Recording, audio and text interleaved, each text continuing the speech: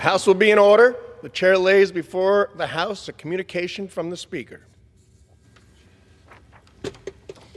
The Speaker's Rooms, Washington, D.C., June 25, 2025. I hereby appoint the Honorable Daniel Muser to act as Speaker pro tempore on this day. Signed, Mike Johnson, Speaker of the House of Representatives. Pursuant to the order of the House of January 3, 2025, the Chair will now recognize members from lists submitted by the majority-minority leaders for morning hour debate. The Chair will alternate recognition between the parties, with time equally allocated between the parties and each member other than the majority and minority leaders and the minority whip, limited to 5 minutes. By no event shall debate continue beyond 11:50 a.m. The Chair now recognizes the member from Delaware, Representative McBride, for 5 minutes. Thank you, Mr. Speaker. I rise today on behalf of the rural communities in Delaware and the hospitals that are their lifelines. Because if the Republican budget is passed, that lifeline will be cut. Across Delaware, rural hospitals are doing more than just providing care. They're holding communities together. They're delivering babies. They're treating emergencies. They're caring for aging parents. They're anchors of both health and economic stability. But under this budget, all of that is at risk. For rural hospitals, it means more unpaid bills, more red tape, more patient bankruptcies. And for some rural hospitals, it means closure. When Medicaid is gutted, rural hospitals don't just struggle, they shudder. Today, over 40% of rural hospitals operate at a loss. They rely on Medicaid to keep the lights on and the doors open. Take that funding away, and entire regions lose access to maternity care, cancer treatment, mental health services, and more. This isn't hypothetical. Before Medicaid expansion, clinics were closing. Nurses were being laid off. People drove hours just to see a doctor. Now the majority party wants to bring that devastation to Delaware, where we have diligently worked to ensure we have no care deserts. And even in the places where those hospitals survive, fewer patients will have coverage. This budget would impose endless red tape, importing the worst parts of the private healthcare system, confusing paperwork and needless bureaucracy into the Medicaid program. In total, 16 million people could lose coverage. Millions more could lose access to care in their community. In Delaware, that will mean 40,000 of our neighbors, working families, children, seniors in assisted living, people managing chronic conditions getting dropped from coverage. Let me tell you what that means in real life. It means missed chemotherapy appointments because the hospital shuts down. It means laboring mothers being driven an hour and a half to the nearest delivery room. It means children skipping care for chronic asthma because their pediatrician can't afford to stay open. It means working people in Delaware will skip doctor's appointments because they've lost their insurance, only to end up in the emergency room, facing longer wait times and crushing medical bills. Rural hospitals are left to absorb the costs while patients are burdened with life-altering debt. And yes, it means more preventable deaths. All of this, Mr. Speaker, just partially pay for tax breaks for billionaires. I've heard from healthcare leaders across my state who have told me plainly, if this budget passes, they will have to reduce services and lay off staff. Their facilities serve hundreds, and in some cases thousands of Medicaid patients. They're operating on razor-thin margins already. This plan would push rural hospitals and clinics over the cliff. Cuts to Medicaid aren't just cuts to line items on a budget. It's cuts to care that keep my constituents alive. So let's be honest about what this is: a budget that raises costs for working families, adds red tape for patients and providers, and gives handouts to billionaires, all while risking the collapse of rural healthcare systems. If you believe in the dignity of rural communities, and if you believe that no one should die because their local hospital couldn't keep its doors open, then join me in opposing this horrible and heartless bill. Thank you, Mr. Speaker. I yield back. Gentlelady yields back. The chair recognizes the gentleman from Arkansas, Mr. Womack, for 5 minutes.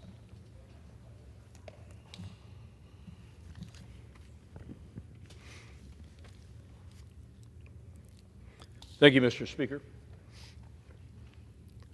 Mr. Speaker, I rise today to honor University of Arkansas softball sensation Bree Ellis, the Southeastern Conference and USA Softball Player of the Year in NCAA Women's College Softball in 2025. Before I speak to her personal credentials, let me just say the Razorback softball team had another banner season, albeit short of qualifying for the Women's College Softball World Series. The Hogs advanced to its fourth Super Regional in program history, and under Coach Courtney Deifel, Razorback softball has steadily climbed in the rankings over the last several seasons. Much of that success over recent years is clearly due to attracting quality players like Bree Ellis, native of Houston, Texas, graduate of Memorial High School in Hedwig Village, Texas, the 20th ranked player in the nation. She signed with Auburn, played 2 seasons with the Tigers before entering the transfer portal and coming to Arkansas. As a junior, she became a first-team All-SEC player. And it got better her senior season. This year, Bree hit .440, 59 hits, 9 doubles, 26 home runs, 72 RBIs. She posted a nation-leading 1.142 slugging percentage and a .646 on-base percentage. Her talent and skills made things difficult on opposing teams, but no one sequence during the year better described this young lady's ability than a game against Georgia in the SEC tournament in Athens. Realizing her prowess, the Georgia strategy was to limit any damage Bree could inflict on the Bulldogs by refusing to pitch to her, effectively surrendering to her as a base runner. 9 straight pitches out of the strike zone. She was walked twice and then hit by a pitch in her first 3 at-bats. But then came the bottom of the 7th and final inning. The score is tied at 1-1, and Arkansas has loaded the bases ahead of, you guessed it, Bree Ellis. 1 run wins the game. Georgia had to pitch to her. On the 10th pitch she saw that day, Bree did what Bree does best. She launched one deep over the left field fence for a walk-off grand slam home run. No moment in Razorback softball history fully captures the impact this outstanding player has had on the sport in Fayetteville than that game.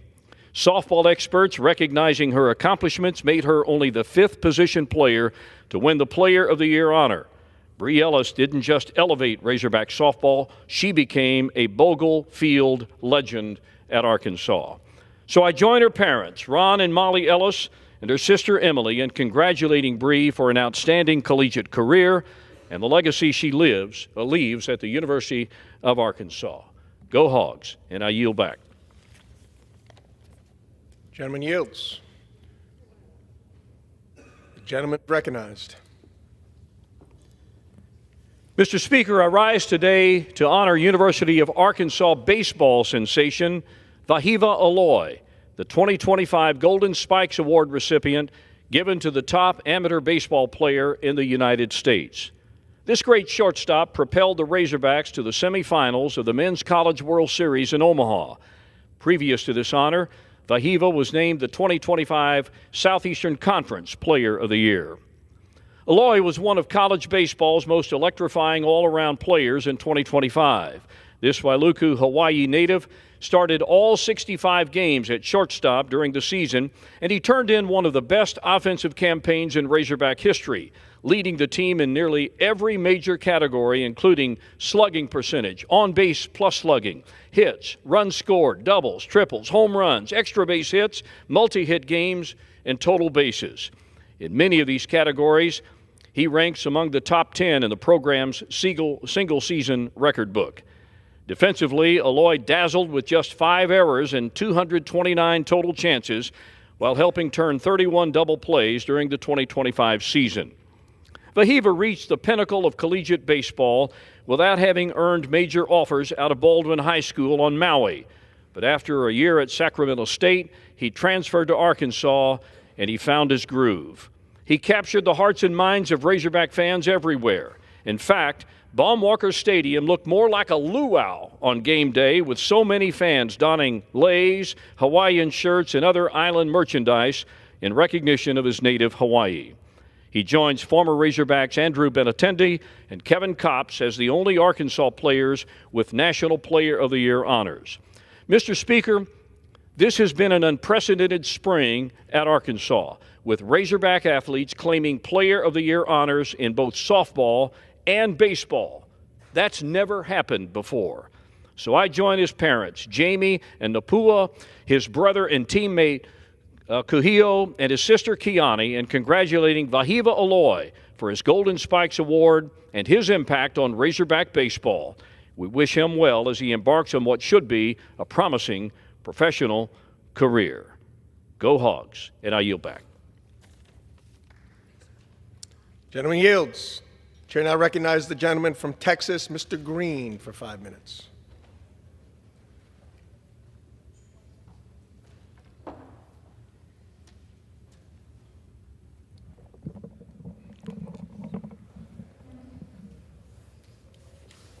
Thank you, Mr. Speaker. Mr. Speaker, and still I rise. And I rise today, Mr. Speaker, with a very special message, an admonition, a pre-warning for the most powerful man in the universe, I'm told, the President of the United States of America. Mr. Speaker, there is talk of having to go back into Iran. There is talk of the job not having been done as expected. I make no comments about whether he should or shouldn't go, but I do comment on the Constitution. And I do say to the most powerful man in the universe, Mr. President, if you go back into Iran and you do not get the consent of Congress or appropriately notice Congress, Mr. President, I will bring articles of impeachment against you again. Mr. President, no one person should have the authority to take 300 million plus people to war on its own volition. The Congress of the United States must be engaged in this process. Mr. President, it's pretty simple. Either you will respect the Constitution of the United States of America, or you will expect Al Green. I yield back. Gentleman yields. The chair now recognizes the gentleman, Mr. Alford, for 5 minutes.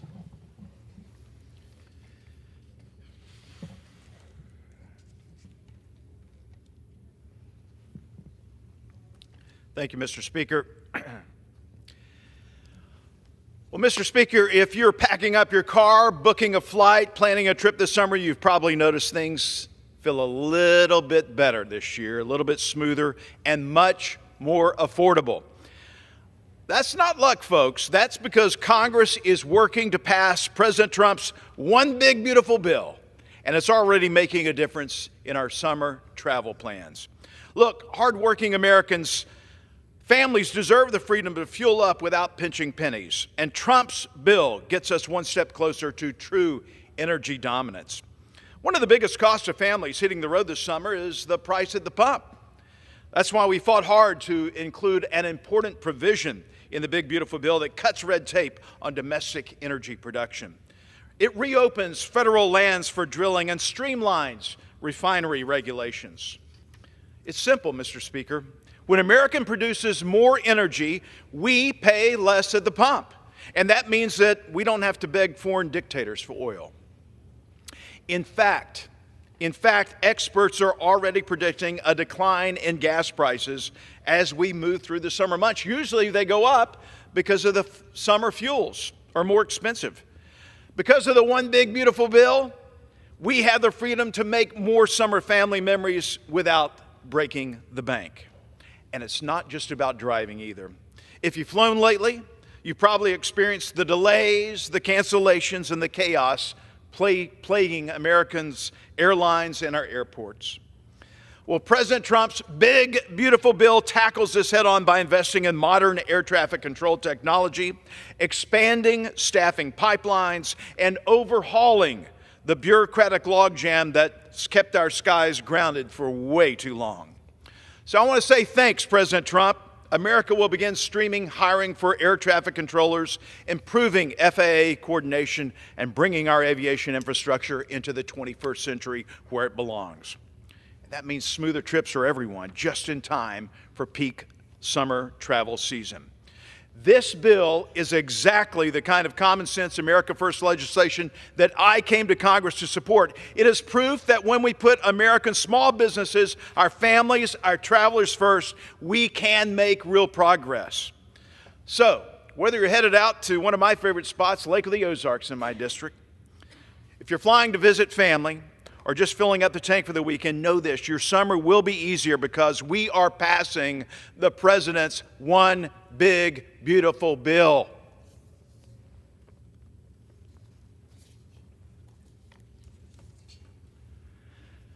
Well, Mr. Speaker, I rise today with immense pride for the brave airmen of Missouri's own 509th Bomb Wing at Whiteman Air Force Base in our district, who executed decisive strategic strikes against the Iranian regime under the leadership of President Donald J. Trump.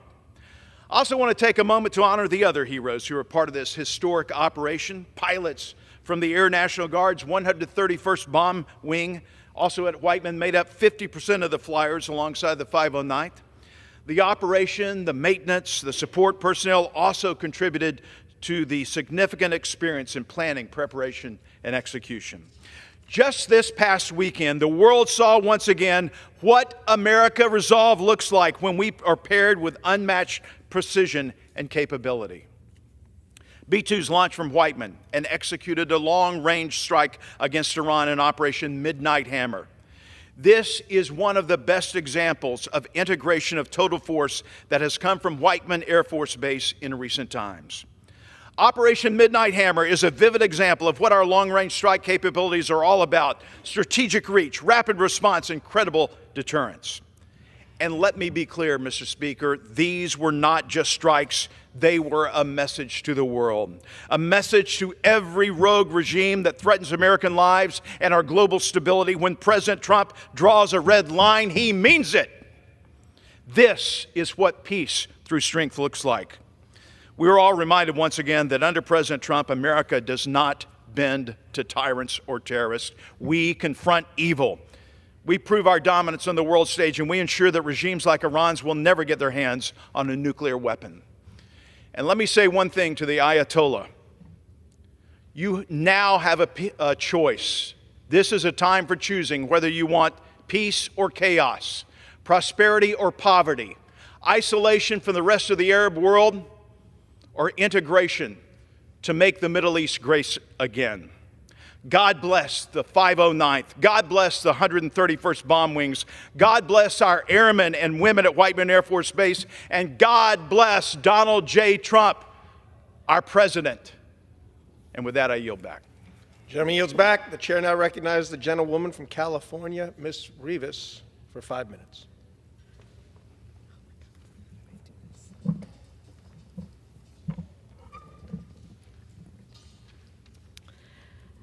I am a proud Angelino. Los Angeles will always be home to me. However, instead of putting a resolution on the floor that helps Angelinos address the cost of living, save their Medicaid, or protect our city's immigrant communities from the Trump administration's cruelty, Republicans are putting forward a resolution that targets Los Angeles, our home, and Californians.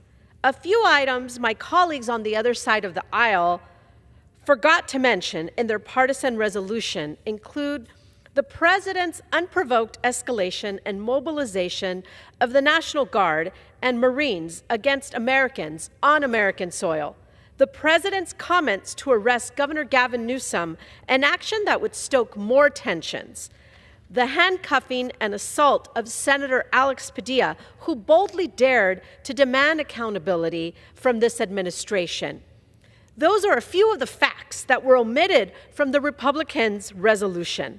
The truth is, Governor Newsom, Mayor Bass, and House Democrats, including my House Democratic Caucus colleagues from California, have repeatedly supported the right to peacefully protest and quickly condemn any acts of violence that have taken place. This resolution could have been a simple resolution condemning violence and thanking our local leaders for keeping communities safe. The resolution that we are voting on this week is a political stunt to distract from this administration's terrorization of hardworking families and immigrant communities that are a huge reason why our city, our state, and our country are great. Families across Los Angeles are living in fear because of this administration's reckless and chaotic actions that are instilling more fear, causing more chaos, and inflicting more harm among our most vulnerable. The families and individuals I have spoken with across my district are afraid to leave their homes because they might be illegally detained by masked and unnamed ICE agents and separated from their loved ones. No one should have to live with that fear. I will be voting no on the Republicans' resolution, and I encourage my friends across the aisle, especially my Californian Republican colleagues, to stand up for Los Angeles and our great state and vote no. Thank you, and I yield back. Yields back. The chair now recognizes the gentleman from Texas, Mr. Self, for 5 minutes. Mr. Speaker, I rise today to salute our soldiers of tomorrow, the Service Academy-bound students of the 3rd Congressional District of Texas. This district of Texas is home to some of the best and brightest young people, and it is always an honor to recommend such fine students to our nation's service academies. I am confident that they are ready to join the premier service academies and ultimately serve with the best in the United States military. This year, Texas 3rd District is going to send 9 cadets to the United States Military Academy, 6 midshipmen to the United States Naval Academy, 8 cadets to the U.S. Air Force Academy, 1 midshipman to the United States Merchant Marine Academy, 1 candidate to the United States Military Academy Civil Preparatory School, 3 candidates to the Naval Academy Preparatory School, 1 candidate to the United States Naval Academy Civil Preparatory School, and 3 candidates to the United States Air Force Academy Preparatory School. To these 24 appointees and 8 preparatory candidates, I say, God bless you. God bless America. I salute you. I ask unanimous consent for the 32 names and respective hometowns listed below to be entered into the congressional record, and I yield back the balance of my time. Without objection, the gentleman yields back. The chair now recognizes the gentleman from California, Mr. Cisneros, for 5 minutes.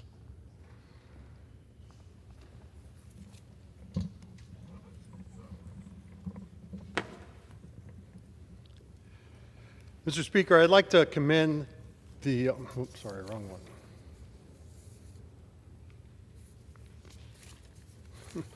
Mr. Speaker, I rise today to recognize and congratulate John Michael Spahn Jr., or J.J. Spahn, on his U.S. Open victory.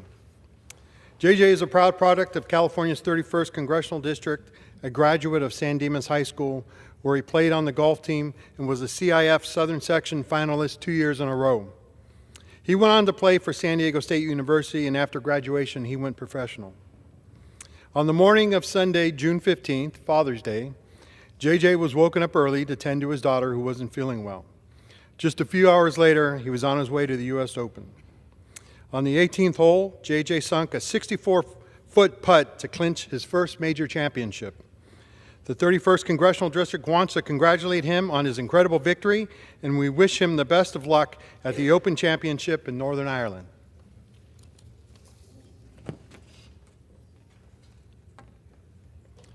Mr. Speaker, I'd like to honor the retirement of Captain Daniel Regan of the Covina Police Department.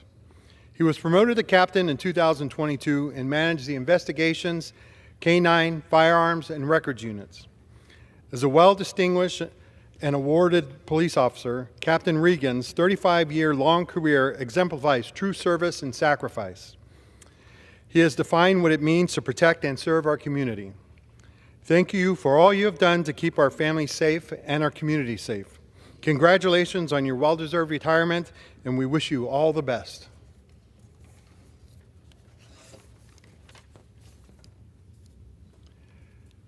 Mr. Speaker, I rise today to congratulate Glendora and San Dimas High School's baseball teams for reaching the CIF Southern Sectional Division III Championship game.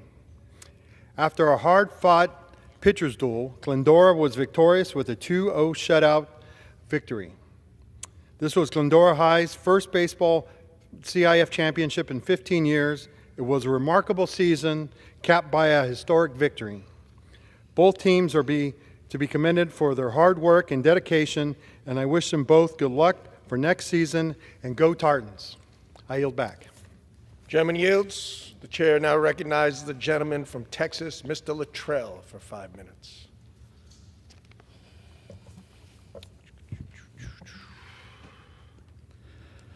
Mr. Speaker, I rise today in recognition of the 20th anniversary of Operation Red Wings, a mission carried out by United States Navy SEALs in the Army 160th SOAR in June 2005 in the mountains of Afghanistan. Operation Red Wings was intended to disrupt anti-coalition militia activity in the Pesh district of the Kunar province. The primary target was a high-ranking Taliban leader named Ahmad Shah. To carry out the operations, a 4-man reconnaissance team was inserted into the rugged terrain under the cover of darkness. The team consisted of Lieutenant Michael Murphy, Petty Officer Matthew Axelson, Petty Officer Danny Dietz, and Petty Officer Marcus Luttrell. Their mission was to observe and confirm the presence of Ahmad Shah. Unfortunately, the team's position was compromised by local goat herders.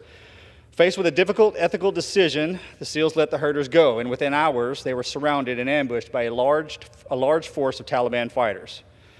Despite being heavily outnumbered and outgunned, the SEALs fought valiantly. Michael Murphy, despite being shot, moved into the open to get clear to make a call for backup. That call would cost him his life. Matthew Axelson and Danny Dietz perished shortly after. A quick reactionary force from the 160th SOAR dispatched a Chinook helicopter to rescue the SEALs, but tragically the helicopter was shot down by a rocket-propelled grenade, killing all 16 men on board. In total, 19 Americans died in Operation Red Wings. It was one of the deadliest days in special warfare history. The mission is not just a story of loss, it's a powerful testament to courage, brotherhood, and sacrifice. The names of the men who lost their lives during Operation Red Wings are Matthew G. Axelson, Petty Officer, Petty Officer Danny Dietz, Chief Petty Officer Jack Fontaine, Staff Sergeant Seamus O'Gore, Chief Warrant Officer Corey Goodnature, Senior Chief Petty Officer Dan Healy, Sergeant Kip Jacoby, Lieutenant Commander Eric Christensen, Petty Officer First Class Jeffrey Lucas, Lieutenant Michael McGreevy, Sergeant First Class Marcus Morales, Lieutenant Michael Murphy, Petty Officer Shane Patton, Master Sergeant James Ponder, Major Stephen Reich, Sergeant First Class Michael Russell, Chief Warrant Officer Schirkenbach, Petty Officer James Suh, and Petty Officer Jeffrey Taylor. May blessings go out to the Gold Star family and friends on this day. I yield back. Gentleman yields back. Chair now recognizes the gentleman from Massachusetts, Mr. McGovern, for 5 minutes. Mr. Speaker, I rise today to talk about United States policy toward Cuba. There are many crises in the world, like Iran. One crisis that does not get enough attention is the humanitarian one in Cuba today, with its hunger and deprivation. To many, the word Cuba invokes politics, oftentimes a topic that politicians use to demagogue in U.S. elections for political advantage. But Cuba is an island of 10 million human beings, people like you and me, with families, with hopes for a better future. There is no doubt that the aspirations of the people of Cuba are stymied by their own government. It denies them fundamental human rights. It does not meet their basic needs. It must do better, much better, to listen to what people are asking for and address their concerns in a real way. But our government in the United States isn't helping. In fact, we make the lives of the Cuban people worse, a lot worse. I've visited Cuba many times as a member of Congress. I've met with Cubans in their homes, and I've talked to them in their own communities. I can tell you firsthand that the U.S. embargo is harmful to the people of Cuba. It denies them food, medicine, and basic goods. It contributes to hunger and human misery. It is a driver of migration from the island. U.S. policy toward Cuba fails to see the Cuban people as human beings. Too often, politicians here treat Cubans as commodities, as props in their political arguments. This is dehumanizing, and it has gotten worse under President Trump. Cubans were once welcomed with open arms into the United States, even given preferential treatment not available to others fleeing dire conditions. No more. Cuban immigrants are equally at risk under the Trump administration's cruelty-first policies. 500,000 Cuban immigrants are currently in the United States under parole. An additional 110,000 Cubans enter the U.S. legally under the CHNV humanitarian parole program. But the Trump administration eliminated CHNV. Most Cubans are not eligible to adjust their status and are at risk of being sent back to Cuba. The Trump administration is adding to the humanitarian crisis. I'm disappointed in many of my colleagues on the other side of the aisle. They continue to defend the U.S. embargo and the status quo. They claim that they want to force the Cuban government to treat its own people better. Yet now, when they have a chance to speak out against the Trump administration's callous indifference to the welfare of the Cuban people, or even advance policies that will improve the lives of Cubans on the island, these same people are silent. I find that shameful. In the past, whether our policy was more relaxed or tightened, our government maintained consultations with Cuban officials to manage migration. But the Trump administration has closed even that door, turning off a basic level of dialogue. None of this makes sense. Tightening sanctions increases suffering, which drives people to our shores and to the border. But the administration won't even talk to Cubans about migration. So how do they plan to return those they want to deport? Do they think they can hold Cubans in detention indefinitely?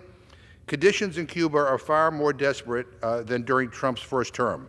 To be frank, President Biden disappointed me. He didn't do enough to help. Food and medicine shortages and power blackouts are causing more suffering. 1 million people, 1/10 of the population, have left the island. If the Trump administration wants to stop migration, it should not be contributing to its root cause. The Cuban people are caught in a vise. They don't have a government that adequately responds to their needs, and they can't look to America to help them either.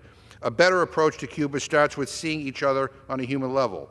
We should promote exchange between artists, musicians, writers, filmmakers, scientists, and students. We can nurture understanding, build relationships, foster trust, and diplomacy will follow.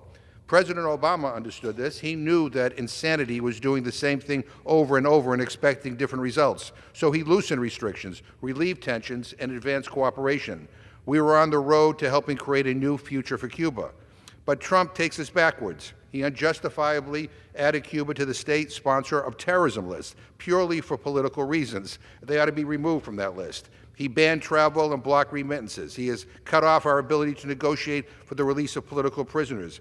He continues to insist on sanctions to economically starve the country. We should instead lift the embargo. By closing off American engagement, he has opened the door for greater Russian and Chinese influence. Mr. Speaker, I ask my colleagues to consider a human-focused approach to Cuba.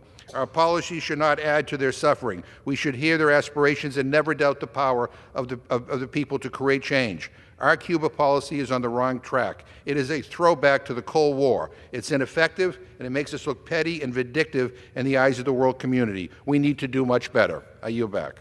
The chair now recognizes the gentleman from Michigan, Mr. Huizinga, for 5 minutes. Thank you, Mr. Speaker. I rise today to honor the life and legacy of a former colleague and, more importantly, a friend. Dino Dominic Falischetti, or Dr. Dino as he was known to many of us, was born in Chicago Heights, Illinois. In high school, Dino was a standout golfer. And then in college, he became a standout cyclist. That became a lifelong passion. To his friends, he was always the smartest and best-dressed guy we knew. To say the least, Dino's academic achievements were impressive. He received a bachelor's in science and accounting from Indiana University, then an MBA in finance and economics from the University of Chicago, and then he went on to earn his PhD in economics from Washington University in St. Louis. Dr. Dino went on to work for a Fortune 100 company. He also served as a senior economist on the Council of Economic Advisors under George W. Bush, and taught economics and finance at not just one, but 3 distinguished universities. He accomplished all of this before our paths first crossed in the summer of 2015. Dr. Dino, with his impeccable resume, had just been hired by former Chairman Jeb Hensarling to serve as the newly created position of Chief Economist to the House Committee on Financial Services. The chairman and myself had many discussions about the economic impacts of what was going on, and at one point, Chairman Hensarling said, "I need an economist to help us do this." and Dino was the man that he hired. I was in my third term and had just been named chairman of the Monetary Policy and Trade Subcommittee. It turned out to be a match made in heaven. Although we took very different paths to get to the Financial Services Committee, we found ourselves together thinking and developing and debating the economic impact of legislation and the regulators in that space, and then going toe-to-toe with then Federal Reserve Chairwoman Janet Yellen. Throughout all of it, Dino was a consummate professional, intense and focused, but always taking time to explain complicated monetary policy to anyone, and I mean anyone, who would listen, whether it be a member of Congress or a junior staffer, but it was always done with a smile. Dino was often known to say, quote, "Economics is easy, but politics is hard." And boy, is he right. Following his stint in the People's House, Dr. Dino's career path would make one final stop, this time at the U.S. Department of Treasury. In 2019, Dino was nominated by President Trump to serve as the director of the Office of Financial Research. To no one's surprise, Dr. Dino was unanimously confirmed and served in that position until 2022. Through it all, Dr. Dino never forgot where he came from. He was devoted to his wife of 30 years, Suzanne, his dogs, his adopted hometown of Belgrade, Montana, and to others along with serving his country. I will never forget and am deeply grateful for his work on my subcommittee, highlighting much-needed reforms to our financial system that were brought about real change in, and some things that we are still debating yet today. His contributions to the Financial Services Committee and the House of Representatives will never be forgotten. Not to mention the students and colleagues with whom he taught and worked with, who will always fondly remember Dr. Dino. So Suzanne, please know that you have been in our prayers and thoughts, and may you experience blessings and peace as you move forward. And on behalf of his friends here in the U.S. House, we celebrate Dr. Dino's legacy and look forward to the day when we will meet him again. Rest in peace, my friend. Rest in peace. I yield back. The gentleman yields. The chair now recognizes the gentleman from Illinois, Mr. Schneider, for 5 minutes. Mr. Speaker, what are you and the President afraid of? What are you hiding? You and the administration are shirking your duty to provide members of Congress a timely and complete classified briefing on Saturday about Saturday's U.S. strike on Iran, on the intelligence that justified it, on the legal justification, on the objectives, and on the consequences. Mr. Speaker, we should not have to remind you that the Constitution gives only Congress, not the President, the exclusive power to declare war. And the War Powers Resolution of 1973 requires the President, after taking military action, to provide to Congress the information it needs, and I quote, in the fulfillment of its constitutional responsibilities with respect to committing the nation to war and to the use of United States armed forces abroad. Yesterday, all members of this House, Republicans and Democrats, were to receive an already overdue classified briefing from administration officials. But moments before the briefing was scheduled to begin, you and the administration abruptly, without explanation, canceled it, leaving members of Congress and the American people in the dark.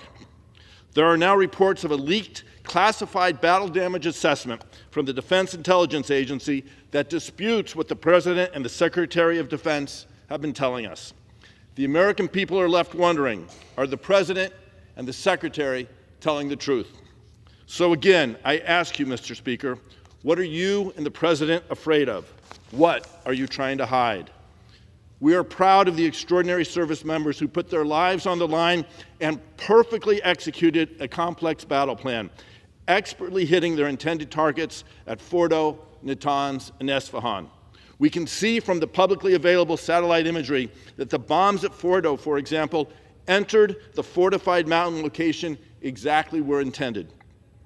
But the Fordo fuel enrichment plant is buried 300 feet below ground. We can't see inside the mountain to know with certainty whether the GBU-57s obliterated the FFP or not. That's what makes the leaked report so concerning, and why it is so important for the administration to give members of Congress the full details in a classified setting. Canceling or even delaying the briefing is completely unacceptable and a failure of your duties and responsibilities to this body. Mr. Speaker, the stakes could not be higher. For more than 40 years, Iran has threatened its neighbors, threatened Israel, the United States, and the world.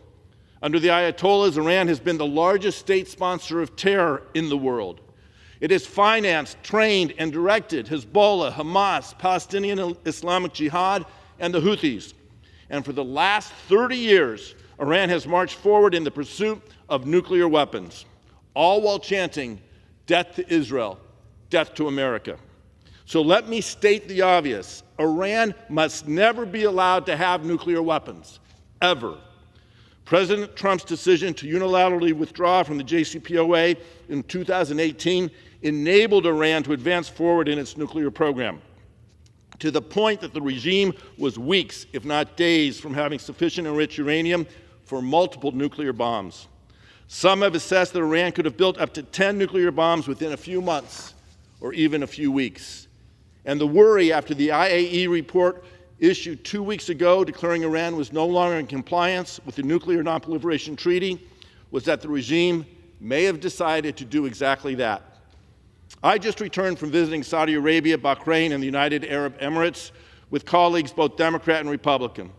All these countries recognize that a nuclear-armed Iran poses an existential threat to their futures, and of course to Israel, as well as the United States and Europe. So I support the U.S. efforts to stop Iran's march to a nuclear weapon.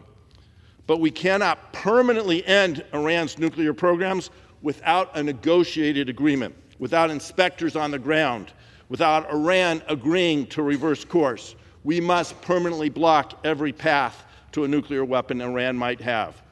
The 12-day war over the skies of Iran and Israel has certainly weakened Iran's program, but we don't know without a classified briefing if it has obliterated it, if it has defeated it. In fact, we don't know the full extent of the damage to the program. How much of the more than 600 kilograms of highly enriched uranium was Iran able to hide? How many centrifuges remain intact and operational? How easily can Iran replace the nuclear scientists eliminated by Israel? Was Fordo, as claimed, obliterated or slightly damaged and easily repaired?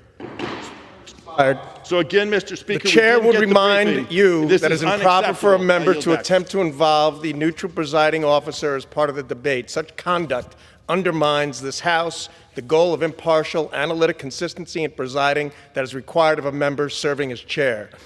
The chair now recognizes the gentleman from Minnesota, Mr. Finstead, for 5 minutes. Thank you, Mr. Speaker. I rise today to recognize my friend and fellow Minnesota farmer, Lori Stevenmer, who recently completed a successful term as president of the National Pork Producers Council. Lori has dedicated her career to advocating for Minnesota's pork producers. In addition to raising pigs with her husband Dale on their farm near Easton, Minnesota, Lori served 9 years on the executive board of the Minnesota Pork Producers Association, including 2 years as president, and on various state and national committees. The time and effort she invests on behalf of not only Minnesota pork producers, but all American pork producers has helped shape a better business climate, expand American producers' market access, and promote the benefits of pork to a wide audience. Lori often says, the world is run by the people who show up, and show up she does. Lori has made countless trips to Washington, as well as all across the country and internationally, to advocate for her fellow pork producers. Lori, thank you for your years of relentless dedication and leadership, and congratulations on a successful year as president of the National Pork Producers Council. Thank you, Mr. Speaker. I yield back. The gentleman yields.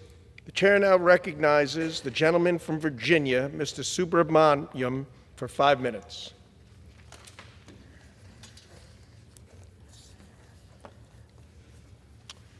Mr. Speaker, I rise to congratulate the winners of this year's Congressional Award medalists from Virginia's 10th District. These young men and women put 400 plus hours of volunteer work and 200 plus hours to personal development, as well as 200 plus hours to personal fitness activities. The winners of the Congressional Gold Medal this year are Sabrina Liu of Riverside High School, who designed handmade cars and spread cancer awareness, Jason Jayanth of Academies of Loudoun and John Champ High School, who tutored students and volunteered at animal shelters while also playing on the basketball team, and Caitlin Murphy, a sophomore at James Robinson Secondary School, who swam, played violin, and created and delivered more than 800 cards for seniors in local retirement homes. So congratulations to these very accomplished young individuals on your Congressional Gold Medals, and thank you for your service. Mr. Speaker, I also rise today to recognize the Gainesville High School baseball team's historic state championship victory. In just their 4th season, so they've only been in high school for 4 years, the Cardinals won their first state title, capping off the season with a 23-5 record. And the championship game itself came down to the wire with 2 outs and a tying run in the scoring position. The Cardinals recorded the final out and sealed the win. So congratulations to Gainesville High School on your historic championship winning season, and to all the hard work and hustle along the way. Congratulations.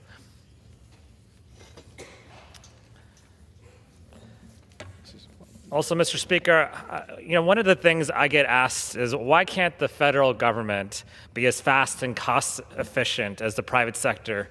And take a pen like this. If you're trying to buy a lot of them and you're in the private sector, you can just go to Staples and Amazon and just purchase it right there really quickly and for a pretty good cost. But in the public sector, there's a lot of rules and regulations in place to buy things like pens or Staples, and it's even harder to do this with technology tools that can help people get their Social Security payments faster, or renew passports, or help people access Medicare and Medicaid.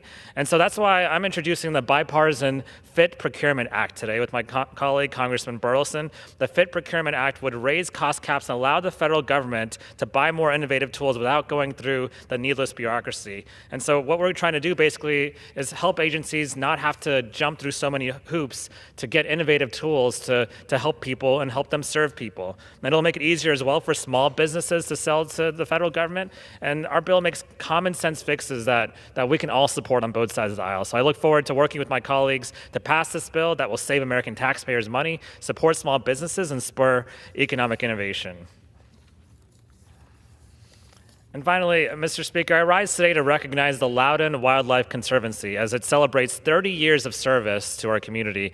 An organization initially founded by 3 individuals has grown to now over 600 volunteers, and the Conservancy has led the charge on habitat conservation, environmental education, and advocacy in Loudoun County, everything from stream monitoring to bird and animal counting. And the Loudoun County Wildlife Conservancy reminds us that conservation isn't just about nature, it's about community, resilience, and quality of life. And I know my wife and I are big fans of them and big supporters. So congratulations to Loudoun County Wildlife Conservancy on all your years to service to the community. And thank you to all the volunteers. Thank you, Mr. Speaker, and I yield back. The gentleman yields back. The chair now recognizes the gentleman from Wisconsin, Mr. Tiffany, for 5 minutes.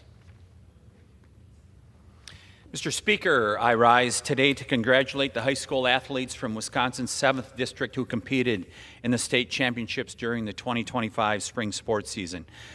During the individual state boys golf tournament, Drake Card of Hudson and Tucker Johnson of Neelsville took home the Division I and Division III state titles respectively. For girls track and field, Macy Heisey, Sierra Hartman, Aletta Udine, Kelly Fern, and Izzy Sonnentag took home the title in their individual events, while the Cameron and Bloomer girls relay teams won first place in their respective relays. On the same day, the Marathon High School boys track team took first overall, going against 50 teams. Additionally, boys track and field athletes Samuel Hebert, Lucas Hansen, Gage Mika, Brady Thompson, Taylor Karch, Ashton Clark, Kyle Schreiner, and Chris Marcel won the title in their individual events, while the Marathon boys relay team took home first place in the 4x400 relay. Congratulations to each of these state champions and their coaches. Keep up the hard work and enjoy your summer. Mr. Speaker, I yield back. Gentleman yields back. The chair now recognizes the gentleman from California, Mr. DeSaulnier, for 5 minutes. Thank you, Mr. Chairman. Nice pronunciation. Mr. Speaker, I rise today in support of our nation's investments in biomedical research through the National Institutes for Health and the American National Cancer Institute. The research that is conducted through NIH and NCI improves health outcomes, creates jobs, and furthers our global leadership in biomedical research and innovation. I'm proud to have been a consistent supporter of funding for these institutions and having visited both the institutions in Bethesda and around this country. NIH is the largest public funding source of biomedical research worldwide, with a current budget of $47.7 billion. Similarly, NCI is the largest public funder of cancer research in the world, with a current budget of $7.22 billion. NCI was created by a Republican president, Richard Nixon, as his war on cancer, which has been phenomenally successful. NIH funding attracts top talent from across the country and indeed the globe to help make our biomedical research industry the best by far in the world, an accomplishment Americans should be incredibly proud of. As a survivor of chronic lymphocytic leukemia, stage 4, the work that goes on at the National Cancer Institute is of personal importance to myself and approximately 20 million American cancer survivors. We are alive today because of innovations in medicine funded by taxpayers and the private sector in a wonderful public-private partnership. Research funded through NCI has undoubtedly helped improve health outcomes. A study published by the American Cancer Society notes that the cancer mortality rate has declined 33% since 1991. 33%. Those are all Americans who are living today like myself. When I was diagnosed, my oncologist said, "You're lucky." 10 years ago, the same diagnosis, I would have had to say, all we could do is tell you to enjoy whatever time you have left. Now, because of these investments, I'm able to live a full life expectancy like many of the other survivors. From developing the first chemotherapy drug to beat metastatic cancer in 1956 to promising new research in immunotherapy, NCI-funded research has developed numerous new drugs, therapies for cancer. While these investments in research are good for health outcomes, they are also good for our economy, tremendously good for our economy. In fiscal year 2023, NIH funding generated approximately $92.9 billion in economic activity. That's a great return on investment, Mr. Speaker. NIH awards over 80% of its annual budget in the form of research grants to 2,500 research institutions across the country in red states and blue. These grants support the jobs of more than 300,000 researchers at institutions in all 50 states and provide immeasurable benefits to our local communities, especially the local community economies. I'm proud that in the area I represent, in the San Francisco Bay Area in Northern California, home of 2 of the top 10 recipients of NIH grants, the University of California in San Francisco and Stanford University.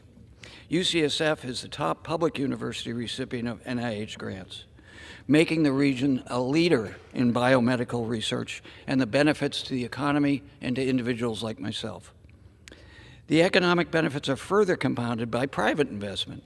In 2020, private industry as a whole invested $161.8 billion in biomedical research in the U.S. This was allowed because of the basic research done at NIH and NCI. Despite these numerous benefits, the current administration and many of my Republican colleagues are proposing to cut the NIH's budget by 40% and NCI's budget by 37%. That would be a grave mistake for individual Americans who will die, their families, and for our economy. While some claim that private industry alone can replace federal investment in biomedical research, this just isn't the case. It's been proven over decades. And the private sector needs this public sector investment for them to do the drugs, many of the drugs and the treatments that we currently have.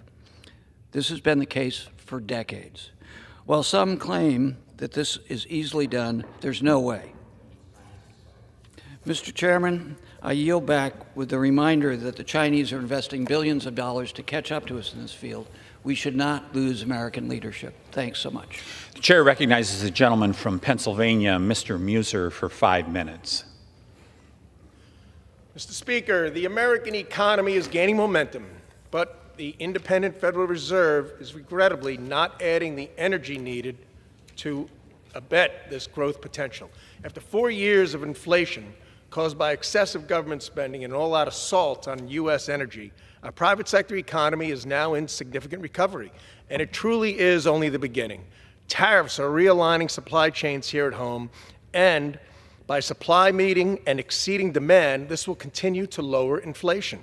Additionally, the OBBB makes bonus depreciation, the small business deduction, the R&D tax credits permanent, sharpening our competitive edge and incentivizing capital investment.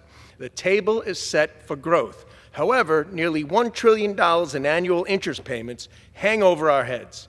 Here is where the Fed's actions can make an enormous difference. Due to Biden administration's highly inflationary policies, we saw inflation soar to over 9%, 20% over the 4-year period. Those policies and inflationary rates that came from them forced the higher interest rates by the Fed to as high as 5.5%. The recent CPI report, however, has inflation at 2.4%. And PCE, the Fed's favorite indicator, personal consumption expenditures, at only 2.1%. Yet the Fed has not moved much and has left interest rates as high as at where they currently are at 4.5%. So, Mr. Speaker, a 1% reduction of interest rates to 3.5% would add $290 billion in GDP growth while also delivering $200 billion of savings in the service we pay on our debt. That's an improvement of $490 billion to boost our economy.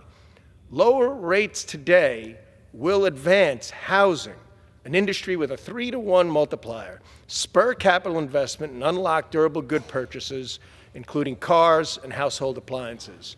Unfortunately, fear-mongering by the media drove consumer sentiment down despite the, in fact, lower inflationary data. So, Mr. Speaker, I call upon the Fed to choose growth over apprehension, as the President is urging. Mr. Speaker, I rise today as we are voting on fiscal 26, FY26, the MilCon VA Military Construction, Veterans Affairs, and Related Agencies Appropriations Act, an essential bill that demonstrates our unwavering commitment to our veterans, military families, and national security. This is a major piece of legislation totaling $453 billion that ensures we support those who've worn the uniform and continue building the strongest military in the world. This bill fully funds veterans' medical care, backing up the words we often say on this floor and throughout our districts that we support our veterans and we thank them for their service. Let me quickly walk through what's in this bill. $453 billion in total funding, $150 billion in discretionary funding, $300 billion for mandatory programs, $131 billion to fully fund veterans' medical care, $2 billion for military family housing, and over $1.2 billion for Guard and Reserve construction facilities. This supports President Trump's initiative to end veteran homelessness through the Bridging Rental Assistance for Veteran Empowerment Program, protects veterans' Second Amendment rights, and invests heavily in general military construction. I represent proudly more than 45,000 veterans in Pennsylvania's 9th Congressional District. When you include their families, many of whom have served or are preparing to serve, well over 100,000 Pennsylvanians just in my district alone will be directly impacted by what we do today. We also have 800,000 veterans throughout the Commonwealth of Pennsylvania. As well, our Lebanon VA, in my district, was ranked among the top VAs in the nation for many years in a row. That is something we certainly take pride in and something this bill supports. I'm also proud to represent Fort Indian Town Gap, the second largest Army helicopter training facility in the U.S. In total, the Gap trains more than 130,000 military personnel each year. This bill not only honors our past military heroes, it also helps inspire the next generation to serve, as we are seeing that patriotism grow and recruitment is way up. Thanks in part to the new culture of strength and support for our military under President Trump's leadership. So I urge my colleagues to vote yes on this critical appropriations bill. It reflects our values, strengthens our defense, and ensures we never waver in our duty to those who sacrificed for our freedom. Thank you, and I yield back. Gentleman yields. The chair recognizes a gentlewoman from New Hampshire, Ms. Goodlander, for 5 minutes. Thank you, Mr. Speaker. I rise today to honor America's firefighters and first responders, American heroes who put their lives on the line every single day to keep our communities safe, heroes who give their lives to saving lives. Firefighters run into fire for us. They're on the front lines of fighting our nation's opioid epidemic. And in their service to all of us, firefighters are exposed to toxic chemicals, cancer-causing chemicals, every single day. That's why cancer is the leading cause of death for America's firefighters. They do all this work for us knowing the hazards of the important job that they do, and that's what makes them the best of America. Heroes who deserve our support, heroes with families and loved ones who deserve our support. But today, the families of fallen American heroes who died from cancers they developed in their service to all of us aren't getting the federal benefits they have earned because of a gap in existing law. Let me repeat that. American heroes who have died from cancer in their service to our country aren't getting the benefits that they have earned because of gaps in federal law, fixable gaps in federal law. That's not right, and Congress can do something about this. I'm here today because we must close this gap for New Hampshire heroes who are standing beside me today, who are with us today in this chamber. A New Hampshire hero, Lieutenant Jessica Wyman of Nashua Fire Rescue, Lieutenant Aaron Cooper of Keens Fire Department, both of whom lost their lives to lung cancer that they developed in the line of duty. These two brave heroes gave their lives to keep our communities safe. Their families and loved ones deserve to get the benefits that they have earned. And that is why today, Mr. Speaker, I am calling on members of Congress from across America to support bipartisan, bicameral legislation, the Honoring Our Fallen Heroes Act, H.R. 1269. This is common sense, long overdue legislation that I'm proud to co-sponsor because it will deliver for our first responders and their families. I want to say today that I am forever grateful to Lieutenant Chris Wyman, a hero in his own right who's here with us in this chamber today. He has come to Congress to do what we all should hope every American will do, to advocate for legislation, for this legislation that we have got to get done. In this chamber, there are words behind me, words of New Hampshire's own Daniel Webster, who called on us to do something worthy to be remembered. These heroes, this hero standing before us today, has done so much that is worthy to be remembered and worthy to be honored. But Lieutenant Jessica Wyman, as eloquent as Daniel Webster is, I want to say that Lieutenant Jessica Wyman lived by a motto that's even more powerful to me, that resonates even more deeply to me. She lived by the motto, "Tell me and I forget, show me and I remember, involve me and I understand." Lieutenant Wyman, thank you from the bottom of my heart for involving me in this cause.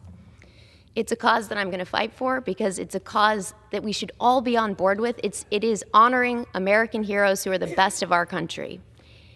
By making the Honoring Our Fallen Heroes Act law, the United States Congress would be doing something worthy to be remembered, and I want to get all of you involved. So with that, I want to say, let's get this done. This Congress, it's long overdue. Thank you, Lieutenant Wyman. And with that, Mr. Speaker, I yield back. The gentlelady yields back. The chair now recognizes the gentleman from the great Commonwealth of Pennsylvania, Chairman Thompson, for 5 minutes.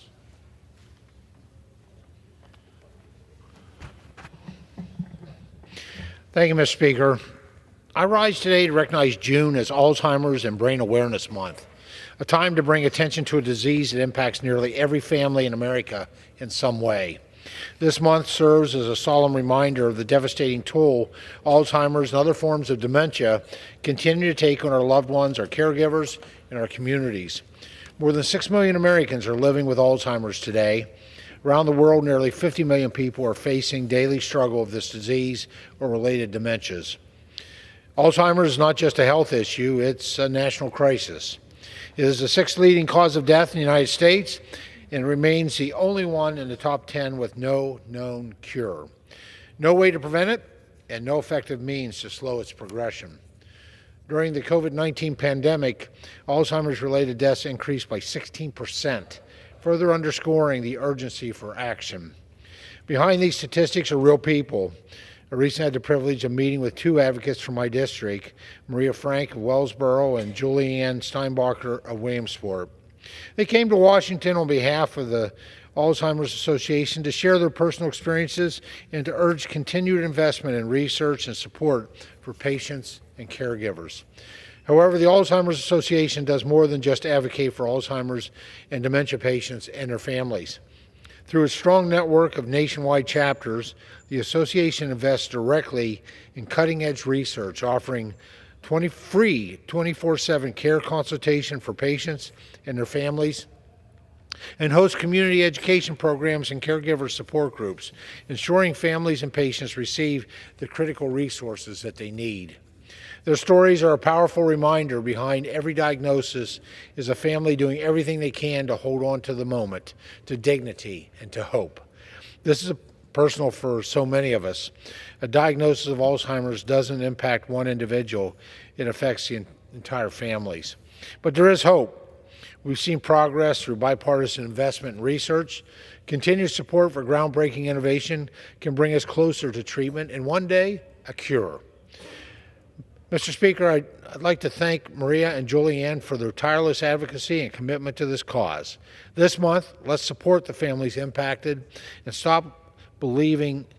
never stop believing in a future where Alzheimer's is no longer a devastating diagnosis, but a defeated disease.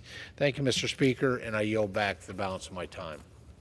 Gentleman yields back. The chair now recognizes the gentleman from California, Mr. Min, for 5 minutes. Speaker, thank you for pronouncing my last name correctly. I ask for unanimous consent to revise and extend my remarks and to include extraneous material in the record. The gentleman is recognized without objection. I rise today in opposition to House Resolution 516, sponsored by Representative Young Kim.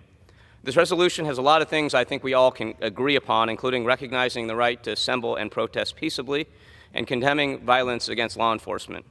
But in the very last clause, it specifically expresses gratitude to law enforcement, including ICE, for, quote, keeping our communities safe in the face of danger.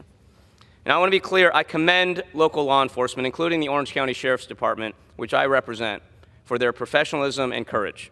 It's a tough job, and I'm so grateful to the men and women who go out there every day and risk their lives to keep our communities safe.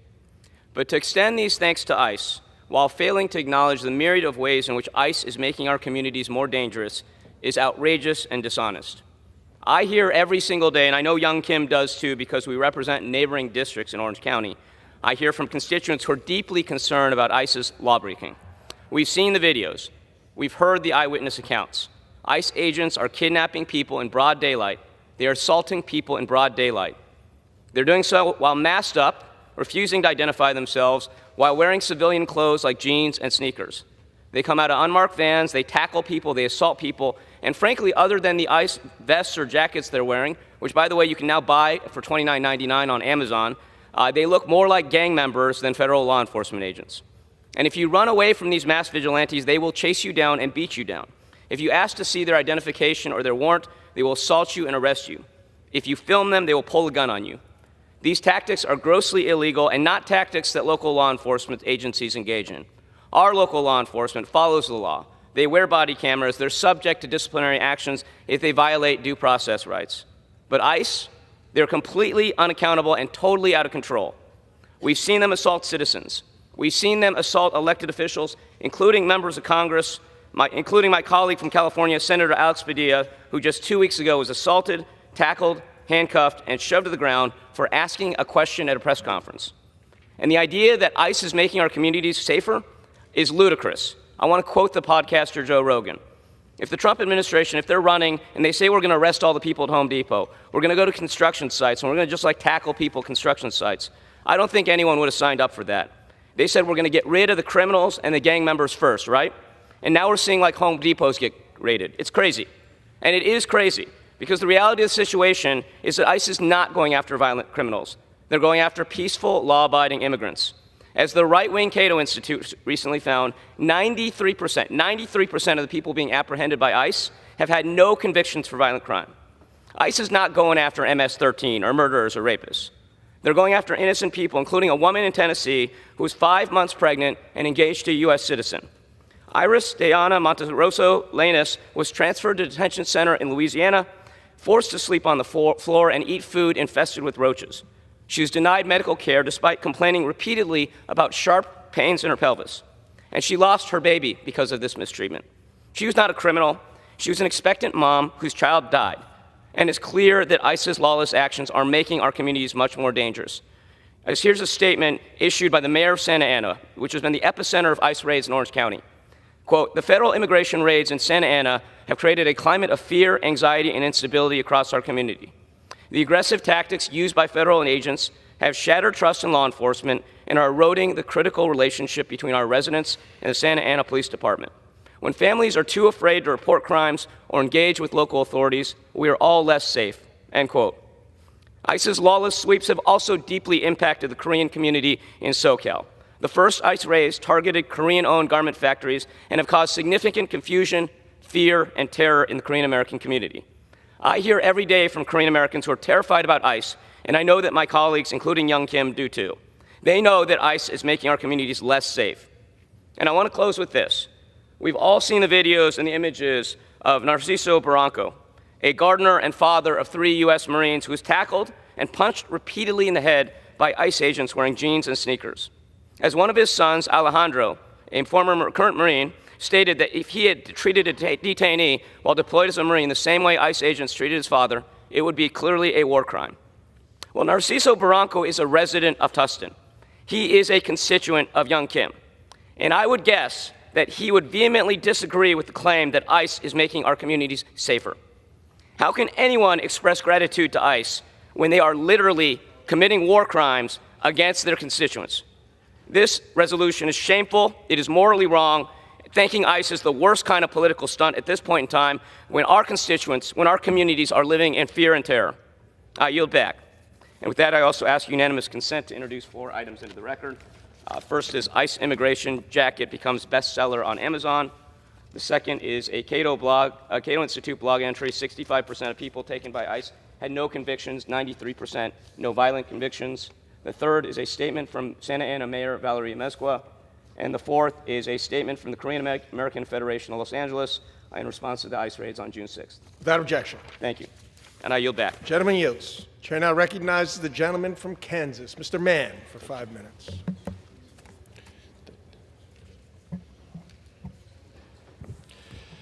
Thank you, Mr. Speaker. Mr. Speaker, thanks to the leadership of President Trump, America and the world are safer today than we were a week ago.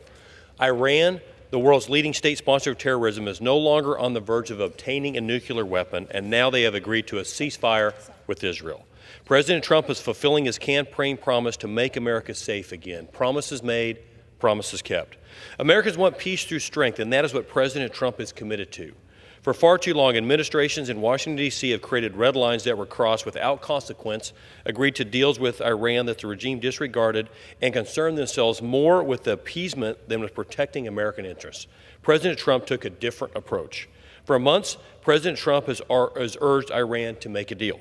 He has been clear, there's no world where Iran, whose leadership chants death to Israel, death to America, will be allowed to obtain a nuclear weapon, ever. This is not up for debate. President Trump is restoring America's leadership on the world stage and fighting tirelessly to keep Americans safe both home and abroad. This past week, President Trump showed that he is not willing to let America be strung along or taken advantage of. After Iran refused to accept a deal and continued to wreak havoc in the region through its proxy organizations, President Trump carried out targeted, strategic strikes to prevent the pending threat of Iran's nuclear enrichment program.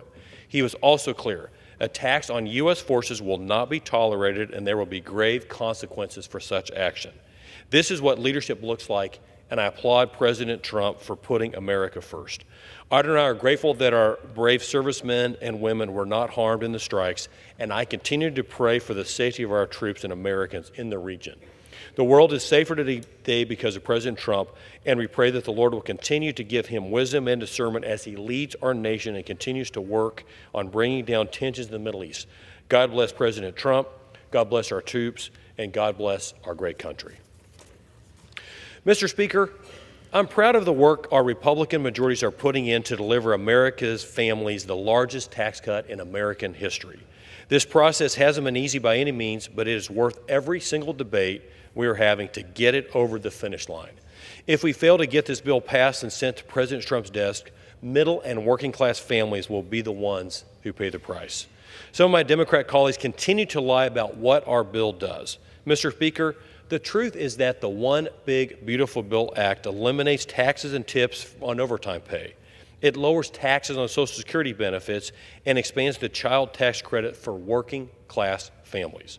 Our bill helps keep Americans' family farms afloat by eliminating the death tax for most, saving 2 million family farms.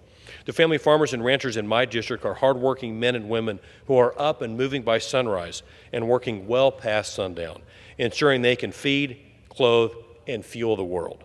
Their pride doesn't come from large bank accounts. It comes from answering a call that requires hard labor and lots of sacrifices to feed their neighbors. It isn't glamorous, but it's essential. And they need common sense policies like the ones in the One Big Beautiful Bill to ensure their businesses can stay afloat and that their families won't lose their inheritance because Uncle Sam is trying to bankrupt them. If Congress fails to get this bill across the finish line, the average Kansas family will see a tax hike of $2,200 this January. I understand for some that may not seem like a lot of money, but for the men and women across the big first district, $2,200 makes a big difference. It's no secret to anyone that serves in this chamber that over the last few years, the country navigated record levels of inflation brought on by excessive federal government spending. As input and everyday costs skyrocketed across the country, working and middle-class families were the ones who bore the brunt. They are long overdue for some relief, and the One Big Beautiful Bill gives them the relief that they so desperately need. In a few short weeks, this body will have a chance to show what we stand for. For most of my Democrat colleagues, I know you don't want to give President Trump a win, but surely you can work with him on behalf of working-class families. You are either for the largest tax cuts for middle and working-class families in American history, or you're against them. Whose side will be on?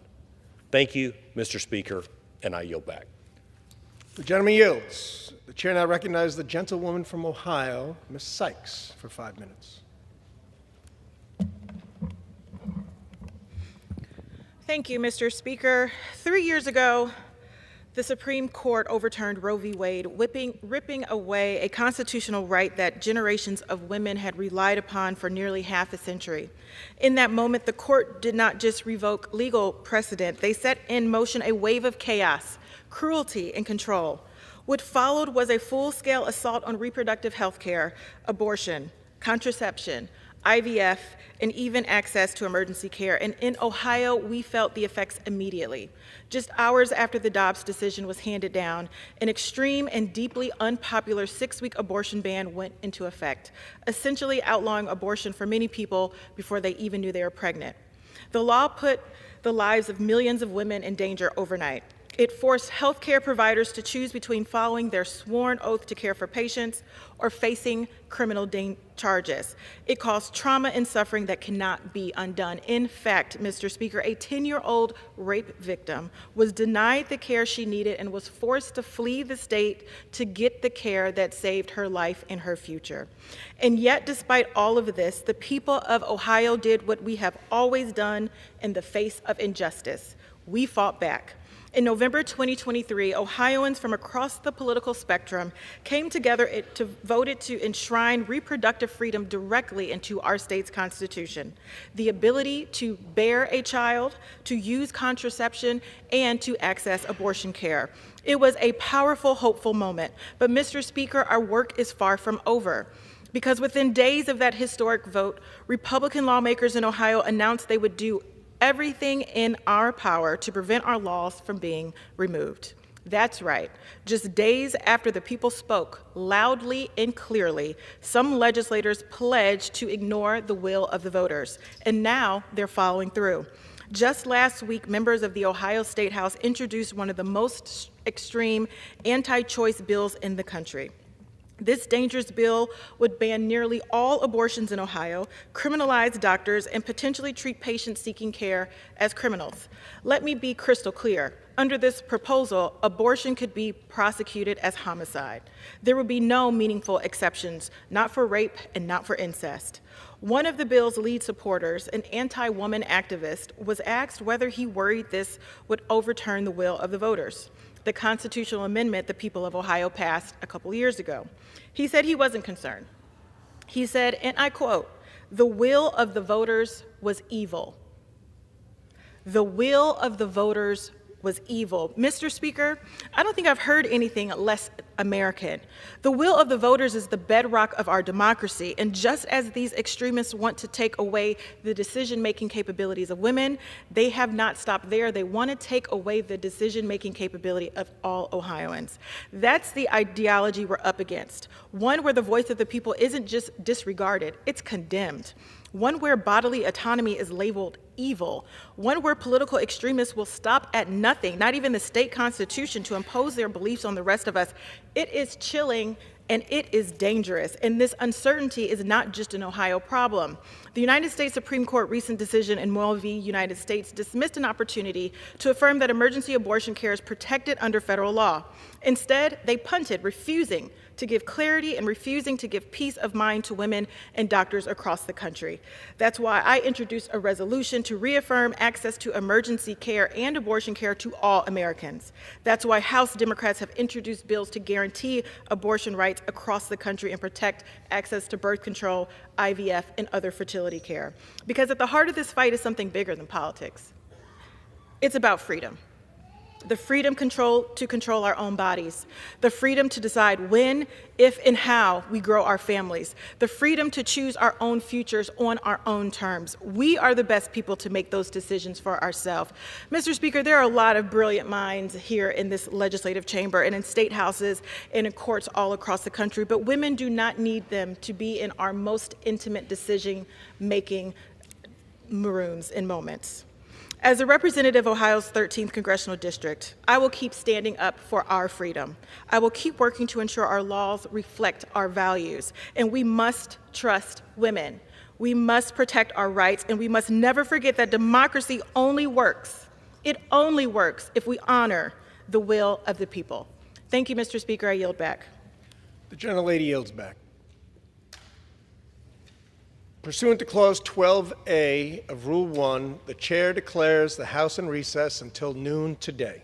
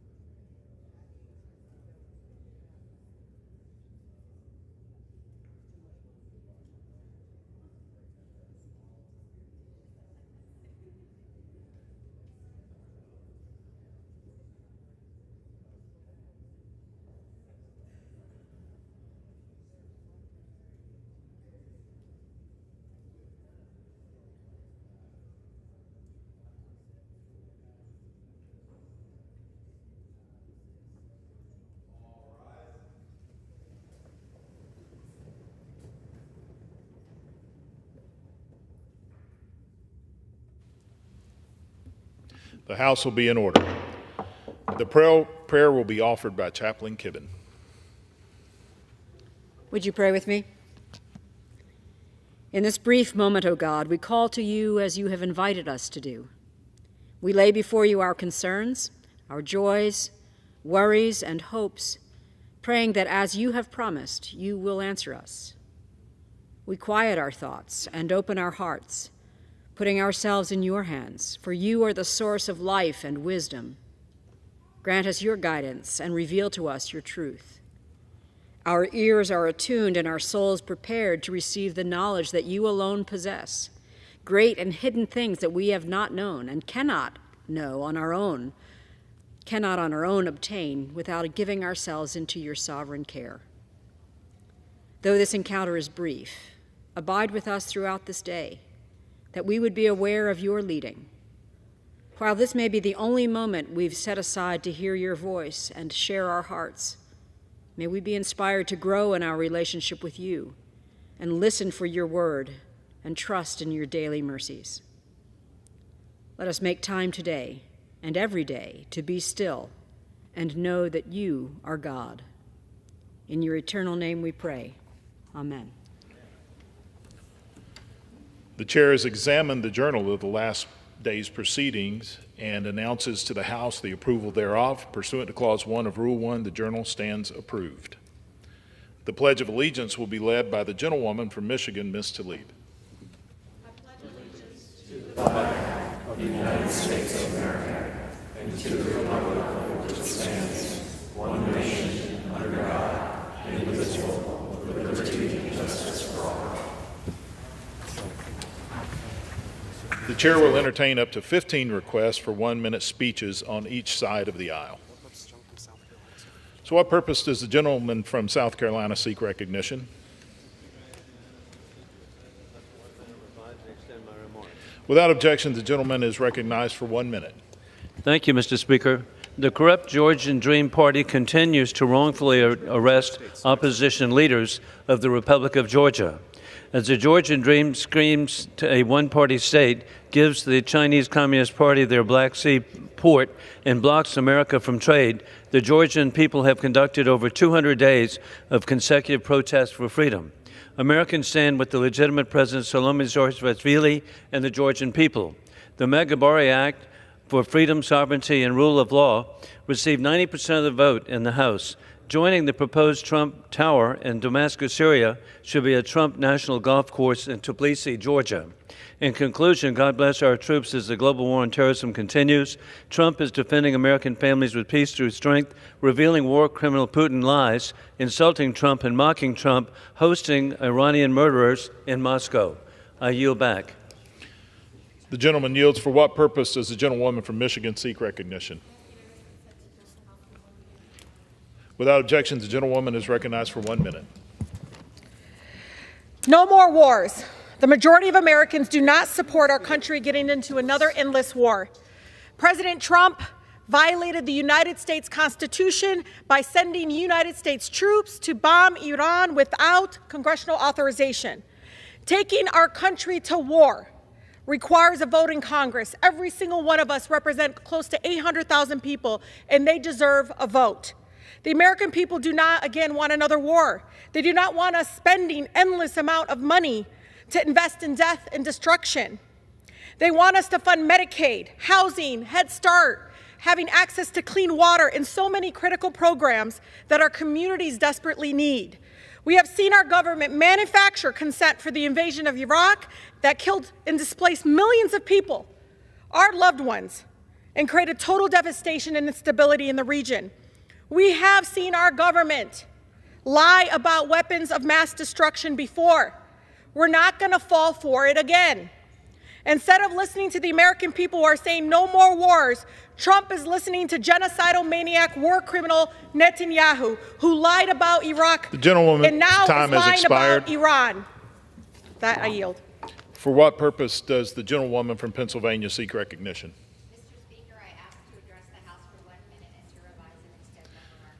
Without objections, the gentlewoman is recognized for 1 minute.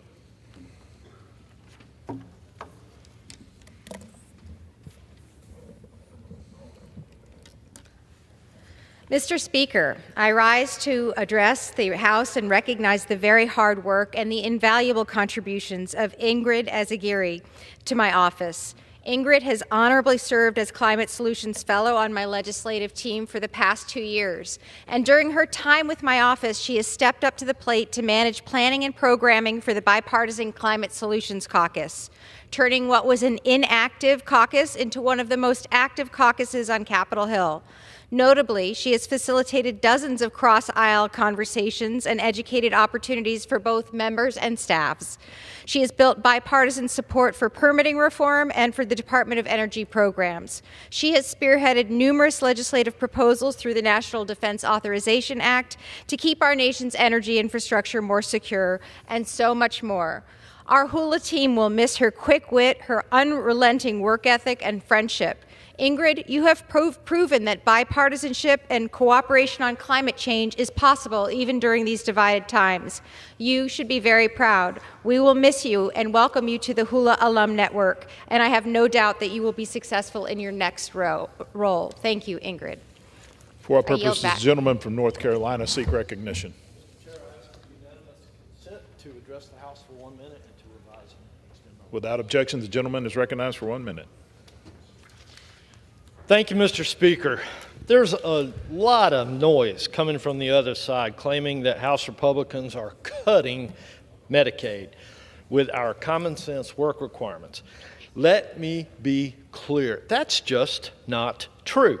You can't cut something from someone who was never or is no longer eligible to receive it.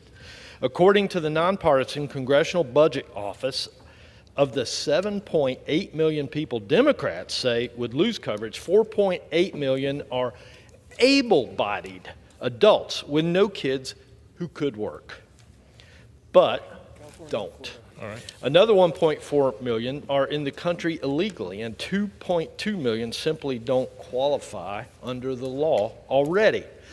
Medicaid should serve the truly needy, not those who refuse to help themselves. House Republicans don't cut Medicaid. That is not what we're doing in this bill. We restore its integrity because work requirements are not a punishment. They're a path to dignity and independence. Thank you, Mr. Speaker. I yield back. For what purpose does the gentleman from California seek recognition? Speaker, I ask unanimous consent to address the House for 1 minute and revise and extend my remarks. Without objection, the gentleman is recognized for 1 minute.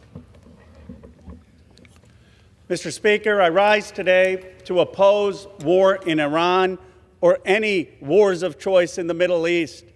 We need to be investing in good-paying jobs at home, in health care at home, at child care at home, not billions of dollars in missiles targeted at the Middle East that we can't afford. That's why Representative Massey and I introduced a resolution to prevent more wars of choice. And what did we achieve?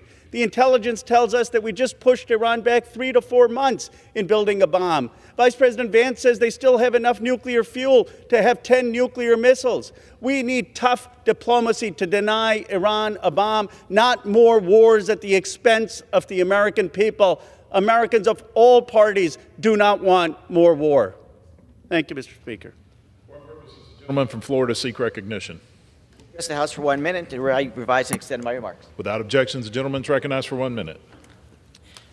Mr. Speaker, I rise today to recognize and honor Sergeant First Class Juan Santiago, a decorated veteran, American patriot residing in Melbourne, Florida.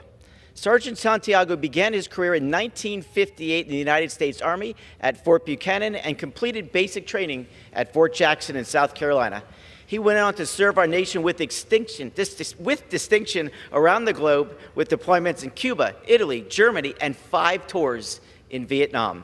His exceptional service earned him a place in the Florida Veterans Hall of Fame, as well as many other numerous honors, including the Honorable Order of St. Michael and 2 Purple Hearts. On behalf of a grateful nation, we thank Sergeant Santiago for his bravery, dedication to the American public. And with that, Mr. Speaker, I yield back. For what purpose does the gentleman from North Carolina seek recognition?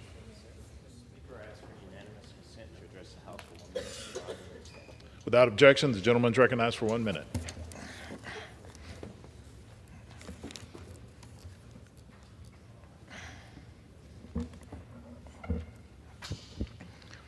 Mr. Speaker, it's a privilege to rise and recognize 5 outstanding young leaders from Eastern North Carolina who have earned appointments to our nation's service academies. Abel Dees and Parker Stokes are headed to the United States Military Academy. Leo Fletcher Fontana will attend the United States Air Force Academy. Nicholas Santiago and Dylan Sawyer are bound to the United States Naval Academy. These remarkable young leaders have achieved academic excellence. They reflect the best of our communities and are answering the call that goes way beyond themselves. Behind each of them is a community of support and families whose love are making it possible for them. To our appointees, Abel, Parker, Leo, Nicholas, Dylan, Eastern North Carolina believes in you, and we are proud of you. Thank you, Mr. Speaker. I yield back. For what purpose does the gentleman from Pennsylvania seek recognition? Mr. Speaker, request unanimous consent to address the House for 1 minute and to revise and extend my remarks. You are recognized. Thank you, Mr. Speaker. I rise today to recognize the St. Mary's Area School District for launching a new agriculture education curriculum, an investment in both their students and the future of our nation's food system. Agriculture education is not just for those in rural areas. It's foundational to the future of our economy, our environment, and our national security. Programs like this one help students understand where their food comes from, how it's produced, and the science and technology driving modern agriculture. Beginning next school year, St. Mary's will offer ag curriculum starting in 7th grade and extending through high school. Already nearly 100 students have signed up, proof that our young people are eager to learn more about the science, innovation, and business behind agriculture. As chairman of the House Agriculture Committee, I applaud this effort. It's exactly the kind of hands-on, forward-thinking program we need to develop in the next generation of farmers, scientists, and entrepreneurs. Agriculture puts food on our tables, clothes on our back, and fuel in our vehicles, and programs like this ensure it continues to do so for generations to come. Mr. Speaker, I commend the leadership, educators, and students of St. Mary's for their vision, and I look forward to seeing the impact of this outstanding program. Thank you, Mr. Speaker, and I yield back the balance of my time. For what purpose does the gentleman from Missouri rise? Mr. Speaker, I ask unanimous consent that all members have 5 legislative days to revise and extend their remarks and include extraneous material on H.R. 3944, and that I may include tabular material on the same. Without objection, pursuant to House Resolution 530 and Rule 18, the Chair declares the House of the Committee of the Whole on the State of the Union for consideration of H.R. 3944. The Chair appoints the gentleman from Georgia, Mr. Loudermilk, to preside over the Committee of the Whole.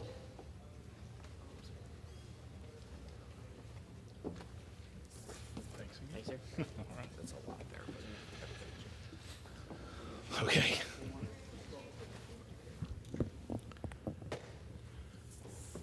The House is in the Committee of the Whole on the State of the Union for the consideration of H.R. 3944, which the clerk will report by title. A bill making appropriations for military construction, the Department of Veterans Affairs, and related agencies for the fiscal year ending September 30th, 2026, and for other purposes. Pursuant to the rule, the bill is considered read the first time. General debate shall be confined to the bill and shall not exceed 1 hour, equally divided and controlled by the chair and ranking minority member on the Committee of Appropriations or their respective designees. The gentleman from Missouri, Mr. Alford, and the gentlewoman from Florida, Ms. Wasserman Schultz, each will control 30 minutes. The chair recognizes the gentleman from Missouri. Thank you, Mr. Chair. I yield myself such time as I may consume. The gentleman is recognized. I am honored to present the fiscal year 26 Military Construction, Veterans Affairs, and Related Agencies Appropriations bills to the House today. This bill supports our troops, it supports their families, and it supports our nation's veterans. The bill includes nearly $18 billion for military construction efforts. It is critical that our service members and their families have the infrastructure and support they need. This bill delivers to construct and improve military housing, child care centers, and other quality of life components that are so important to those who risk so much. This bill continues to build on investments that strengthens our national security through the construction of modern infrastructure and improvements to critical quality of life facilities for our service members and their families. Additionally, we continue to provide significant funding to build upon prior years' work to enable the Department of Defense to meet the challenges in the Indo-Pacific. The bill honors our commitment to our nation's veterans and to our troops. To honor that commitment, the bill provides full funding for health care and benefits for veterans. Our veterans have earned these benefits, and we are making good on our promises to them. That includes fully funding our commitment to the PACT Act. The bill continues robust investments in our women's health, rural health, veterans' homelessness issues, and mental health. The legislation maintains all the funding for medical and prosthetic research. It increases funding for VA infrastructure and supports Arlington National Cemetery. It invests in the improvement, operations, and maintenance of burial grounds for those who have sacrificed. I'd like to thank Ranking Member Wasserman Schultz. I am glad we are at this step in the process and hope that we continue to work together to support our troops and our veterans.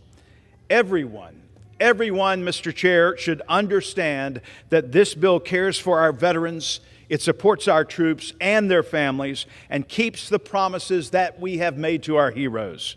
Mr. Chair, I urge my colleagues to support H.R. 3944, and I reserve the balance of my time. The gentleman from Missouri reserves. The gentlewoman from Florida is recognized. Thank you, Mr. Chair. I yield myself such time as I may consume. The gentleman's recognized. Thank you. And I unfortunately could not possibly disagree with my friend, Mr. Alford from Missouri, more on the description of this bill, which is why I rise in strong opposition to H.R. 3944, the fiscal year 2026 Military Construction, Veterans Affairs, and Related Agencies bill. While I unfortunately cannot support the bill on the floor today, I will say in Chairman Carter's absence that I am thankful and appreciative of the work that we've been able to accomplish together over the years on this subcommittee. I know he and I both prioritize quality of life for our service members and their families and caring for our veterans. Unfortunately, this bill hurdles us towards VA privatization, a top Project 2025 priority that undercuts what veterans consistently ask us for here in Congress. They want high-quality medical care at VA, not privatized care that takes longer to receive. By transferring record funding from VA medical services to community care, which is a 67% increase of $14 billion, this bill pushes veterans into private care, even though veteran polls and studies show that when given the option, veterans prefer to receive their medical care at the VA. In 2024, veteran trust in VA healthcare rose to a record 92%, and we should build on this success, not kick veterans to an already crowded private market. Now, I understand that there is a need for community care, especially for veterans in rural areas, and specialty care when necessary, and when appointments at the VA are scarce. However, countless studies show that when veterans seek care at private hospitals and clinics, they wait longer to see providers, and they get worse care. They know VA medical professionals choose this work due to their mission to care for our veterans, and that's something the private sector simply cannot replicate. We should invest more in VA provider recruitment and retention incentives, increase benefits counselors and adjudicators, not ignore veterans' wishes and speed recklessly into privatization. On the military construction side, this bill underfunds military construction by $904 million compared to the President's budget request, and fails to fund some specific needs like installation resilience and NATO infrastructure commitments. As Russia continues to wage an illegal war in Ukraine and threaten Europe, we should be sending a clear sign that we stand with our NATO allies, allies who stood by us for decades. And we are talking about infrastructure for our troops that are over there, as well as our allies' troops. We all know that global warming temperatures are having a devastating impact on our military installations, including sea level rise, recurrent flooding, hurricanes, and extreme weather, as well as extreme heat and drought. Yet this bill includes zero dedicated funding to mitigate this extreme weather damage to our installations and force readiness.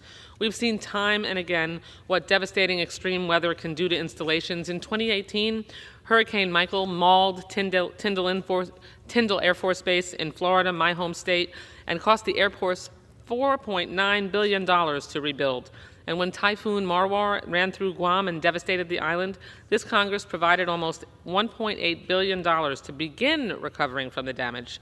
Unfortunately, we know that future need from Typhoon Marwar will cost many billions more.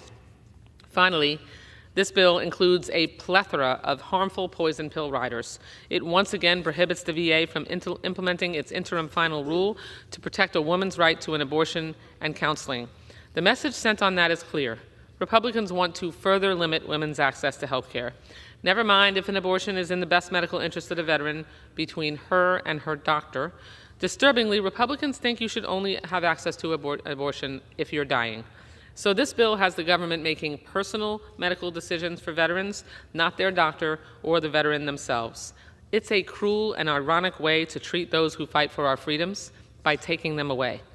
This bill also undermines VA's ability to keep at-risk veterans safe by preventing VA from reporting a beneficiary to the National Instant Criminal Background Check System. This rider prohibits VA from following federal law to keep guns out of the hands of people who federal law says should not have them because they are a danger to themselves or others. My subcommittee receives notifications every time there's a suicide on VA property. Over the last year, Mr. Chairman, we received suicide notices from Asheville, Los Angeles, McAllen, Minneapolis, Las Vegas, South Texas, Puget Sound, and many, many more. Every single veteran committed suicide with a firearm. Every single one. With all of these serious concerns, I cannot in good conscience support this bill. I urge my colleagues to oppose it, and I reserve the balance of my time. The gentlewoman reserves. The gentleman from Missouri is recognized. Thank you, Mr. Chair. Today is the first of 12 essential steps that the House Appropriations Committee will take to restore strong, responsible governance under the golden age of the Trump administration. You know, just this past weekend, Missouri's own 509th Bomb Wing and the 131st Guard Wing at Whiteman Air Force Base in my district demonstrated the vital role that our B-2 long-range strike force plays in preserving national and international security. Drone warfare between Ukraine and Russia has shown just how vulnerable strategic assets can be. This bill emphasizes the importance of modernizing and hardening our infrastructure for the world's most advanced air wings, such as the B-21 Raider. Our greatest asset, though, is not our aircraft. And I think the ranking member would agree it is our people. This bill makes bold strides to improve the quality of life for our service members and their families.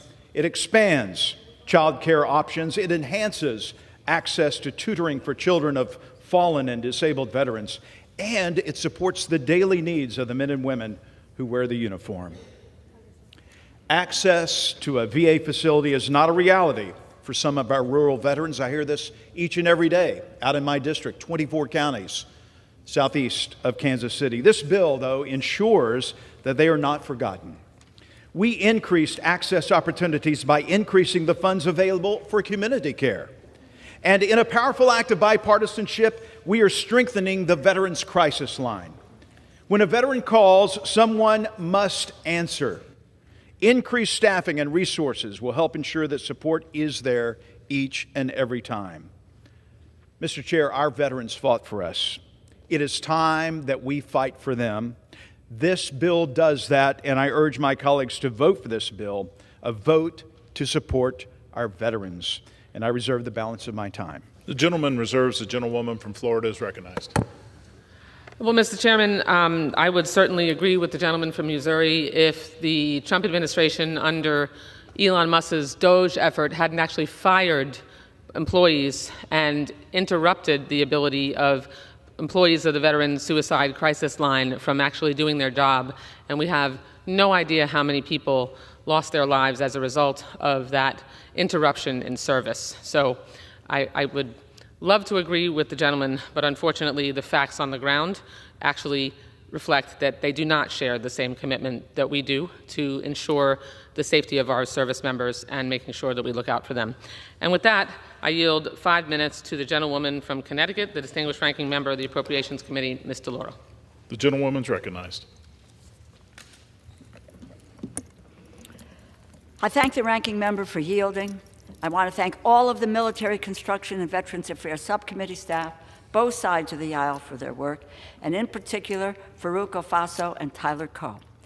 I'm opposed to this bill, which will transfer billions of taxpayer dollars to private hospitals and clinics, leading to longer wait lines, poorer communication and coordination, a diminished quality of care for our veterans, and higher costs for taxpayers. This is the step toward privatization of the Veterans Administration, because if you hollow out the Veterans Administration, if you make it impossible for people to be able to access their benefits, then they say, well, we can't trust the VA. And then they'll move in the direction of privatization, and that is where this administration wants to go. This bill would worsen the quality of life for service members and their families while putting veterans' safety at risk. While our military faces massive recruitment challenges, the bill underfunds military construction by nearly $1 billion, hurting our recruitment and retention, undermining our military readiness by making it harder to keep guns out of the hands of those legally barred from holding them. This bill endangers veterans' safety. The bill leaves military installations, service members, and their families vulnerable to climate change and worsening natural disasters by failing to include dedicated funding to strengthen our military installations against these threats, or to help them recover from past disasters. Defense leaders, including during President Trump's first term, have warned of the danger that climate change poses to our military and the tens of billions of dollars in damage to military installations from recent severe weather reinforces their point. The former Secretary James Mattis, he warned that climate change threatened American interests and our defense assets around the world, and said climate change is, and I quote, a challenge that requires a broader whole-of-government response. This bill attacks women veterans, who are the fastest-growing group served by the Department of Veterans Affairs, with a policy rider that limits abortion access and prohibits abortion counseling. The women who volunteer to serve and defend our nation, to protect Americans' sacred rights and our freedoms, should not come home to find that their medical care and family planning decisions being made by anyone other than themselves, their families, and their doctors. These riders do nothing but put us on a path of partisan division. It will make it more difficult to come to an agreement on full-year bills that can actually become law. Ending fiscal year 2025 with an unprecedented full-year continuing resolution was a missed opportunity to invest in our veterans and in our service members. We should be working towards a bipartisan bill that can actually pass this year. And finally, the bill undercuts our commitments to our military partners. The Trump administration has already done a masterful job at alienating America on the world stage, turning our back on our closest allies. This bill goes even further. It underfunds NATO, the infrastructure, by almost $200 million. It undermines the infrastructure projects of our own troops in Europe that they're relying on. Our credibility as a national security partner has been trashed by this administration, and now it is not time to retreat from our alliances even further. The majority may suggest that they are supporting veterans' needs with this bill alone, but we all know that it does not contain all the programs the most vulnerable veterans depend on. Programs and services, food assistance, education, health research, which this administration has illegally frozen and dismantled, and which their budget decimates funding for, support veterans around the country. Losing that support means abandoning our responsibilities and our promises to our nation's veterans. While I am glad that the Democrats on the Appropriations Committee were successful in shaming our colleagues across the aisle into amending their original bill to include advanced funding for the PACT Act, this bill still fails too many veterans in too many ways. So I cannot support it, and I urge my colleagues to vote no. Thank you, and I yield back the balance of my time. Reserve the balance. The gentlewoman from Florida reserves. The gentleman from Texas is now controlling the time for the majority and is recognized.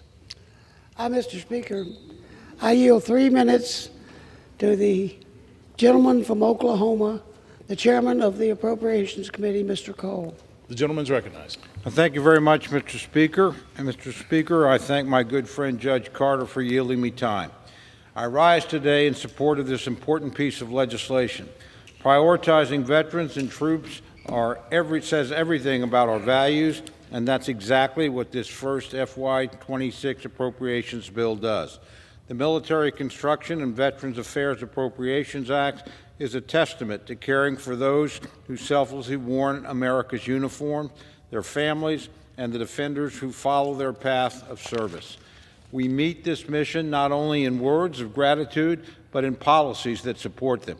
This legislation provides full funding for health care and benefits for our nation's veterans and implements an advance for the Toxic Exposure Fund.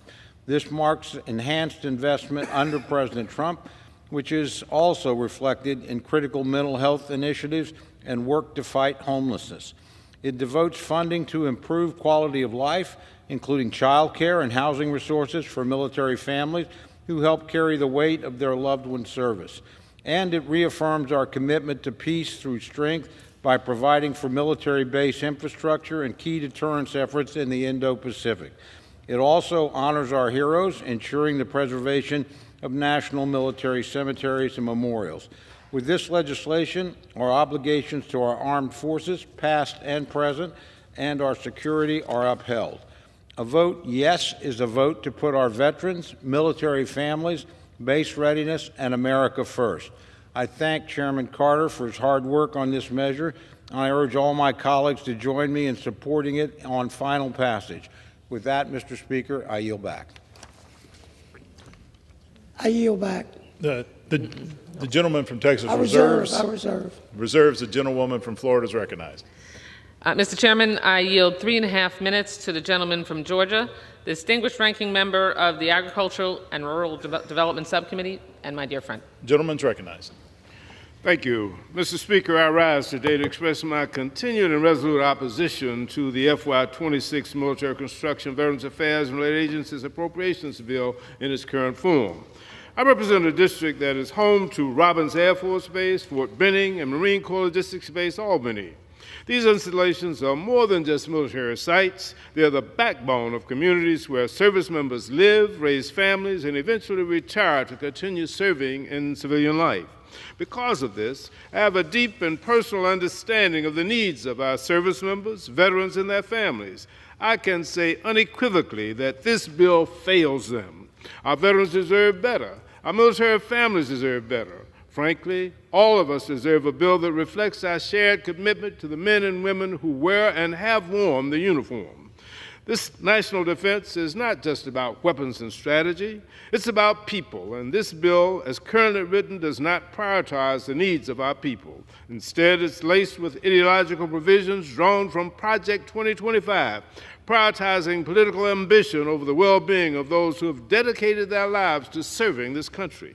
Let me be clear. Health care for veterans should not be an ideological battlefield. Yet this bill accelerates the shift to privatized care at a time when we should be investing in the VA system itself. Veterans overwhelmingly want to be treated in VA hospitals and clinics, facilities tailored to their unique needs and staffed by professionals who understand the physical, emotional, and psychological costs of service. Instead of fortifying these institutions, the bill undermines them. Community care is an important tool, but it must remain just that, a supplement, not a substitute. Veterans should only be referred to community care when the VA cannot meet their needs, not as part of a systematic effort to privatize the entire system. Occam's razor reminds us that the simplest explanation is often the correct one. And here, the simplest explanation for this unprecedented increase in outsourced care is a broader goal to dismantle the VA system itself, aligning with Project 2025's dangerous objective to privatize veterans' health care. The consequences of this cannot be overstated.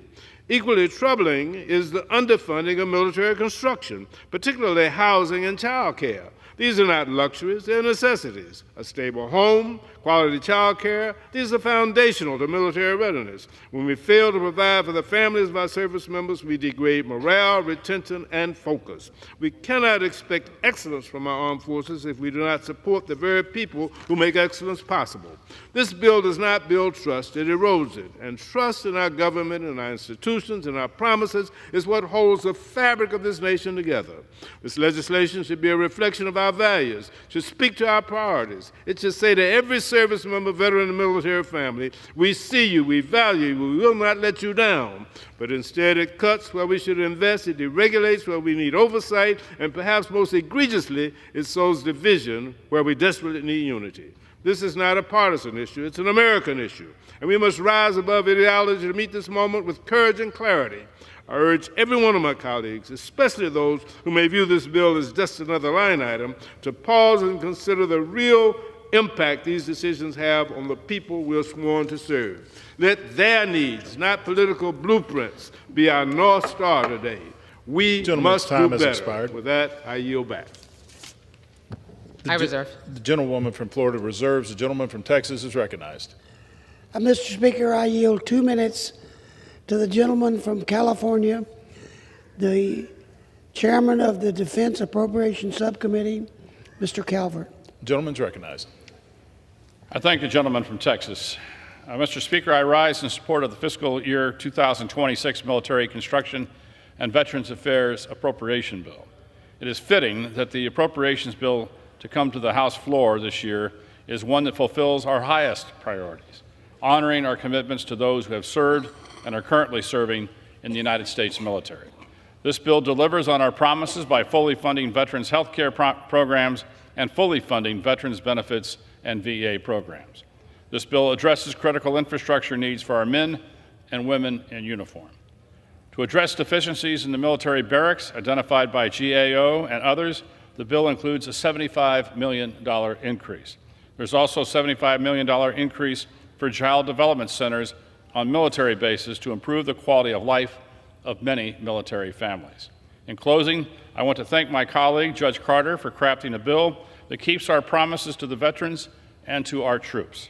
I urge all my colleagues to support this important bill, and I yield back the balance of my time. The gentleman from Texas. And I reserve. The gentleman from Texas reserves. The gentlewoman from Florida is recognized. Mr. Chairman, I yield 2 minutes to the gentlewoman from Texas, a new member of the Appropriations Committee, Ms. Escobar.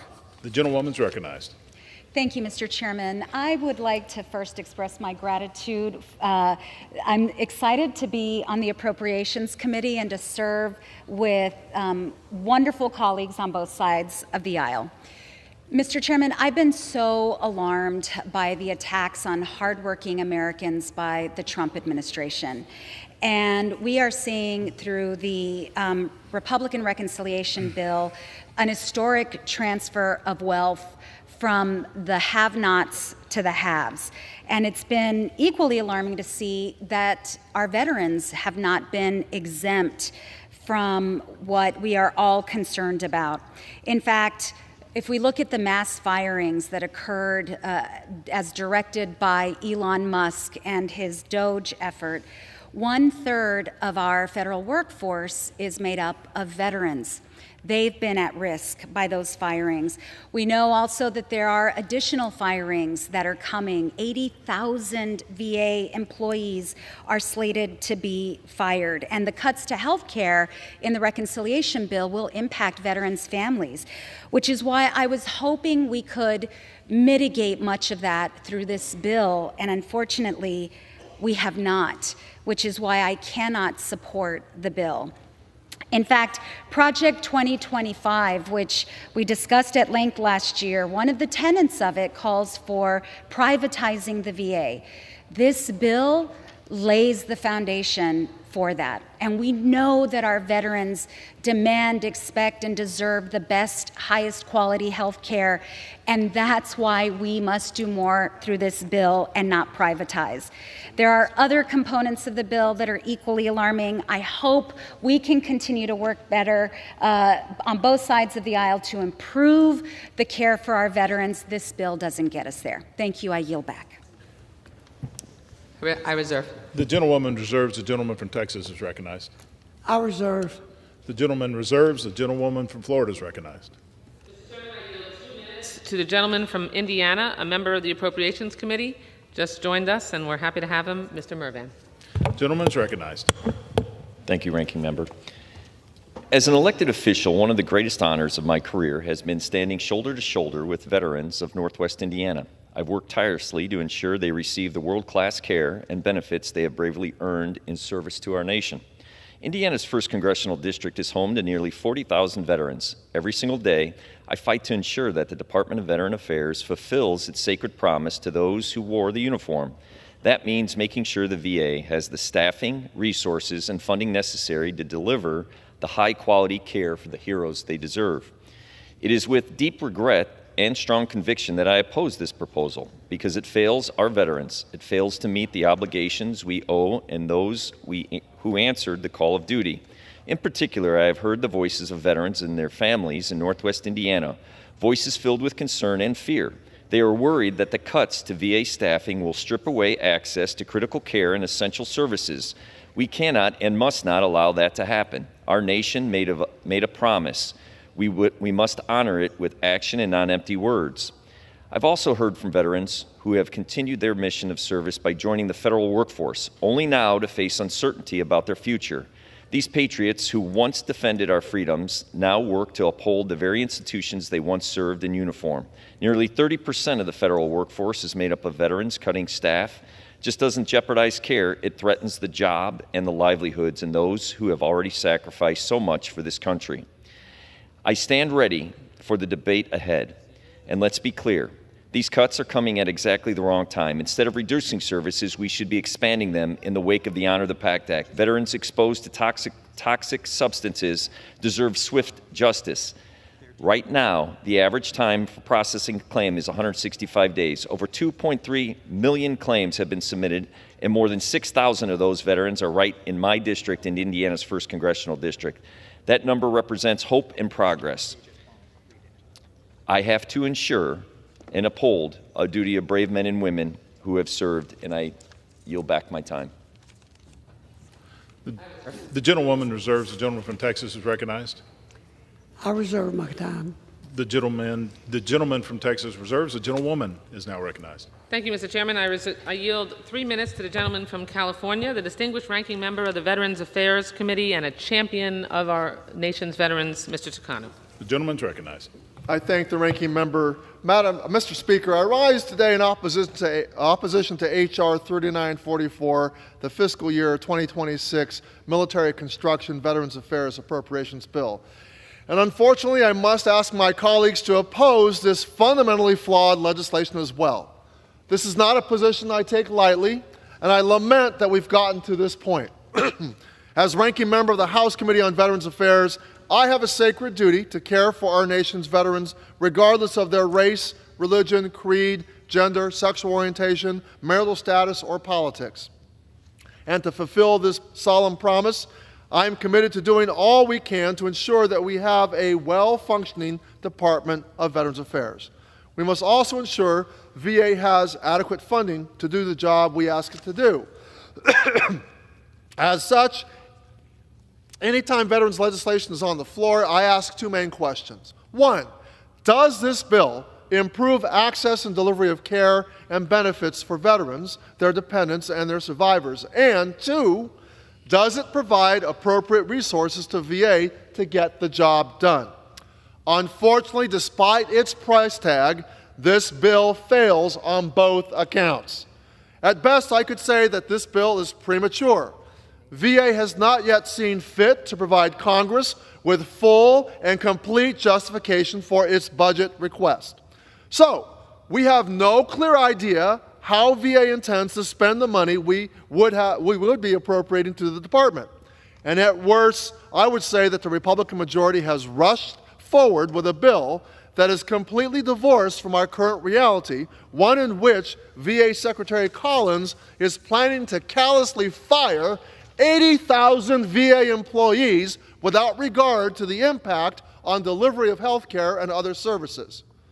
My Republican colleagues have thoughtlessly rubber-stamped a budget proposal that accelerates privatization of veterans' health care, threatens progress on ending veteran homelessness, erodes access to disability benefits, guts VA IT modernization unless you happen to be one of the president's tech friends, and needlessly drags VA into MAGA Republicans' culture war.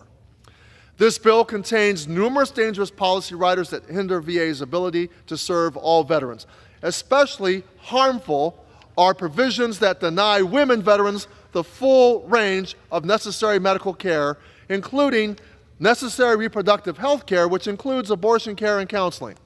On top of that, this bill abandons the premise that all veterans deserve the same level of care they have earned by cruelly and heartlessly subjecting LGBTQ veterans to the bigotry that characterizes this administration. The unpatriotic attack against transgender service members continues in this bill as an unsparing attack against transgender veterans. I yield the gentleman an additional 30 seconds. The gentleman's recognized. And if that wasn't bad enough, this bill continues the harmful Kennedy Amendment rider. This short-sighted, dangerous provision prevents VA from protecting beneficiaries and those around them from potential harm, beneficiaries with debilitating mental illnesses such as schizophrenia, Alzheimer's, dementia, and bipolar disorder. I urge my colleagues to vote against this appropriations bill, and I yield back. I reserve. The gentlewoman from Florida reserves. The gentleman from Texas is recognized. Mr. Speaker, I yield 2 minutes to the gentleman from North Carolina, Dr. Murphy. The gentleman's recognized. Thank you, Mr. Speaker. Today I rise in grateful support of H.R. 3942, the Military Construction, Veterans Affairs, and Related Agencies Appropriations Act for FY 2026. As the proud representative of over 76,000 veterans, as well as Camp Lejeune, Military Air Corps, Cherry Point, and New River, it's my honor to advocate for federal funding on their behalf.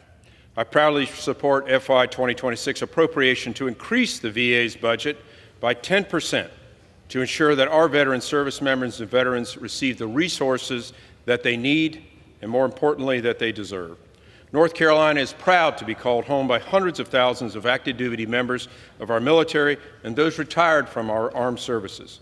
I'm grateful the Veterans Second Amendment Protection Act was included in this package, as well as supporting language for the F-35 Sustainment Center and utilities upgrade for future F-35 squadrons. I wholeheartedly support this legislation. We live in a dangerous world now. We had an administration before that wanted to make things about social justice in our military. Military is about defending the rights and freedom of this country, and I am proud that this administration and this Congress is going to support the military in keeping us safe and free. Thank you, Mr. Speaker. I'll yield back. I reserve. The gentleman from Texas reserves. The gentlewoman from Florida is recognized. Mr. Chairman, I yield 1 minute to the gentleman from Florida, my colleague and friend, Mr. Frost. Gentleman's recognized. Thank you, Mr. Speaker. You know, the theme for congressional Republicans this Congress is putting corporations over people. And that's exactly what they're doing in this bill. Instead of focusing on supporting our veterans, they've added one of the most reckless giveaways to the gun lobby that we've ever seen, gutting the National Instant Criminal Background Check system, the very system that keeps guns out of the hands of abusers, felons, and people who might be a danger to themselves and others. Republicans want to ensure that even if the VA determines that a veteran has a mental health condition to the point where they can't cash their own check, the check has to be given to a family member because they're going through a crisis. Congressional Republicans want that person to be able to go to a gun store and buy a weapon. Most veteran suicides involve firearms. This will deeply worsen the veteran suicide crisis. This does not protect veterans' rights. This protects the gun lobby profits over the lives of our veterans. If you vote for this, you are voting for veterans to die. Don't let them tell you this bill is about liberty and freedom, because there's no... I yield the gentleman an additional 30 seconds. Gentleman's recognized. Don't let anyone tell you this bill is about liberty and freedom, because there is no liberty in a coffin and there is no freedom in a funeral. Veterans will die if this passes, and anyone who votes for it should be ashamed of themselves. I yield back. The gentlewoman reserves. The gentleman from Texas is recognized. I reserve. The gentleman reserves. The gentlewoman from Florida is recognized. Mr. Chairman, I have no additional speakers in general debate, so I'm prepared to close. Mr. Chairman, I want to further add some information because the Veterans Crisis Line was referenced by the gentleman from Missouri. I want to make it very clear that the Secretary of the VA actually did a YouTube video specifically denying firing anyone from the Veterans Crisis Line, when in reality he fired 24 people who worked on the Veterans Crisis Line.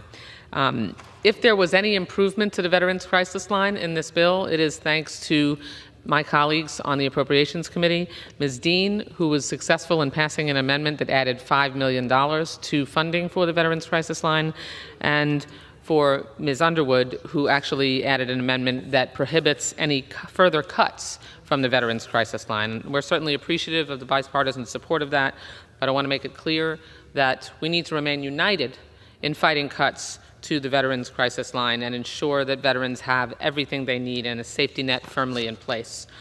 But with all the issues raised during this debate, Mr. Chairman, from the blatant push towards privatization of VA medical care to the underfunding of infrastructure and climate resiliency projects and the harmful poison pill riders, I just cannot, in good conscience, support this bill. It breaks my heart because we do have such a good working relationship across the aisle with Chairman Carter and myself, and look forward to working together to improve this bill. I know it's possible as we move forward, and I'm hopeful, but I urge my colleagues at this point to vote against it, and I yield back the balance of my time. The gentlewoman yields. The gentleman from Texas is recognized. Mr. Speaker, I'm ready to close. Recognized. Thank you for having me here, Mr. Chairman. And I want to acknowledge that and ask my colleagues that they support the fiscal year 2026 Military Construction, Veterans Affairs, and Related Agencies Probation Bill. This legislation provides critical funding for military bases, provides housing for our troops and their families, and make other investments aimed at improving the quality of life of our service members, and ensures that our national defense needs are met both at home and abroad. We also uphold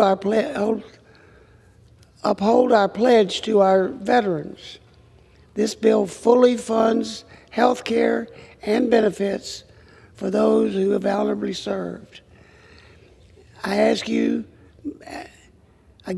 my colleagues to support this bill.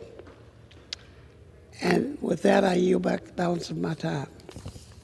The gentleman yields. All time for general debate has expired. Pursuant to the rule, the bill shall be considered for amendment under the 5-minute rule. An amendment in the nature of a substitute consisting of the text of Rules Committee Print 119-5 shall be considered as adopted, and the bill as amended shall be considered as an original bill for the purpose of further amendment under the 5-minute rule and shall be considered as read. No further amendment to the bill as amended shall be in order except those printed in House Report 119-167. Amendments in block and pro forma amendments described in Section 4 of House Resolution 530. Each further amendment printed in the House Report 119-167 shall be considered only in the order printed in the report and may be offered only by a member designated in the report. Shall be considered as read, shall be debatable for the time specified in the report, equally divided and controlled by the proponent and opponent, shall not be subject to amendment except provided by Section 4 of House Resolution 530, and shall not be subject to a demand for division of the question. It shall be in order at any time for the chair of the Committee on Appropriations or his designee to offer amendments in block consisting of further amendments printed in House Report 119-167, not earlier disposed of. Amendments in block offered pursuant to Section 3 of House Resolution 530 shall be considered as read and shall be debatable for 20 minutes, equally divided and controlled by the chair and ranking minority member of the Committee on Appropriations or their respective designees. Shall not be subject to amendment except as provided by Section 4 of House Resolution 530 and shall not be subject to a demand for division of the question. During consideration of the bill for amendment, the chair and ranking minority member of the Committee on Appropriations or their respective designees may offer up to 10 pro forma amendments, each at any point for the purpose of debate. For what purpose does the gentleman from Texas seek recognition? Mr. Chair, pursuant to House Resolution 530, I offer amendments in block as the designee of Chairman Cole. The clerk will designate the amendments in block. On block number 1, consisting of amendments numbered 2, 3, 4, 5, 6, 7, 9, 10, 11, 12, 16, 17, 18, 20, 22, 23, 24, 26, 27, 29, and 30, printed in House Report number 119-167, offered by Mr. Carter of Texas. Pursuant to House Resolution 530, the gentleman from Texas, Mr. Carter, and the gentlewoman from Florida, Ms. Wasserman Schultz, will each control 10 minutes. The chair recognizes the gentleman from Texas. Mr. Speaker, I rise in favor of this amendment. It includes bipartisan amendments that both sides have agreed to. I appreciate Ranking Member Wasserman Schultz working with us on this amendment, and I ask for your support and urge its adoption. And reserve the balance of my time. The gentleman reserves. The gentlewoman from Florida is recognized. Mr. Chairman, I rise in support of this amendment. This amendment contains non-controversial amendments that raise awareness on programs that we all care about. That includes the need to address a variety of medical care issues at the VA, the need to build more child care development centers, construct more state extended care facilities, expediting claims processing, and many others. I encourage my colleagues to support this amendment, and I yield back the balance of my time. And I reserve the balance of my time. The gentlewoman from Florida reserves. The gentleman from Texas is recognized. I reserve. The gentleman from Texas reserves. The gentlewoman from Florida is recognized. Mr. Chairman, I yield 2 minutes to the gentleman from New Jersey, a fierce defender of our nation's veterans, Mr. Gottheimer. Gentleman's recognized. Thank you, Mr. Speaker, and thank you, Ms. Wasserman Schultz. I rise in support of the en bloc package, which includes 3 amendments I offered to the FY 2026 Military Construction, Veterans Affairs, and Related Agencies Appropriations Bill. My first amendment requires a resident advocate in every veteran's home across the country. This advocate will be a direct line of contact for our veterans and their families, ensuring that they have someone who can immediately help with any concerns and respond without delay. In my home state of New Jersey, 190 veterans tragically lost their lives because of the COVID outbreak at the Veterans Home in Paramus, New Jersey, and Menlo Park. This tragedy was preventable and unacceptable. My amendment will help ensure catastrophes like that never happen again.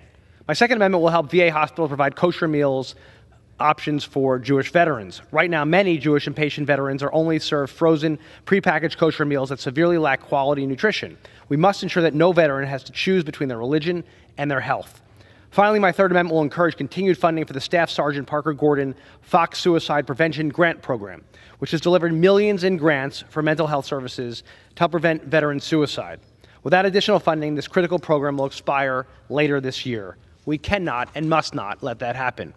After sacrificing so much, our great veterans should never struggle to get the care, recognition, and respect they have rightfully earned. That's why I strongly urge my colleagues to support the en bloc package.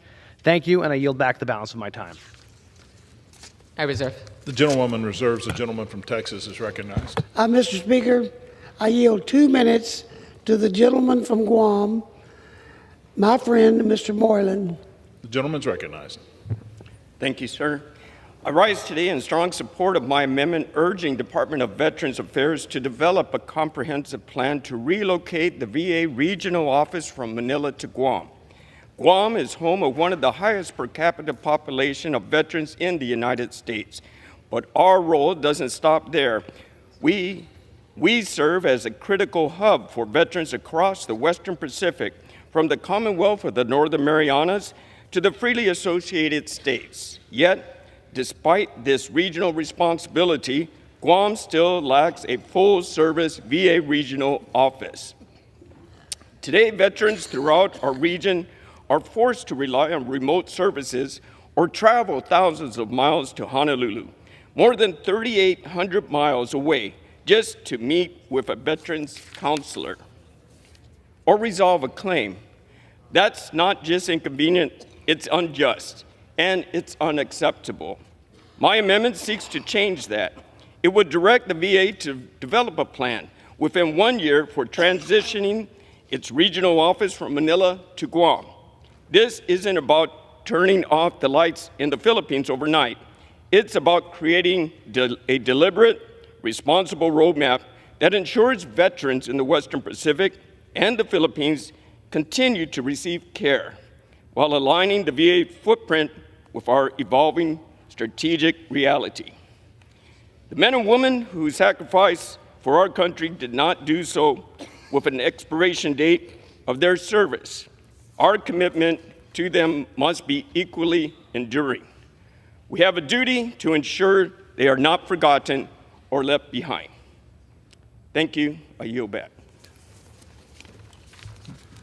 I reserve. The gentleman from Texas reserves. The gentlewoman from Florida is recognized. Mr. Chairman, I yield 1 minute to the gentlewoman from New Hampshire, a new member and a veteran of our armed forces, Ms. Goodlander. The gentlewoman's recognized. Thank you, Mr. Speaker, and thank you, Congressman Wasserman Schultz, for your leadership. I rise today on behalf of the 88,000 brave American heroes, veterans who call the state of New Hampshire home. We owe a sacred obligation to the women and men who served our country in uniform. We've got to make sure that they receive the high-quality health care they have earned. Now, there are 48 states here in the continental United States, and my home state, New Hampshire, is the only one without a full-service VA hospital. My amendment before the House today would change that. It'll ensure the Trump administration follows through on its promise to expand services to support a full-service VA medical center in New Hampshire. It's past time that we right this wrong, fill this gap, and I urge my colleagues here in Congress to support my amendment, which will do just that. Thank you, and I yield back. The gentlewoman reserves. The gentleman from Texas is recognized. Mr. Speaker, I yield 1 minute to 2 minutes? 2 minutes to the lady from Colorado, Ms. Boebert. The gentlewoman's recognized. Thank you, Mr. Speaker. I rise today with deep respect and unwavering gratitude for the brave men and women who have worn the uniform of the United States of America. My support for the members of our military does not end with their service when their service is complete, and I will always take steps to ensure that our nation's veterans and their families receive the benefits that they were promised and are owed. My amendments included in this package today ensure our nation keeps its sacred promise to those who have served our great country. From providing additional funding for the construction of new state extended care facilities to increasing funds for medical and prosthetic research, and from reducing the backlog at the Board of Veterans Appeals to providing burial services and benefits for veterans in rural areas lacking a VA national cemetery. My amendments will directly improve the quality of life for veterans throughout Colorado and America. This bill makes good on President Trump's promises he made to our veterans. It mirrors his executive orders on no funds for DEI, radical transgender surgeries, while also supporting the president's efforts to combat veteran homelessness through investment in the new bridging rental assistance for veterans empowerment program. This bill protects the Second Amendment rights of veterans by preventing the VA from sending information to the Federal Bureau of Investigations about veterans without a judge's consent. It also prohibits the VA from processing medical care claims for illegal aliens. I urge my colleagues to vote in favor of the bipartisan en bloc and for this critical piece of legislation. Our veterans are the living embodiment of duty, honor, and sacrifice, and they've stood on the front lines for our freedom, and this bill is a great opportunity to now stand for them. I yield. The gentleman from Texas reserves. The gentlewoman from Florida is recognized. Reserve. Mr. Chairman, I reserve. The gentlewoman from Florida reserves. The gentleman from Texas is recognized.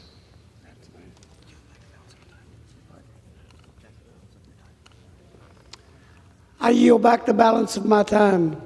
The gentleman from Texas yields. The gentlewoman from Florida is recognized. Mr. Chairman, at the moment, I also do not have any additional speakers, and I yield back the balance of my time. The gentlewoman yields. The question is on the amendments en bloc offered by the gentleman from Texas. Those in favor say aye. Those opposed, no. In the opinion of the chairs, the ayes have it. The en bloc amendments are agreed to.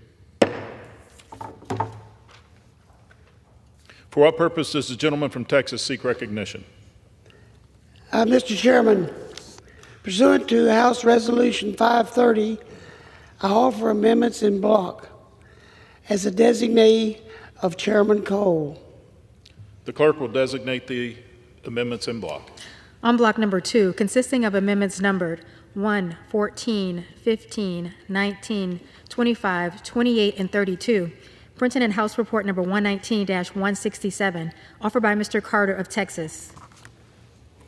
Pursuant to House Resolution 530, the gentleman from Texas, Mr. Carter, and the gentlewoman from Florida, Ms. Wasserman Schultz, will each control 10 minutes. The chair recognizes the gentleman from Texas. Thank you, Speaker. I rise in favor of the amendment. It includes various priorities related to veterans' health, care, and benefits, and calls for improvements to our military bases. I urge its adoption, and I reserve the balance of my time. The gentleman reserves. The gentlewoman from Florida is recognized.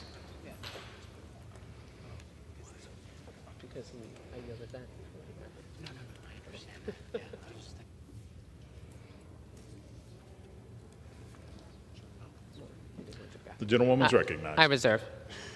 The gentlewoman reserves. The gentleman from Texas is recognized.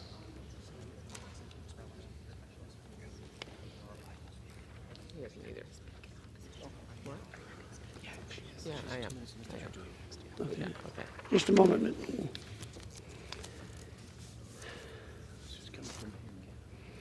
Mr. Speaker, I yield 2 minutes to the gentleman from Texas, my good friend, Mr. Arrington. The gentleman's recognized. I thank my good friend from the great state of Texas, the judge, as we call him, back in the freest and greatest state in the union. I have an amendment, Mr. Speaker, and it's one I think all of my colleagues will want to support. In the last week, the world witnessed the might of America's unparalleled air superiority and what a critical role our strategic bombers and men and women who pilot and maintain them do to keep our enemies like Iran in check. For nearly 40 years, the B-1 has been the tip of the spear of America's air superiority. The B-1 has served us well, but at a time when our adversaries like China are making historic investments in their own military, it's time we roll out America's next generation warfighter. That's why I rise in strong support of this amendment that would direct a little over $4 million to enhance gate security at military installations set to receive the B-21 Raider, including Dyess Air Force Base there in the key city of Abilene, Texas. The B-21 Raider represents the most capable and lethal bomber this world, this planet, has ever known and seen. And it is the future of our long-range strike capability, designed to evade modern air defenses and deliver both nuclear and conventional payloads across the globe. Dyess, the base there in Abilene, Texas, will soon become a key platform for deploying this cutting-edge aircraft, and we have a responsibility to ensure that this investment in national defense is protected accordingly. Let's be clear, this is not a theoretical threat. In 23 alone, U.S. officials reported over 100 incidents of Chinese nationals attempting to unlawfully access Department of Defense facilities. In May of this year, I'm running out of time. Gentleman's time's expired. Can I get? I'll yield him an additional minute. The gentleman's recognized. In May of this year, 2 foreign nationals here illegally under President Biden's open border crisis attempted to breach Marine Corps base there in Quantico in a box truck. So these aren't isolated incidents, Mr. Speaker. They're part of a disturbing trend that had put our installations, our defense technology, and most importantly, our service members at risk. This amendment's straightforward. It funds the necessary upgrades to the gate infrastructure at bases like Dice to comply with the Department of Defense force protection standards, reinforcing access control, preventing unauthorized entry.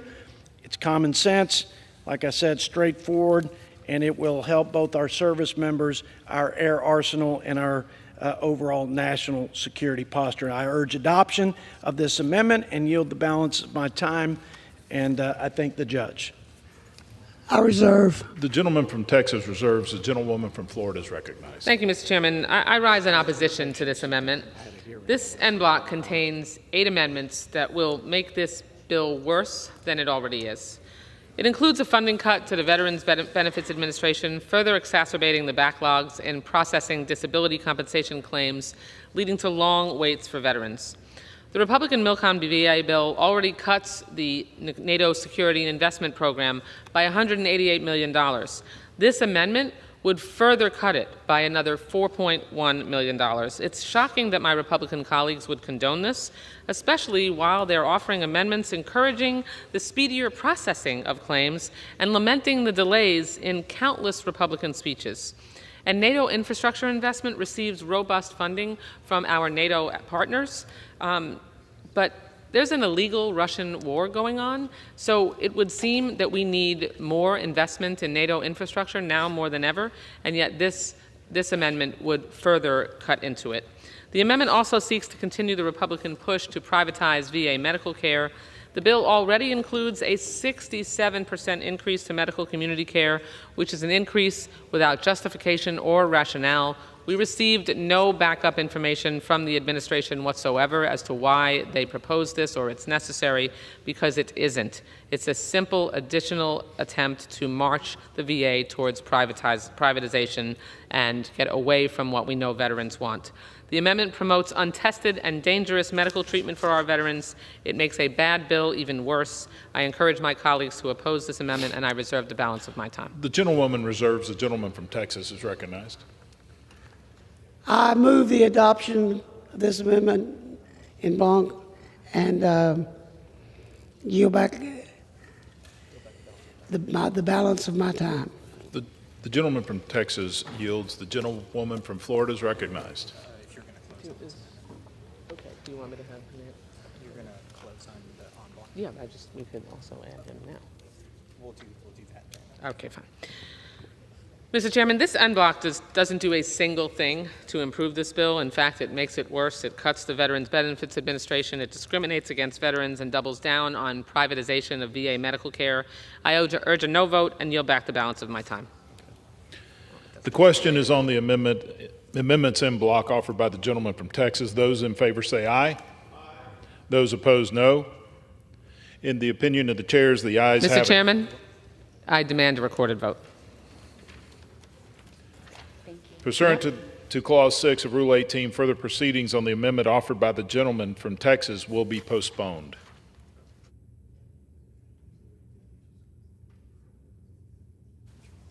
What purpose does the gentlewoman from Florida seek recognition?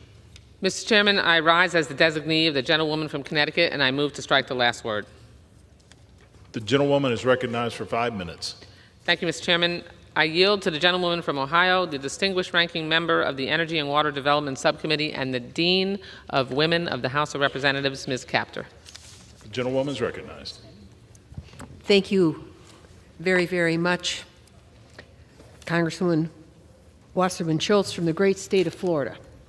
You certainly have educated us about Florida, among other things, and you're a proud, proud ranking member on this bill.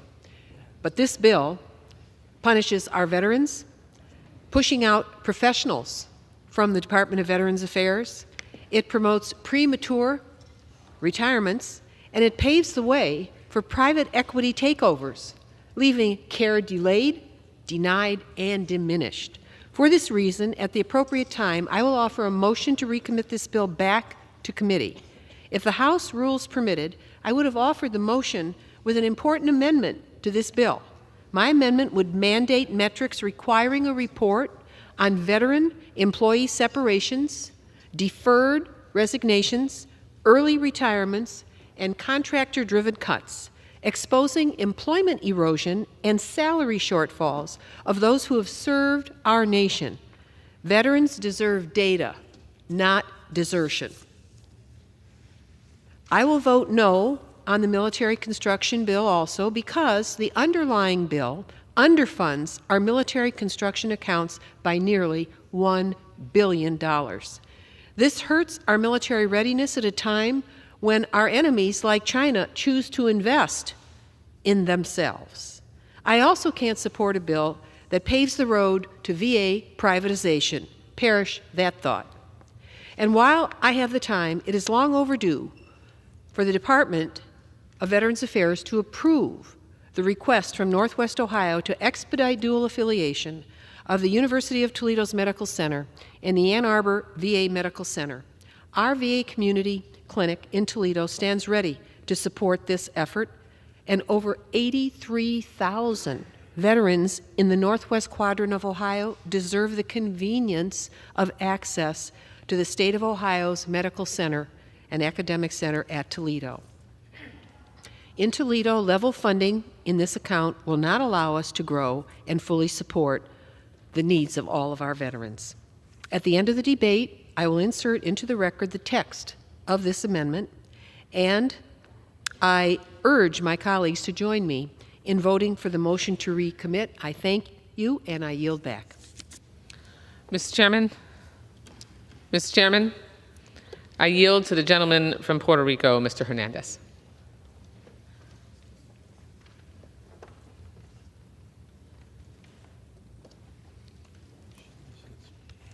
Thank you.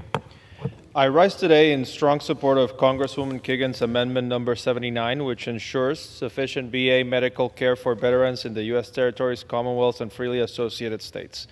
This amendment is critical for places like Puerto Rico, where over 79,000 veterans reside on the island and have served our nation with honor and distinction.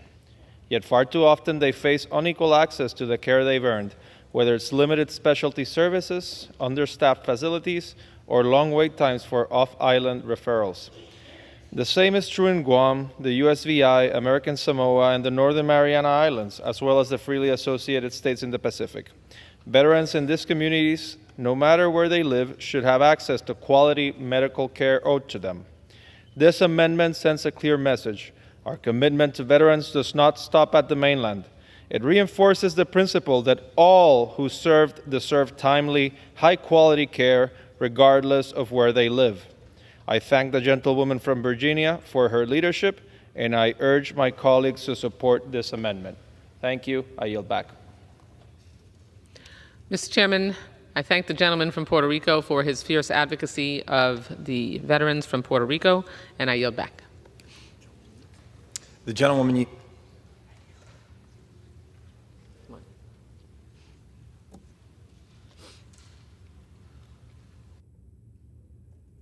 For what purpose does the gentleman from Indiana rise? I move to strike the last word and rise as the designee of Chairman Cole. The gentleman is recognized for 5 minutes. Thank you, Mr. Speaker. My amendment provides $55 million to build a new aviation maintenance hangar and operations building and renovate the existing hangar space at our Shelbyville, Indiana Army Aviation Support Facility. 900 Indiana Guardsmen assigned to the 38th Combat Aviation Brigade have supported 16 deployments since 2001, including to Iraq, Kuwait, and Bosnia. Our Shelbyville facility remains a crown jewel of Indiana and the Midwest Army Aviation. This proud combat aviation unit has one of the oldest Army aviation flight facilities in the National Guard. Built in '72, it currently supports 11 aircraft and more than 50 full-time personnel. Upgrading the facility will save over 500 man-hours and prevent more than $200,000 in annual damage to blades and equipment. The new facility supports rapid homeland response and will sustain recruitment and retention of Indiana's finest soldiers. This amendment serves to equip our next generation of Guardsmen to protect our homeland, both at home and abroad. I urge my colleagues to support this amendment, and I yield back. The gentleman yields. It's now in order to consider amendment number 8, printed in House Report 119-167. For what purpose does the gentleman from California seek recognition?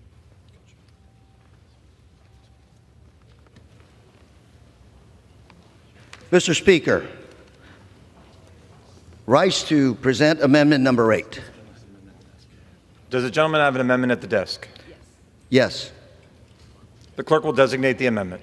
Amendment number 8, printed in House Report number 119-167, offered by Mr. Correa of California. Pursuant to House Resolution 530, the gentleman from California, Mr. Correa, and a member opposed each will control 5 minutes. The chair recognizes the gentleman from California. Thank you, Mr. Speaker. I rise in strong support of amendment number 8, directing the Department of Veteran Affairs to make recommendations on changes that are needed to its existing healthcare infrastructure so veterans can receive psychedelic-assisted therapies upon FDA approval.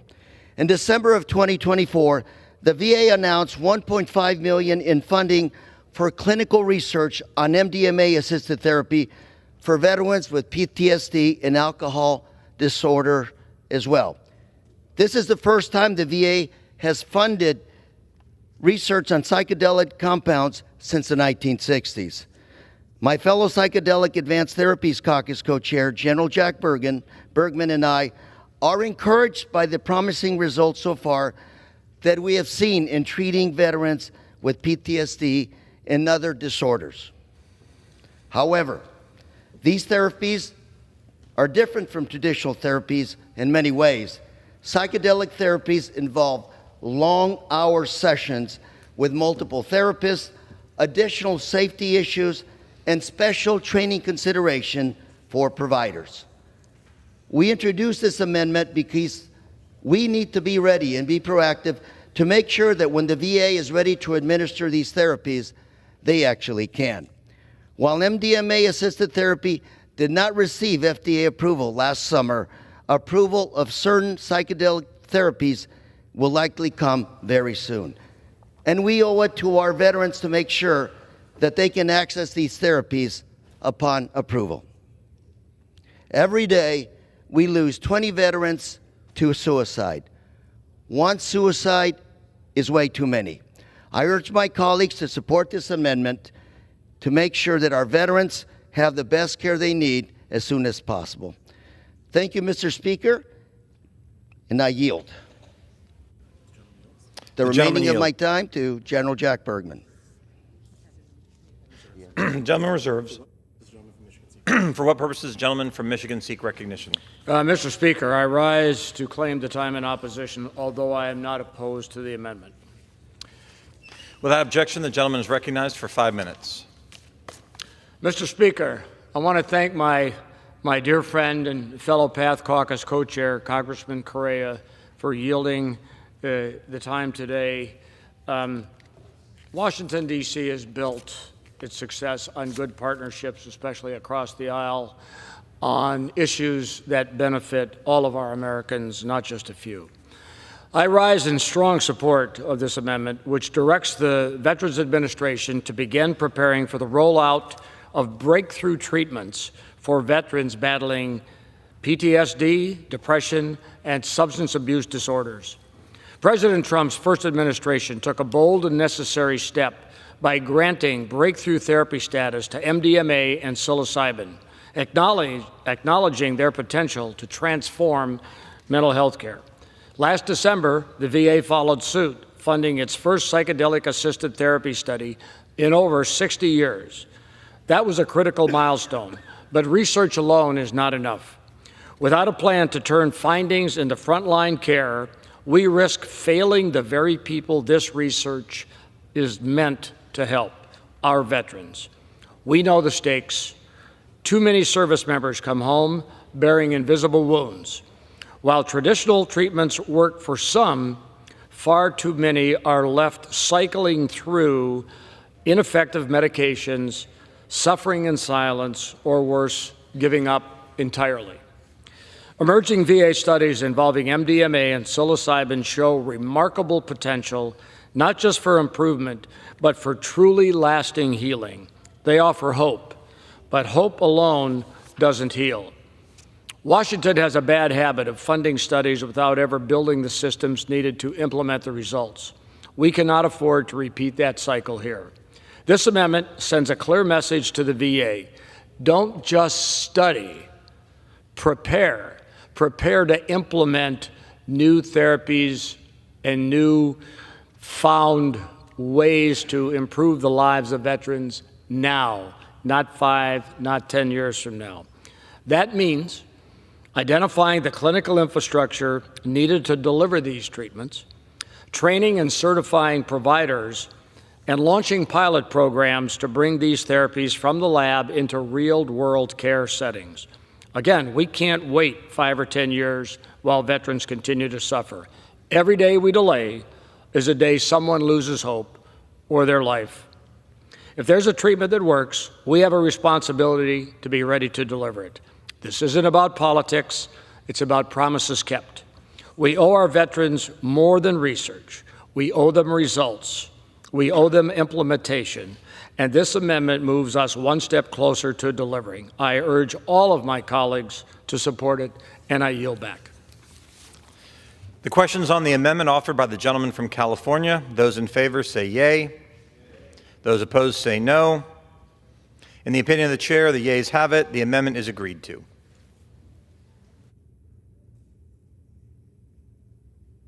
The chair understands that amendment number 13 will not be offered.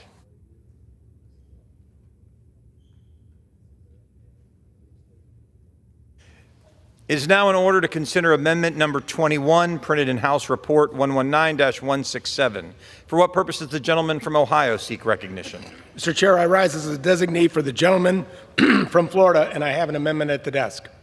The clerk will designate the amendment. Amendment number 21, printed in House Report number 119-167, offered by Mr. Joyce of Ohio.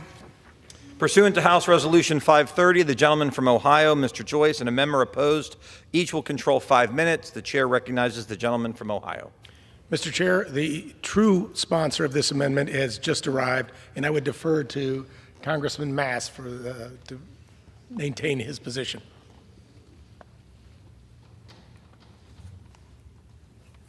The gentleman Appreciate that. Representative Joyce. I'm here to speak on Mass Amendment number 84. Something that we've dealt with here in Congress before specifically relates to veterans' access to cannabis. And the story that I'd tell in advance of this is simply this. I woke up in Walter Reed, not too far from here, a number of years ago. And when I woke up in Walter Reed, I was missing 2 legs and a finger, and I had been out of consciousness for a week plus. And what I woke up to was being on a laundry list of medications. I had an epidural, I had oral morphines and oxys, I had antidepressants, anti-inflammatories, heavy sleep sedatives, I had a Dilaudid drip, and a number of other things that I can't even remember to this point, all at once. I'd never been on any of these things before in my life.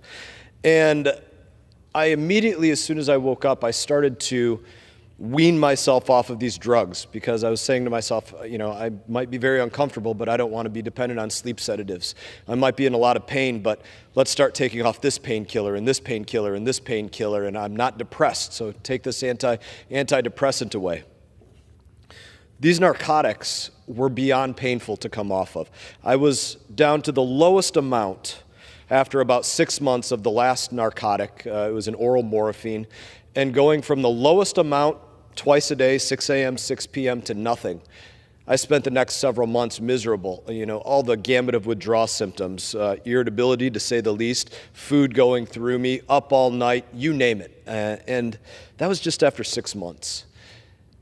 The state that these narcotics in many cases leave our veterans in are, at the most extreme end of it, states of suicide. At other ends of it, just extreme states of dissatisfaction and lacking purpose in life.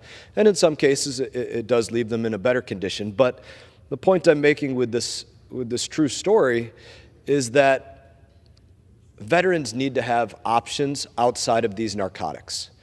And in many states, there are legal cannabis medical programs.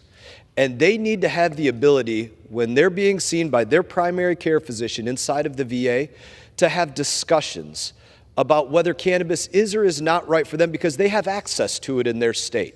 They need to be able to talk to their provider, their medical provider, about what they fill out on the paperwork, what is the right dosage amount, how that's going to interact with any other medications that they might be on, how it might affect their blood pressure or other things going on with them personally. And if we're not giving that option to have that conversation at the most serious level without worrying about some kind of reprisal for the doctor or otherwise, then we are doing our veterans a disservice in certainly at minimum all of these states where there are legal cannabis programs. I am not a doctor.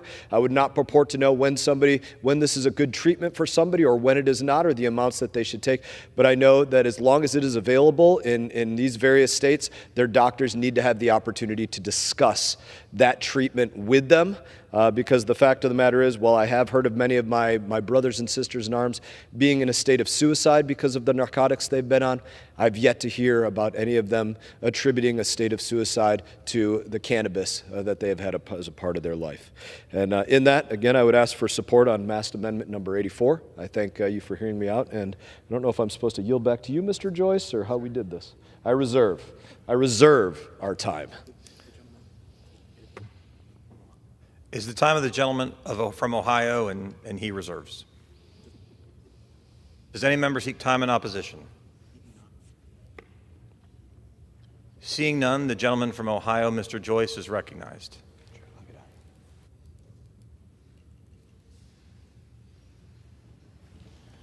Thank you, Mr. Chair. What else can you say after hearing from the true story of a true American hero, and why it is really important for all people, Floridians, every veteran, to be able to access cannabis if in fact it's necessary and prescribed by a doctor, if it helps them treat whatever they've come home with. My father was a wounded, left for dead in World War II, and he came home. I know what it takes for these people in the hurt that they've gone through on behalf of our country, and they deserve every option available to bring them back to what they were before they left on our behalf. And with that, I close. Does the gentleman yield? Pardon? Yes. The gentleman yields. Yes. The questions on the amendment offered by the gentleman from Ohio on behalf of the gentleman from Florida. Those in favor say yea. Those opposed say no. In the opinion of the chair, the yeas have it. The amendment is agreed to. The chair understands that amendment number 31 will not be offered.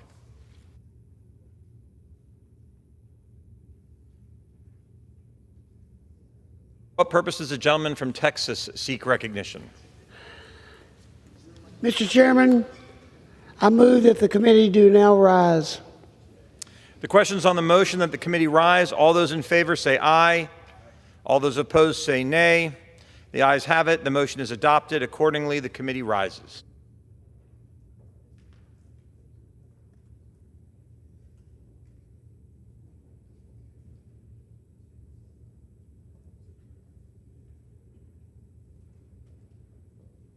Mr. Chairman.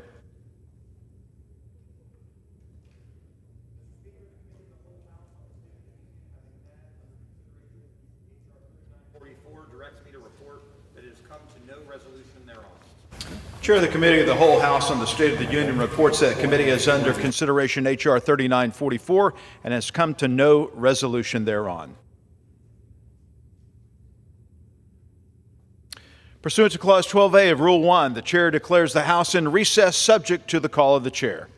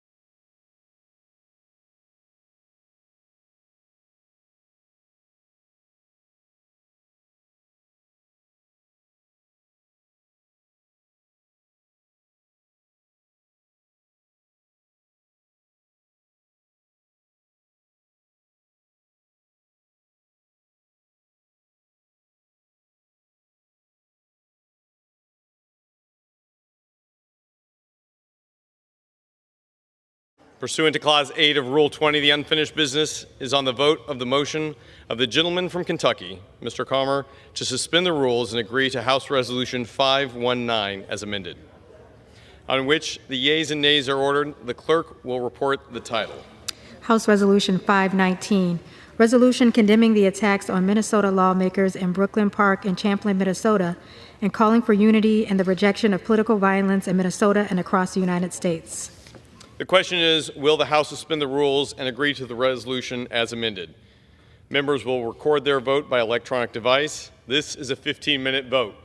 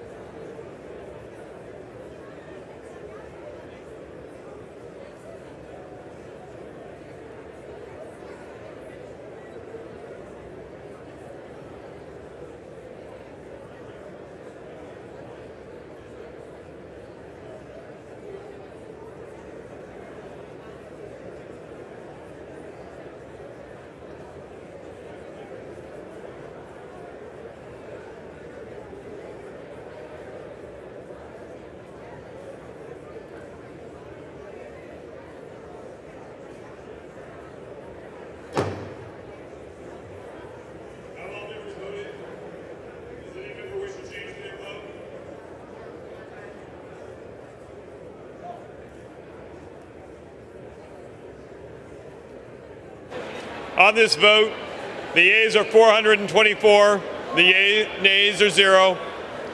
2/3 being in the affirmative, the rules to suspend the resolution is agreed to. And without objection, the motion to reconsider is laid on the table.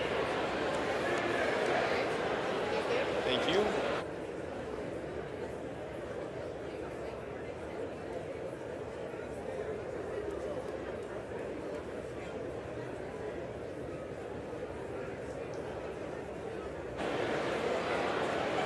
Pursuant to House Resolution 530 and Rule 18, the Chair declares the House in the Committee of the Whole on the State of the Union for further consideration of H.R. 3944. Will the gentleman from Ohio, Mr. Taylor, kindly take the chair?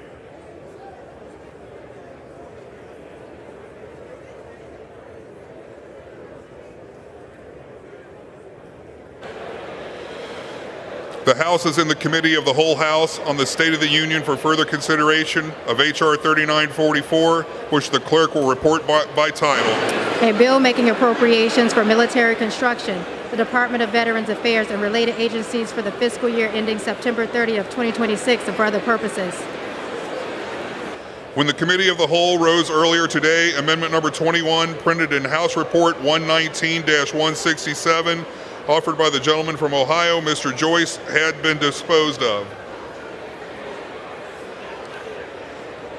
Pursuant to Clause 6 of Rule 18, the unfinished business is a request for a recorded vote on the amendments in Block 2 printed in House Report 119-167 by the gentleman from Texas, Mr. Carter, on which further proceedings were postponed and on which the ayes prevailed by voice vote. The clerk will redesignate the amendments en bloc. On block number 2, consisting of amendments numbered 1, 14, 15, 19, 25, 28, and 32, printed in House Report number 119-167, offered by Mr. Carter of Texas. A recorded vote has been requested. Those in support of the request for a recorded vote will rise and be counted. A sufficient number having risen, a recorded vote is ordered. Members will record their votes by electronic device. This will be a 2-minute vote.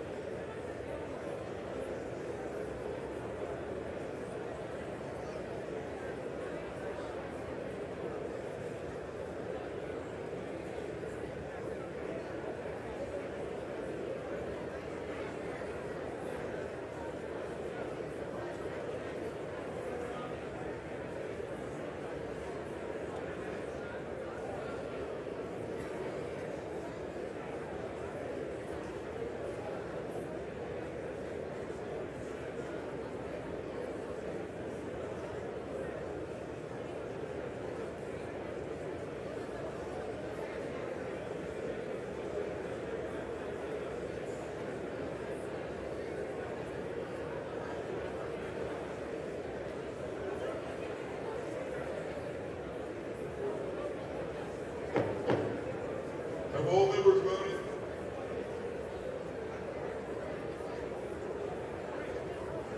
Does any member wish to change their vote?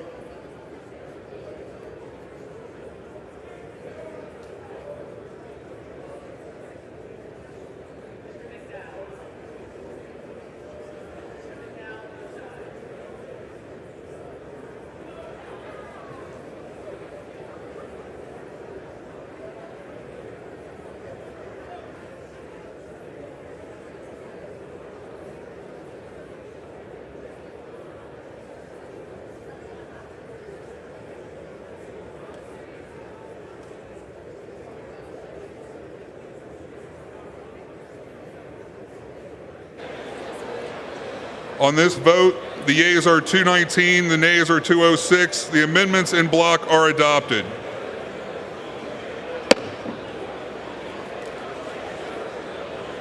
There being no further amendment under the rule, the committee rises.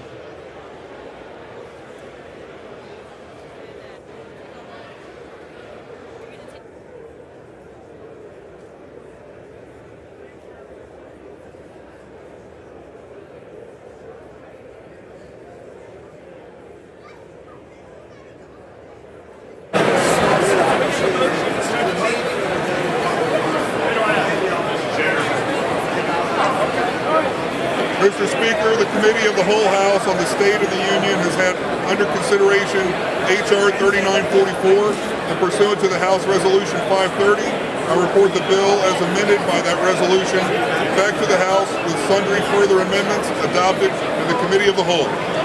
Very good. The Chair of the Committee of the Whole of the State of the Union reports the committee has had under consideration the bill H.R. 3944, and pursuant to House Resolution 530 reports the bill as amended by that resolution back to the House with sundry further amendments adopted by the Committee of the Whole. Under the rule, the previous question is ordered. Is a separate vote demanded on any amendment reported from the Committee of the Whole? If not, the Chair will put them in gross. The question is on the adoption of the amendments. Those in favor, please say aye. Those opposed, say no. The ayes have it. The amendments are agreed to. The question is on engrossment and the third reading of the bill. Those in favor, say aye. Those opposed, say no. The ayes have it. The third reading. A bill making appropriations for military construction, the Department of Veterans Affairs, and related agencies for the fiscal year ending September 30th, 2026, and for other purposes.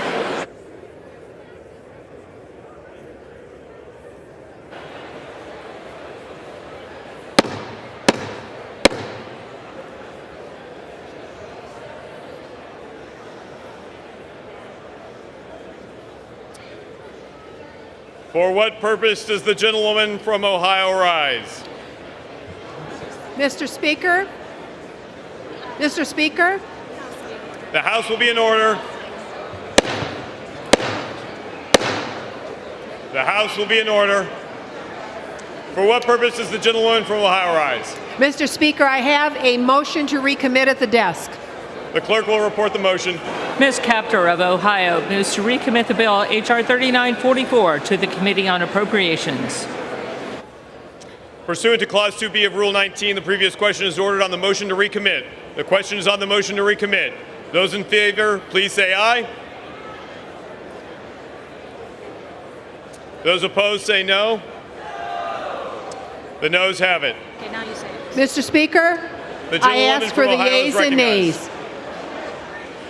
Requested. Those favoring the vote by yea and nay will rise. A sufficient number having risen, the yeas and nays are ordered. Members will record their vote by electronic device pursuant to Clause 9 of Rule 20. The Chair will reduce to 5 minutes the minimum time for any electronic vote on the question of passage. This is a 5-minute vote.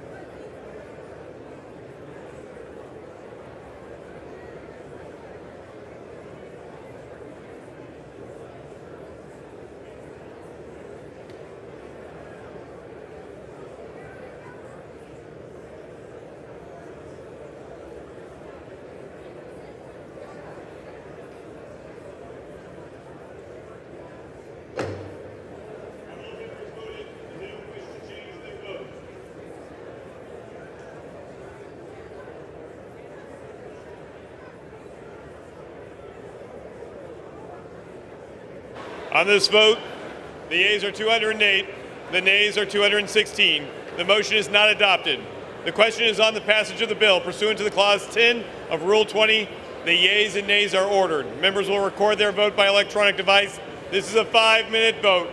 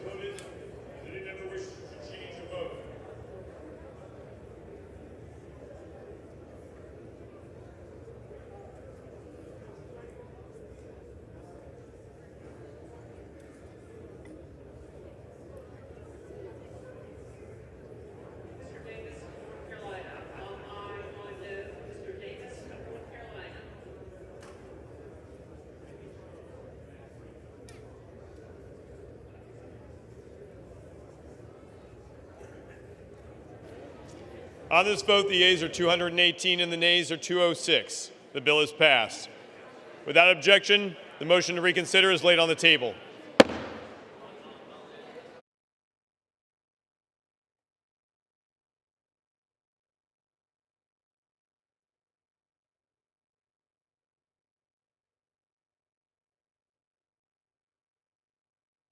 Well done. Good job. You got the votes.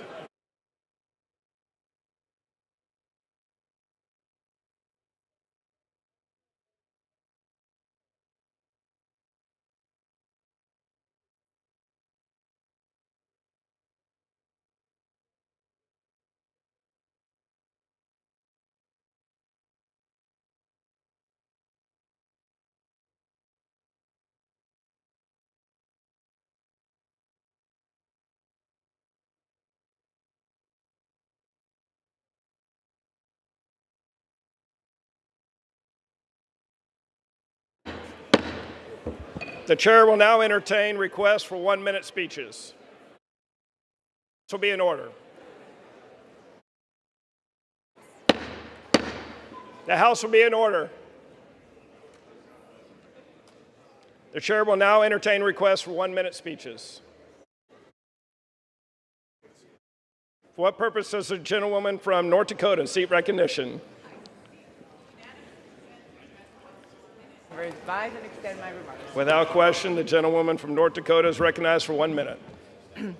Mr. Speaker, I rise today to highlight the national security investments in the One Big Beautiful Bill, investments that reaffirm President Trump's commitment to peace through strength.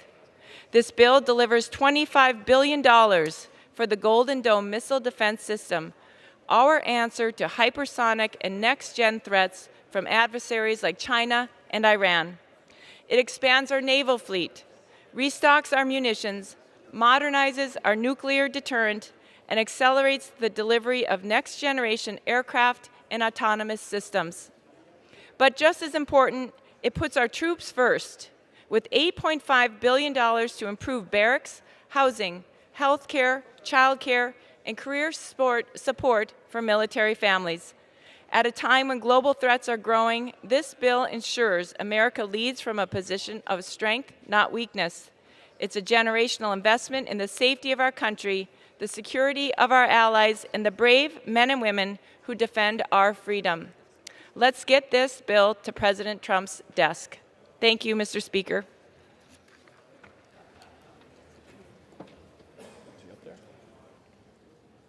For what purpose does the gentleman from Massachusetts seek recognition? Adjust the chamber and revise and extend my remarks. Without objection, the gentleman from Massachusetts is recognized for 1 minute.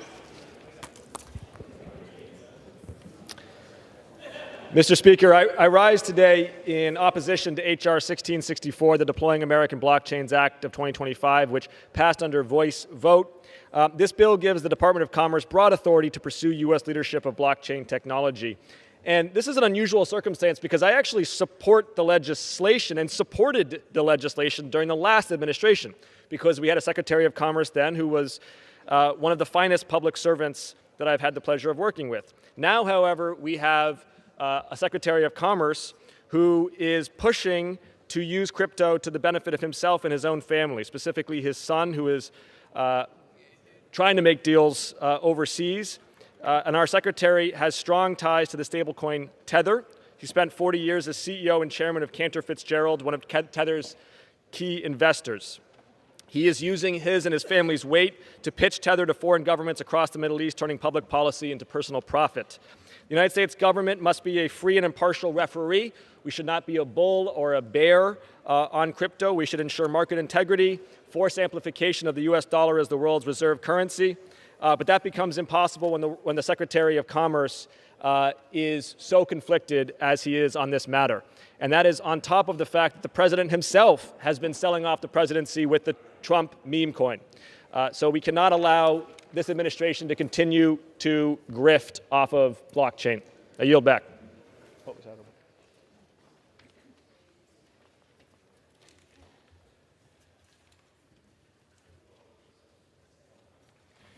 Members are reminded to refrain from engaging in personalities toward the president. What purpose does the gentleman from Montana seek recognition? Mr. Speaker, I ask unanimous consent to address the House for 1 minute and to extend and revise my remarks. Without objection, the gentleman from Montana is recognized for 1 minute. Mr. Speaker, I rise today to celebrate and to remember Yellowstone County Commissioner John Ostlund. Last week, Yellowstone County lost a pillar of the community. Since 2003, he faithfully served the people of Yellowstone County, embodying the grit, spirit, and generosity that defines Montana. John worked tirelessly to improve his community, advocating for improved rural ambulance coverage, supporting local businesses, playing a key role in Metro Park renovations, and always championing fiscal responsibility. These are countless stories of John's selflessness. He was ever late, if he was ever late for a meeting, chances are he was helping someone change a flat or helping the sheriff with a case. That's just the type of guy that John was. John's dedication extended well beyond public service. He was a loving husband and father, and his commitment to his family and his community was unwavering. Montana is going to miss Commissioner Ostlund dearly. The hearts of the Treasure State are with the entire Ostlund family during this difficult time. Mr. Speaker, I yield. For what purpose does the gentleman from New York seek recognition? Mr. Speaker, I seek unanimous consent to address the House for 1 minute and to revise and extend my remarks. Without objection, the gentleman from New York is recognized for 1 minute. Thank you, Mr. Speaker. 3 years ago this week, the Supreme Court stripped millions of women the right to make their own health care decisions. Since overturning Roe v. Wade, women across this country have struggled, suffered, and even died. Doctors are forced to hesitate, even in emergencies, fearing prosecution. And state legislators have been emboldened to threaten medical practitioners in other states. As Westchester County executive, I signed legislation to protect women from harassment and intimidation when seeking an abortion, because this decision is deeply personal and belongs to a woman and her doctor, not to politicians, not to protesters, not even to the Supreme Court. That is why I'm a sponsor of the Women's Health Protection Act. Congress must codify the right to reproductive freedom as the law of the land. If we do not, women across the country will continue to suffer unnecessarily in the wake of the misguided decision in Dobbs. Mr. Speaker, I yield my time. For what purpose does the gentleman from Colorado seek recognition? Mr. Speaker, I ask unanimous consent to address the House for 1 minute and to revise and extend my remarks. Without objection, the gentleman from Colorado is recognized for 1 minute. Mr. Speaker, I rise today to congratulate the United States military on their successful bombing of the 3 nuclear facilities in Iran over the weekend. Imagine flying 37 hours in a B-2 bomber to defang a nuclear Iran. These successful strikes prove to the world, yet again, that the United States military is the best and most capable in the world.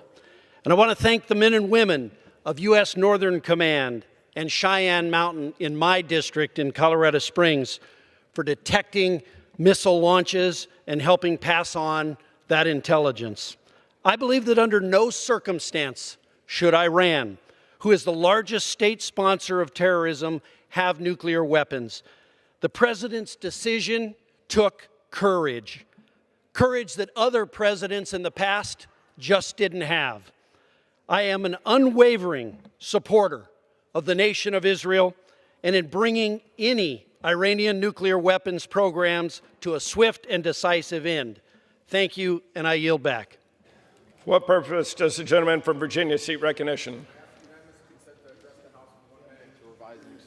Without objection, the gentleman from Virginia is recognized for 1 minute. Mr. Speaker, today I rise to recognize my district's 2025 Congressional Art Competition winner, Caitlin Anthus, as my constituent of the week. Caitlin's charcoal drawing titled To Light and Guard will hang in the U.S. Capitol representing Virginia's 7th District for the next year.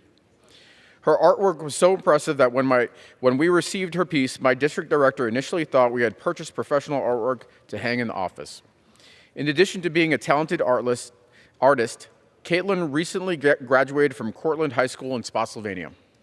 In Congress, I'm working to strengthen public education so students like Caitlin have access to programs that allow them to pursue their passions. I congratulate Caitlin on this well-earned accomplishment and wish her luck as she heads off to college in the fall. Thank you. I yield back. For what purpose is the gentleman from Utah seek recognition?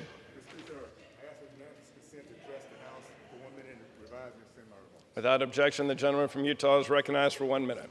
Thank you, Mr. Speaker. The One Big Beautiful Bill is the most transformative legislation in a generation. It delivers tax-free Trump accounts for newborns, tax cuts for working families, and no tax on tips and overtime. But for millions of parents, the most powerful piece of this, it delivers nationwide school choice. States like Utah have led the way. We've shown that when parents are in charge and students are first, kids thrive. This bill brings real education freedom to every code in America. I grew up in the segregated South. My parents, both educators, saw education as a legacy. I want that same legacy for my opportunity for my 17 grandkids and millions of school kids across the country. This bill empowers parents with scholarships for tutoring, private, parochial schools, and special needs, keeping the federal government out of the way. Mr. Speaker, school choice funds students, not systems. Let's pass the One Big Beautiful Bill and deliver on the promise of educational freedom for every child and every family. I yield back. For what purpose does the gentlewoman from Ohio seek recognition? I ask unanimous consent to address the House for 1 minute and to revise and extend my remarks. Without objection, the gentlewoman from Ohio is recognized for 1 minute. Mr. Speaker, it's time for Americans to lower the temperature. Political extremism and dangerous divisions among Americans are causes for serious reflection. As inexplicable hate is spewed out, my gratitude goes out to law enforcement in all forms working across the clock to keep our Great Lakes communities and nation safe. Yet rising gun violence, drugs, and outlandish behaviors such as cars driving on the turnpike at 90 miles an hour remain as fallout from the pandemic. They must be addressed. The heroic police deputies in Minnesota who addressed a deranged extreme perpetrator did their job. We applaud them for their brains and valor. Restoring some calm to America is not a Democrat nor Republican challenge, it's an American challenge. And I welcome the suggestion of Sophie and Colin Hortman, children of slain Minnesota State House Speaker Melissa Hortman and her husband Mark. In their children's words, if you would like to honor the memory of Mark and Melissa, please consider the following: plant a tree, visit a local park, and make use of their amenities, especially a bike trail. Pet a dog. A golden retriever is ideal, but any will do. Tell your loved ones a cheesy dad joke and laugh about it. Bake something. Bake bread for Mark or a cake for Melissa and share it with someone like your local firefighters. Try a new hobby. Enjoy learning something new. Stand up for what you believe in, especially if that thing is justice and peace. Mr. Speaker, I hope all listening today take this message to heart, and I yield back. For what purpose does the gentleman from California seek recognition?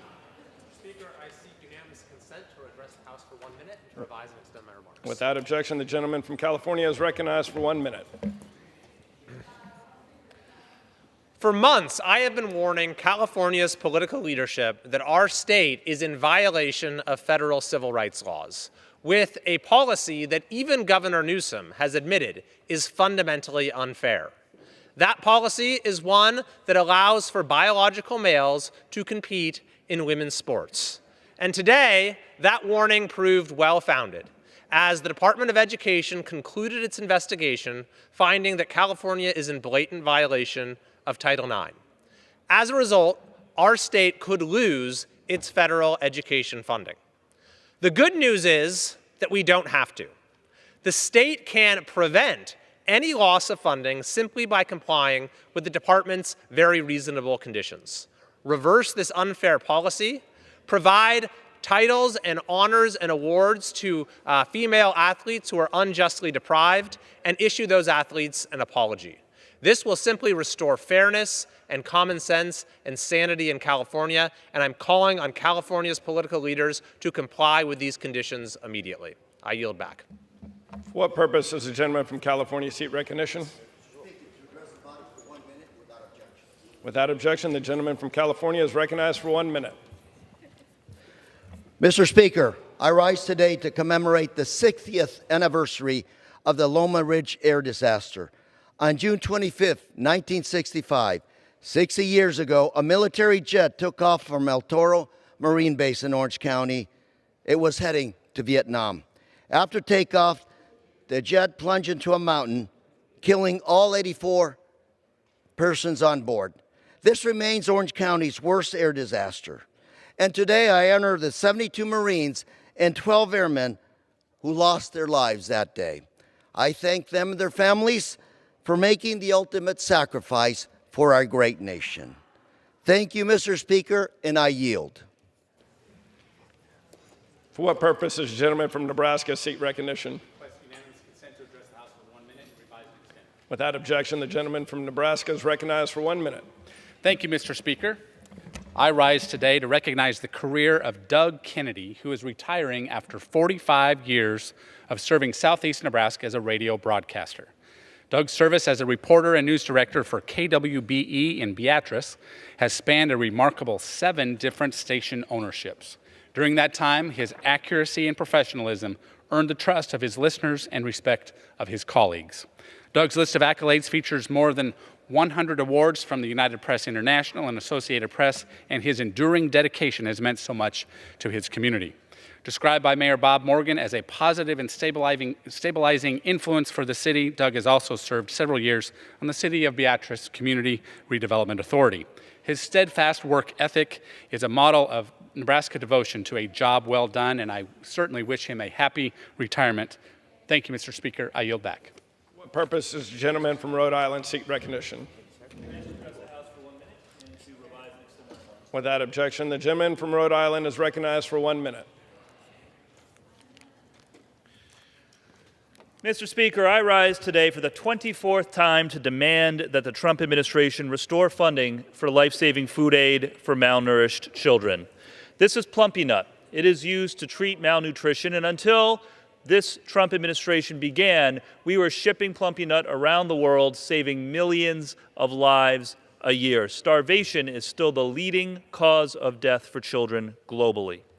But listen, before he became Secretary of State, Trump's own Secretary of State, Marco Rubio, understood the value of food aid. He once said, quote, "We don't have to give foreign aid. We do so because it furthers our national interests." He's right.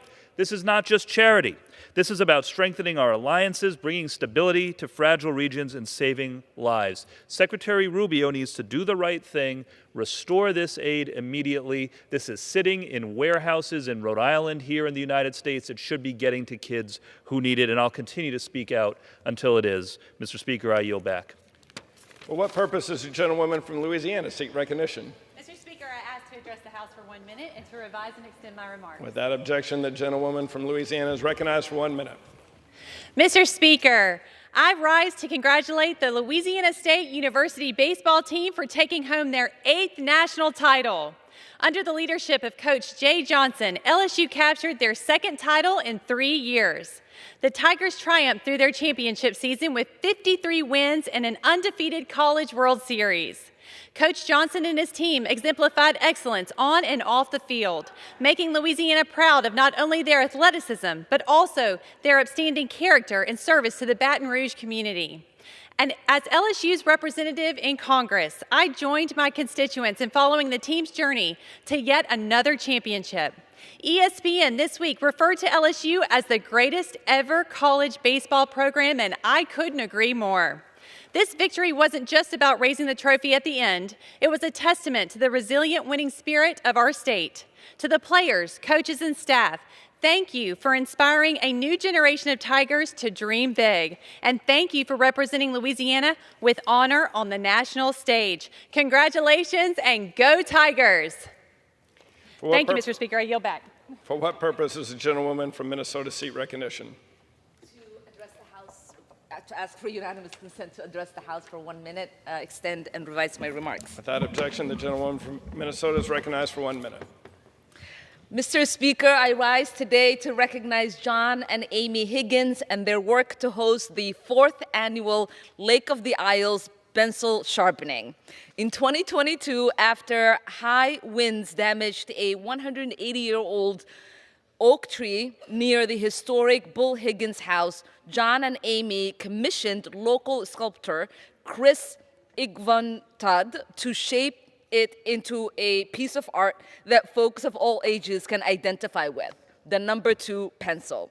Since then, John and Amy have welcomed the Minneapolis community to join them on the first Saturday in June for an annual ceremonious pencil sharpening, complete with music, coordinated dance, and ice cream.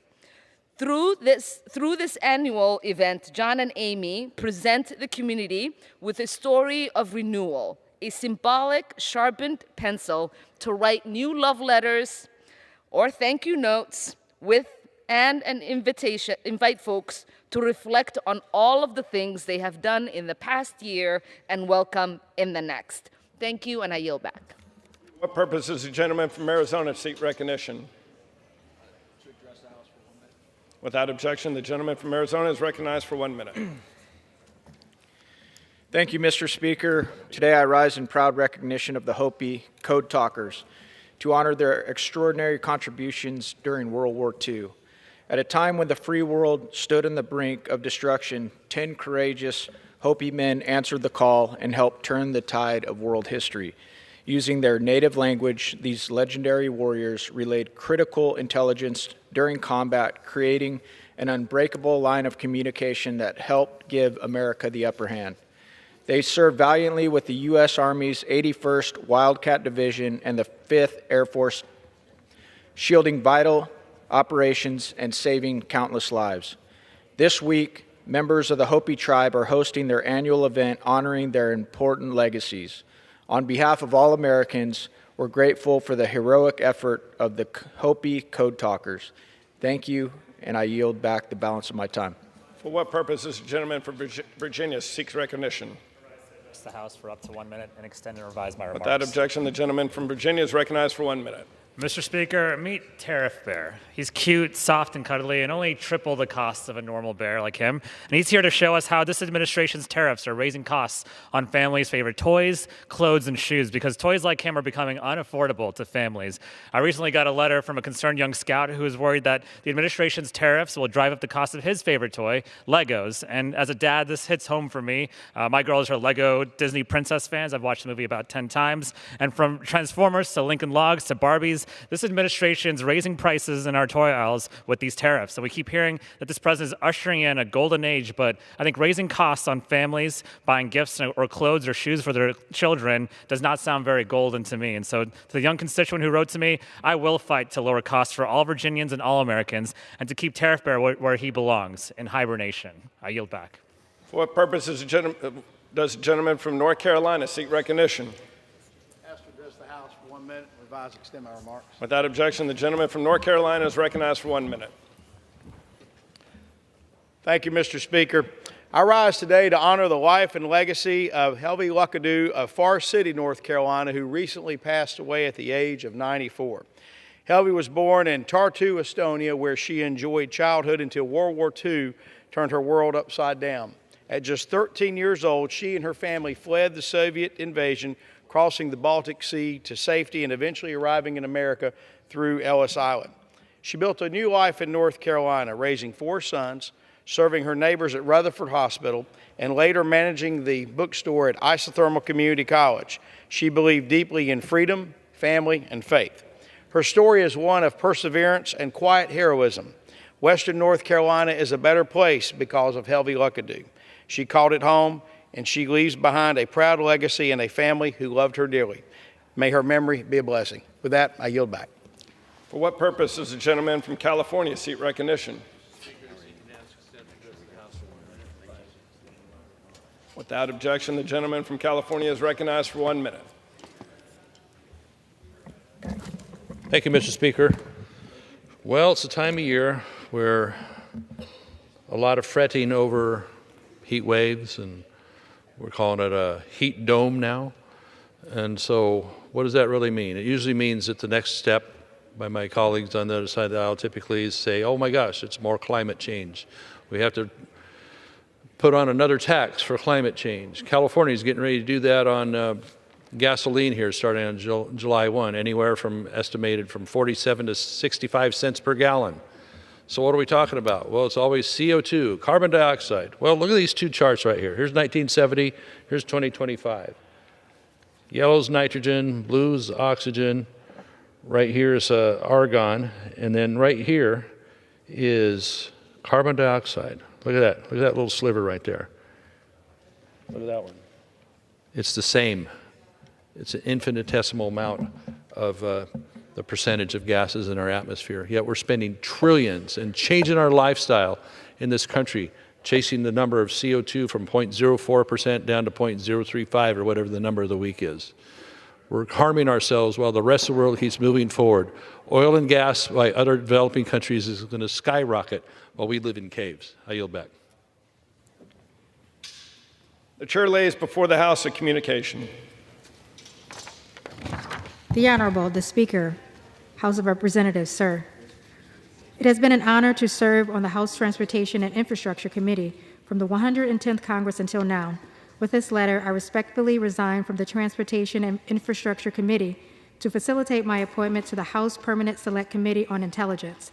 While I am stepping away from my formal membership on the Transportation and Infrastructure Committee, I will never stop being a champion for the transportation and infrastructure needs of Memphis, the distribution capital of the United States and the world. Signed sincerely, Steve Cohen, Member of Congress. Without objection, the resignation is accepted.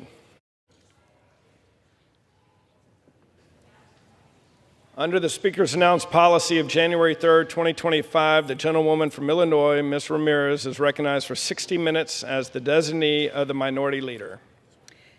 Mr. Speaker, I ask unanimous consent for all members to have 5 legislative days to revise and extend their remarks and include extraneous material on the subject of my special order.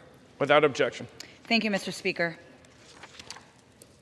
Mr. Speaker, last week, I joined Representative Chuy Garcia, Representative Jonathan Jackson, and Representative Danny Davis at the ICE Processing Center at Broadview to investigate ICE's inhumane, unlawful detention of immigrant families and our constituents.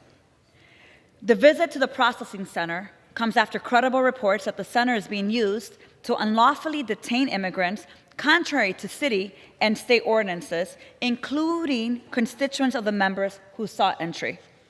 The report suggests that constituents are being held in the processing center for prolonged periods of time without access to their medication, to legal counsel, or even basic necessities. Let me be very clear. Just because something isn't named a detention facility doesn't mean this administration isn't going to use it as one. If you detain people there, it's a detention facility, period.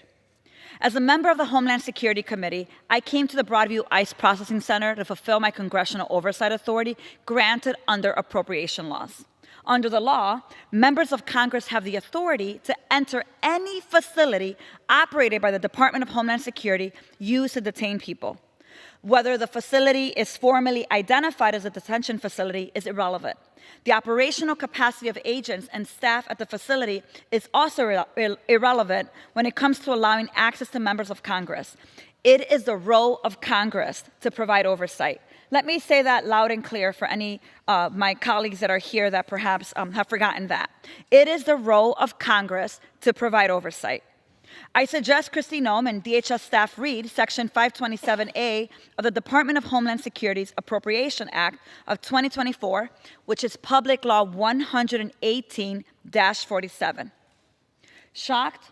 Let me be honest, I'm not shocked. We were illegally denied entry, and while we weren't surprised, it was pretty disrespectful for members of Congress to not be able to do their job. I want you to visualize this. You have 4 members of Congress, all of them showing their ID. They're identifying themselves, in addition to wearing their congressional pins. We ring the doorbell, and we're waiting for about 45 minutes. We wait to gain entry into a facility where no one comes to the door at any given time.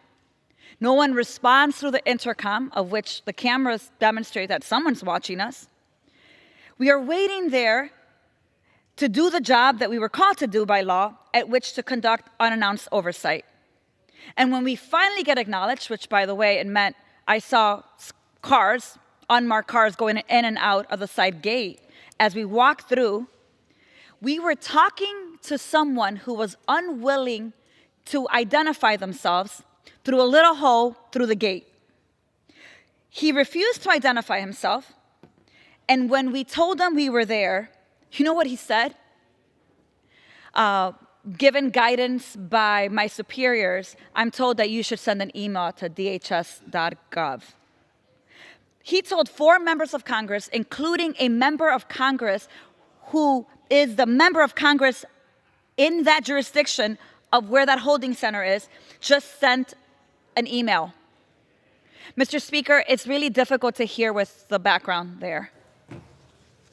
Ask for order. The House will be in order.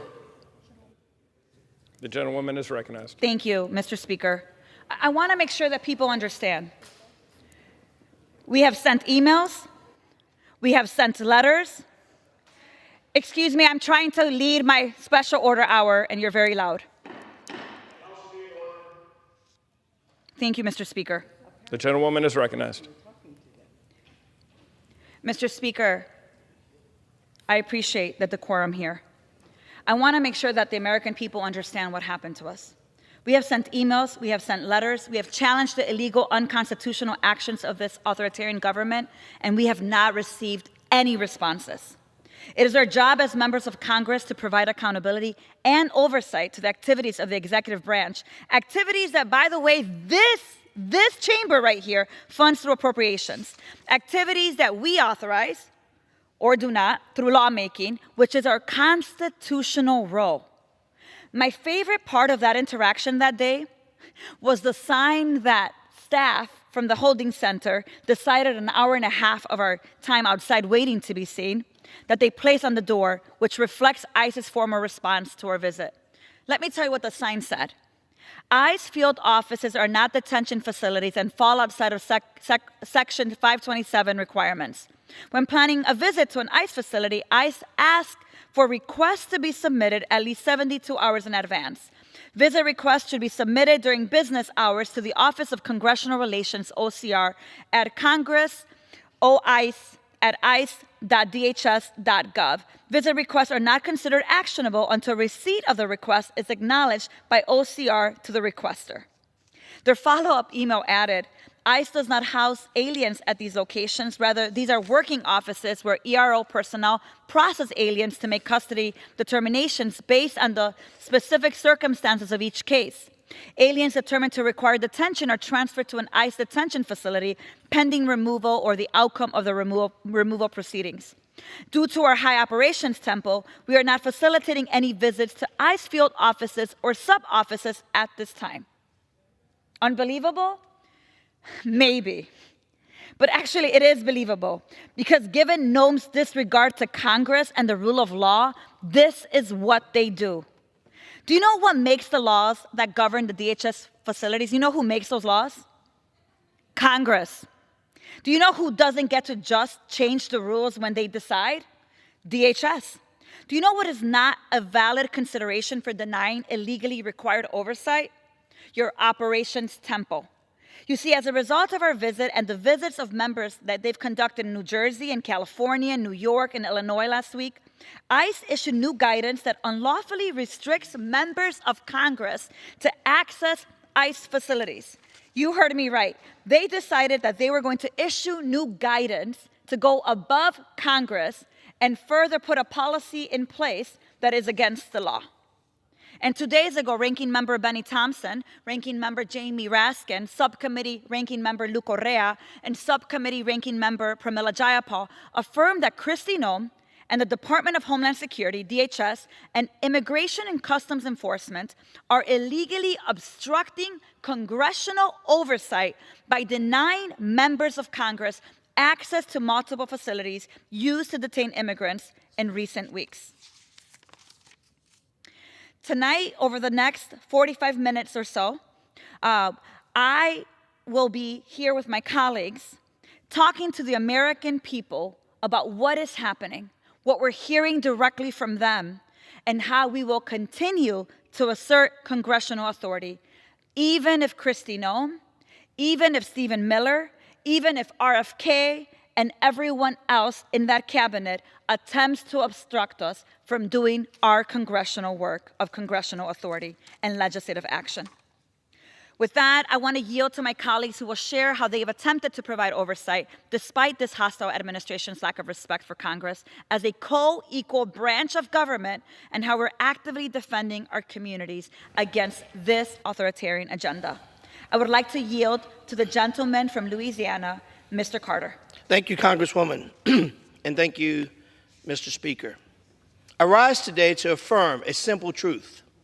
Congress is a co-equal branch of government, not a ceremonial afterthought, not merely a suggestion box, not someone that's along for the ride. We are constitutionally equal with our powers delineated in Article 1 of the United States Constitution.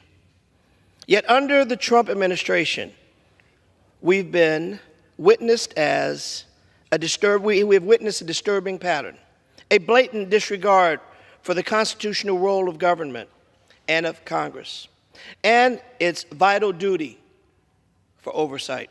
Subpoenas ignored, testimonies blocked, oversight treated not as a safeguard, not as a constitutional role or duty of democracy, but as an inconvenience of power.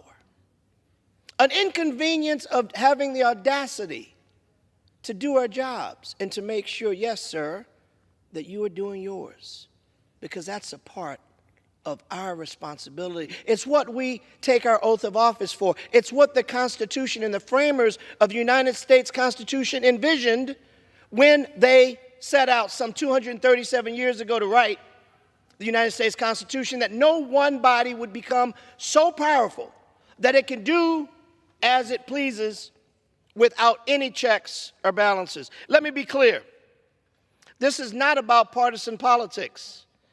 It's about the preservation of our republic. When an administration, past, present, or future, believes it can operate without oversight or accountability, democracy begins to erode. Congress has both the authority and the obligation to shine light into the darkest corners of our government. Oversight is not an obstruction, it's a constitutional duty. That's right. We owe it to the American people to ask hard questions, to demand honest answers, and to ensure that no one, and I mean no one, not even a president, is above the law. That's not defiance, that's democracy. I yield back. Thank you, Congressman. That is democracy. Today we are talking about how we preserve democracy under the circumstances that we are living. To say a little bit more about that today, we also have, and I'd like to yield to the gentlewoman from New Jersey, Ms. Bonnie Watson Coleman. Thank you very much, Ms. Ramirez, for convening this very important discussion.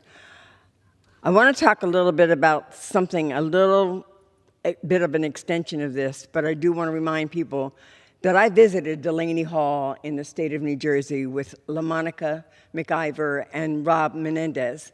And it was difficult getting anyone to address us and give us the kind of inspection and respect that our offices deserved. And the suggestion that members now should have to make an appointment before inspecting one of these facilities defeats the notion of oversight. Right. Oversight is to catch the operation going as it is, to see if the conditions are humane, the food is delivered, that people are treated well, etc. So that it is insane that this administration could think that they could put this condition upon us. But I want to talk about what I consider is a further extension that this administration is out of control. What we've seen in recent weeks in LA and over the past few months across our country is another illustration of an outrageous abuse of power by our president and his cabinet. President Trump, Deputy Chief of Staff Miller, and Secretary of Homeland Security Noem have gone too far, letting their hatred of immigrants overwhelm them to the point of abusing innocent Americans. Their actions pose a threat to all of us. They have disregarded the rights of citizens and non-citizens alike. In just the last few months, DHS has accused a U.S. citizen of entering the country illegally and held that person for days despite the person showing his birth certificate and Social Security card. A U.S. Army Purple Heart veteran who has lived in the U.S. for nearly 50 years was told to leave due to a 15-year-old minor drug conviction. In Newark in January, ICE detained the veteran without a warrant, disregarding his veteran ID card. A 10-year-old U.S. citizen with brain cancer was deported because his parents were undocumented. Trump's actions tell us that no one is safe from his stormtroopers.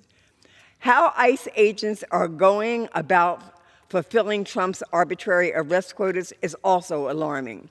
Masked, plainclothes officers have been entering communities and abducting people to process them for deportation.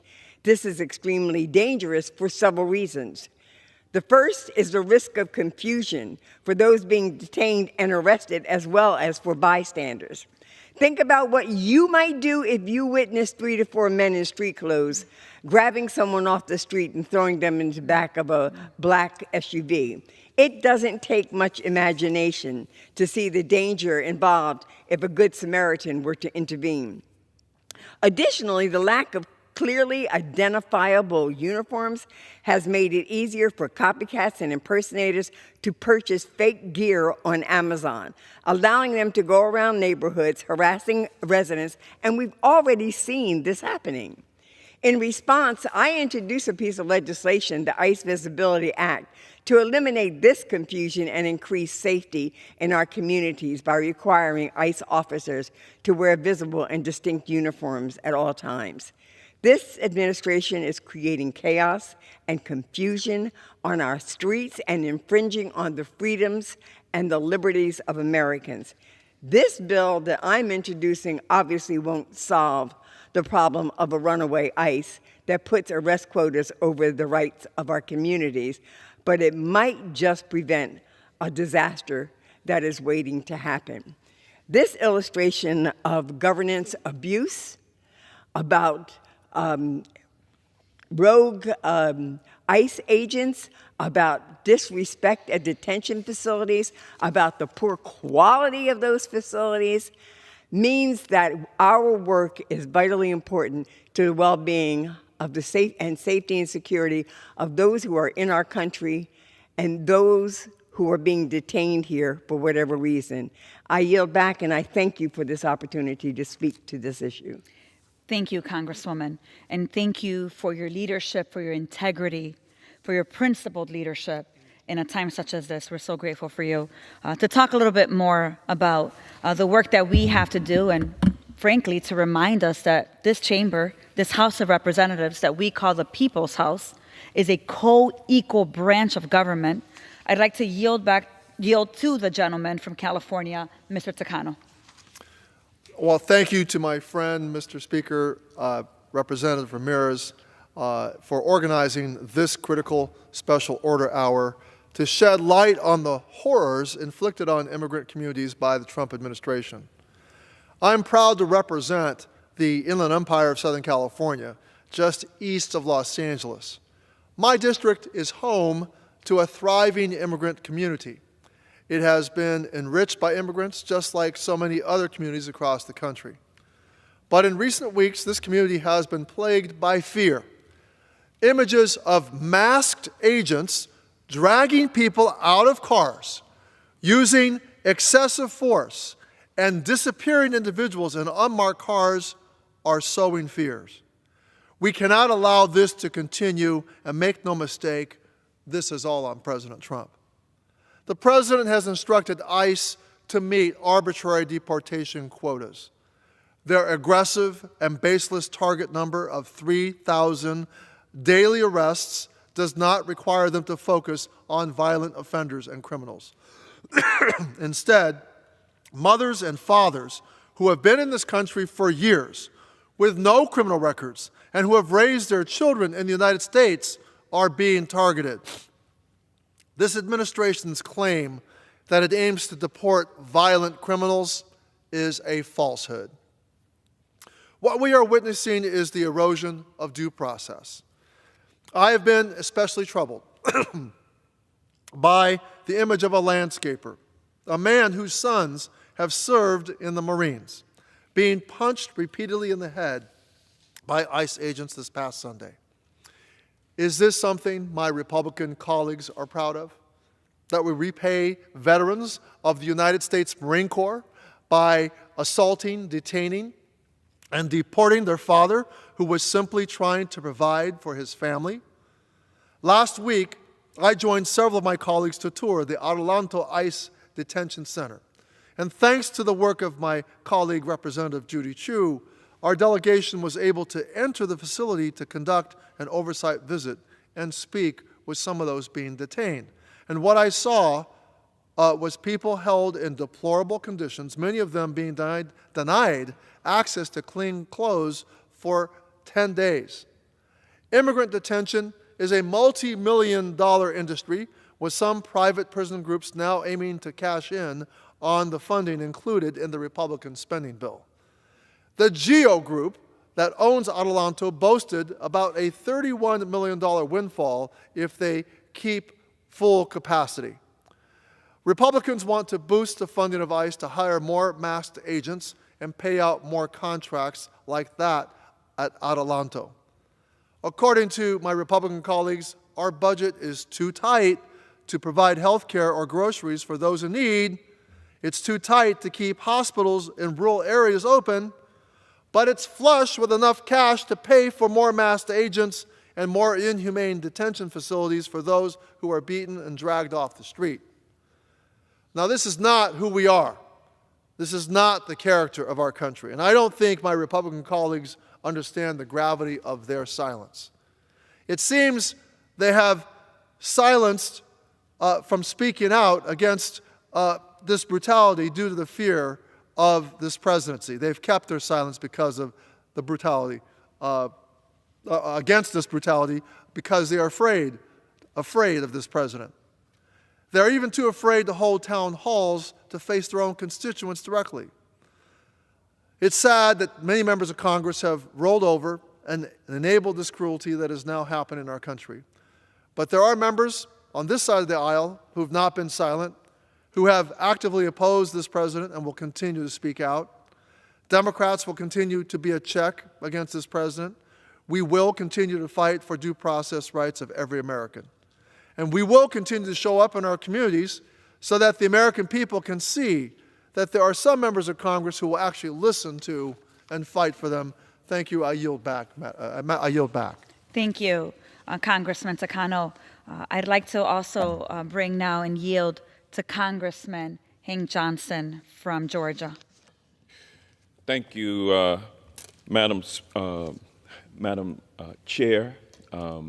And I commend you, Congresswoman Ramirez, for conducting this special order hour, and thank you for the time. Mr. Speaker, I rise today with my Congressional Progressive Caucus colleagues to express my utter horror at the way in which the Trump administration is catapulting us towards an authoritarian state. We in Congress are one of the three branches of government, yet the president has been acting like a king since day one. Since assuming office, Donald Trump has dismantled federal agencies and unlawfully halted billions of dollars in congressionally appropriated federal funding.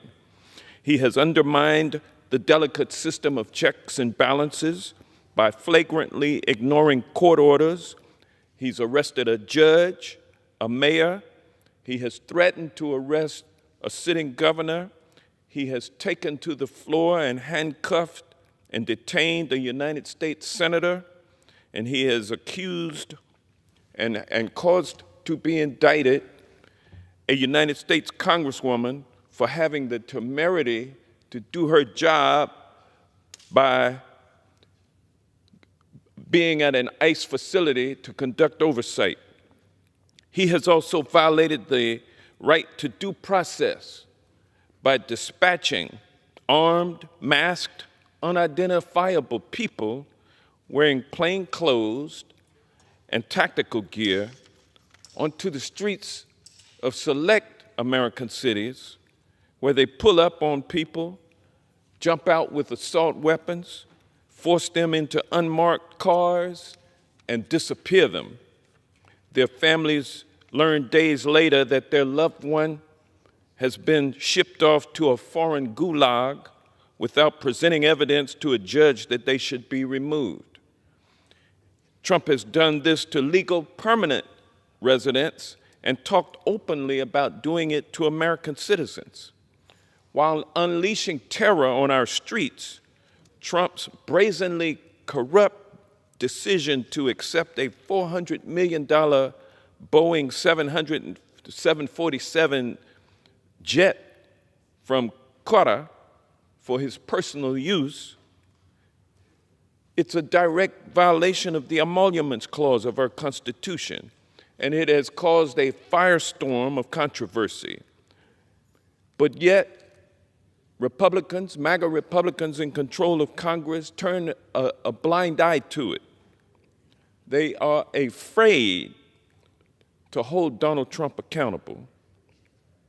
They are afraid to investigate the serious national security, public integrity, and foreign policy implications of the president accepting an emolument from a foreign government and flying around in a Qatari jumbo jet and taking it with him as a door prize when he leaves office in January 2029, if he leaves office.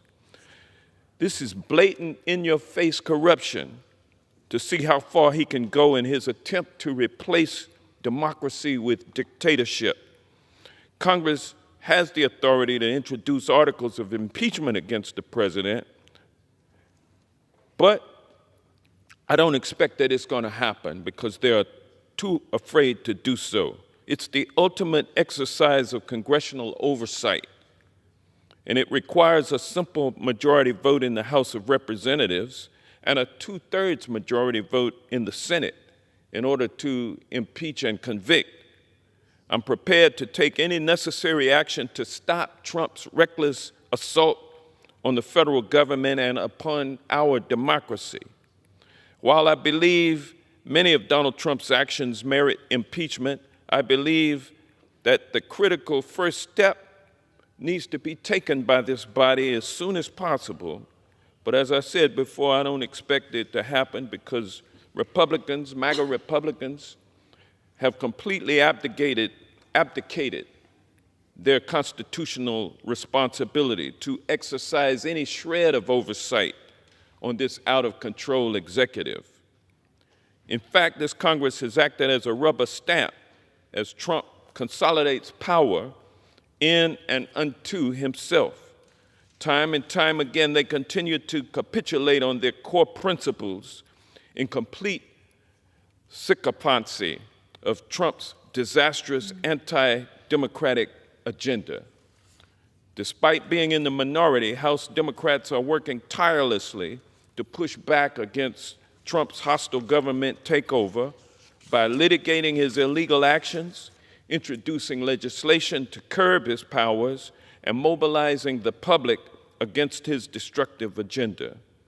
I've joined thousands of Georgians and millions of Americans against the Trump administration's attack on Social Security, on Medicare, on Medicaid, and other public services, including SNAP benefits for children, infants, and seniors.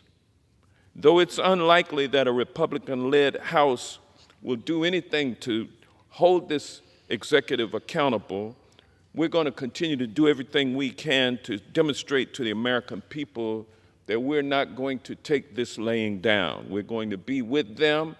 We're going to be out on the streets in peaceful protest, and we're going to make sure that we preserve and protect this democracy that our forefathers and foremothers have fought so hard to guarantee to us. I'll not stop doing the job that my constituents sent me to Washington to do because a megalomaniac is trying to override the Constitution, and I hope that my colleagues on both sides of the aisle will do the same. And with that, Mr. Speaker, I yield back. Thank you, Congressman Johnson. Congressman Johnson, I don't know about you, but, and perhaps in Georgia or in other parts of the country this may be happening, but I have not met a constituent who has told me, Congresswoman Ramirez, I wake up in the morning asking, you know, how could my life be better? And then answering it immediately by saying, you know how my life would be better? If the President of the United States of America had a $450 million new plane that had been donated from a foreign country. I've never heard a constituent tell me when I've asked them, like, what's the most important thing for you right now? Well, you know what's the most important thing for me? For Kristi Noem to get $50 million more in the budget. By the way, I cut my Medicaid, cut groceries, and cut SNAP benefits, but because what I really want is this person that was never elected to get an upgrade on a plane and make sure that you dedicate $50 million of taxpayer dollars so that she can have a brand new plane so she can cosplay wherever the hell she's going. I've never heard that. And so as I hear you, I'm curious, like, what member of Congress has heard from their constituent, perhaps in Louisiana or perhaps in other parts of the country, that what they care most about is that we cut their health care, that we cut SNAP benefits, that we make it harder for them to age in place or retire with dignity? Because their number one priority is to take their taxpayer dollars to ensure that the president becomes even richer and she gets more costumes to wear around the country. I really want to thank you for your work and for your courageous leadership. And something you said, our constituents didn't send us here to make sure that the rich get richer. Our constituents didn't send us here so that the president can become even richer by selling off coins or offering people to be able to come to the White House that taxpayers pay for and have dinner with him if they invest more on his challenge coins. Our constituents said, the rent is too darn high, I can't buy a house, I have to choose between going to the doctor and buying groceries, I don't know if I could afford the car payment and tuition for my son or daughter who's in college, and this darn job I have is so difficult to make sure that I can cover the cost, so I have to work a second job. What are you going to do about it? Which is why I'm so grateful that we're here having a conversation about what the job of members of Congress is, to make the life of their constituents better. Not to make Donald Trump's life better, not to make Kristi Noem's life better or richer, but to make their life better. And one of the other things that we should be doing as members of Congress is affirming that we are a co-equal branch of government, the thing that we ask 8th graders about in their Constitution test all around the country. And part of that work is oversight. But it is ridiculous to me, infuriating, that my Republican colleagues who continue to obstruct oversight every chance they can don't seem to agree. They seem to think that who got them elected, who they serve, who the only person that matters, not the 730,000 constituents they have, is Donald Trump, Stephen Miller, and Elon Musk, as long as he and Donald Trump are getting along and paying for elections. Congress's power is critical in this moment. And Congressman Johnson, you said it so beautifully. We have to do everything in our power to ensure that our constituents know who we're here for. Otherwise, we can't be the people's house. Congress's powers are established to be a check on an out-of-control, lawless executive branch like the Trump administration. For instance, when the executive branch decides to use a notorious offshore prison with a history of gross human rights violations as their staging location for mass deportations without due process and in violation of international law, I thought that would be an ideal time for Congress to conduct oversight. It's why I requested that the Committee on Homeland Security, that some of us here serve on, would conduct an official oversight visit to CCOT. I was of the opinion that a congressional delegation needed to urgently go to CCOT in El Salvador and check on the health and well-being of all the political prisoners who we have sent to that heinous place. My Republican colleagues disagreed. And Chairman Mark Green said that my official request to conduct oversight in my capacity as a member of the Committee on Homeland Security's Subcommittee on Oversight, Investigations, and Accountability was, quote, to virtual signal to my radical base. Well, at least he responded to that one, because when I asked them to conduct oversight of Guantanamo, after the first flights to Guantanamo separated undocumented immigrants from the protections of our Constitution and their due process, and even amidst the reports that the U.S. was spending more than $40 million of your taxpayer dollars on holding migrants in Guantanamo, in that case, I was just ignored. But I didn't expect much more. Republicans in Congress have repeatedly given up their power. I don't know why. Like, you got elected by the people to represent the people, but they're just rolling out the red carpet for Trump's authoritarian regime. Republicans in Congress have allowed Trump to literally walk all over them. They're enabling a massive expansion in presidential power and completely surrendering the power and authority of Congress.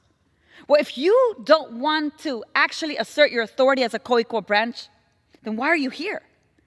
Because in allowing the administration to rescind funds, freeze funds, cancel grants, and contracts that were duly appropriated by Congress, Republicans have given Trump the power of the purse. But the power of the purse is Congress's power. It's our job. It is what we were sent to administer for the people. They've abandoned a critical check and balance. Republicans have become the enablers of Trump's authoritarian power grab. And you don't have to look farther than the Speaker of the House. He was quoted yesterday saying, many respected constitutional experts argue that the War Powers Act is itself unconstitutional. And I'm persuaded by that argument that they think it's a violation of the Article 2 powers of the Commander-in-Chief. I think that's right. That is the leader of Congress saying that Article 1, Section 8 of the Constitution, which gives Congress the constitutional authority to declare war, is a violation of Article 2 powers of the President. That tells you all you need to know. Mike Johnson is more loyal to the President than he is to the separation of powers. He is more loyal to the administration's authoritarian agenda than he is to the Constitution. And he's certainly more loyal to this president than his constituents who depend on Medicaid and Social Security for their daily life needs. But we will remind them that Congress has a job to do and that we will not concede the power of the people. And so I ask my colleagues again, why did you come here? You made a lot of campaign promises. Perhaps while you were campaigning, you actually listened to some people. And perhaps what you heard from people was, we are tired of a government that doesn't deliver to the people. Make my life better, not worse.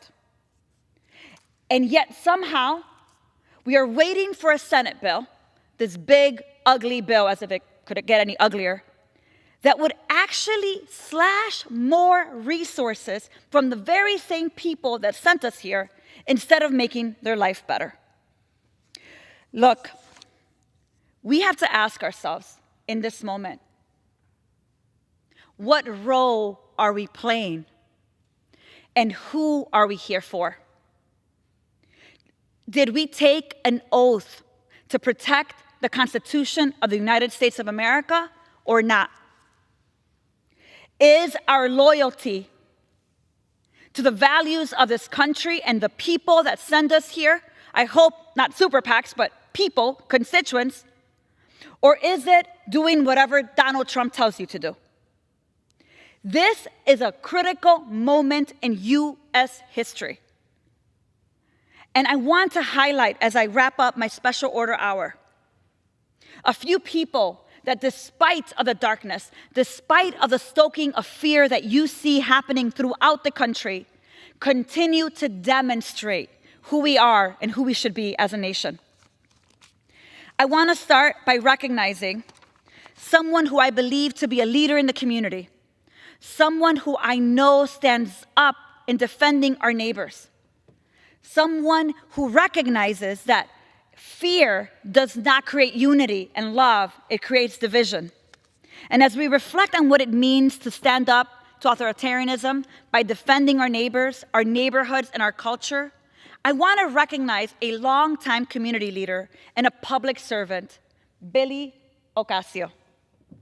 You see, Billy was born and raised in Humboldt Park in Illinois' 3rd Congressional District, and Billy's leadership over several decades has made a significant impact in Chicago, Illinois, and its local Puerto Rican and immigrant communities. A proud product of Chicago Public Schools, Billy graduated from Von Humboldt Elementary School and Roberto Clemente Community Academy.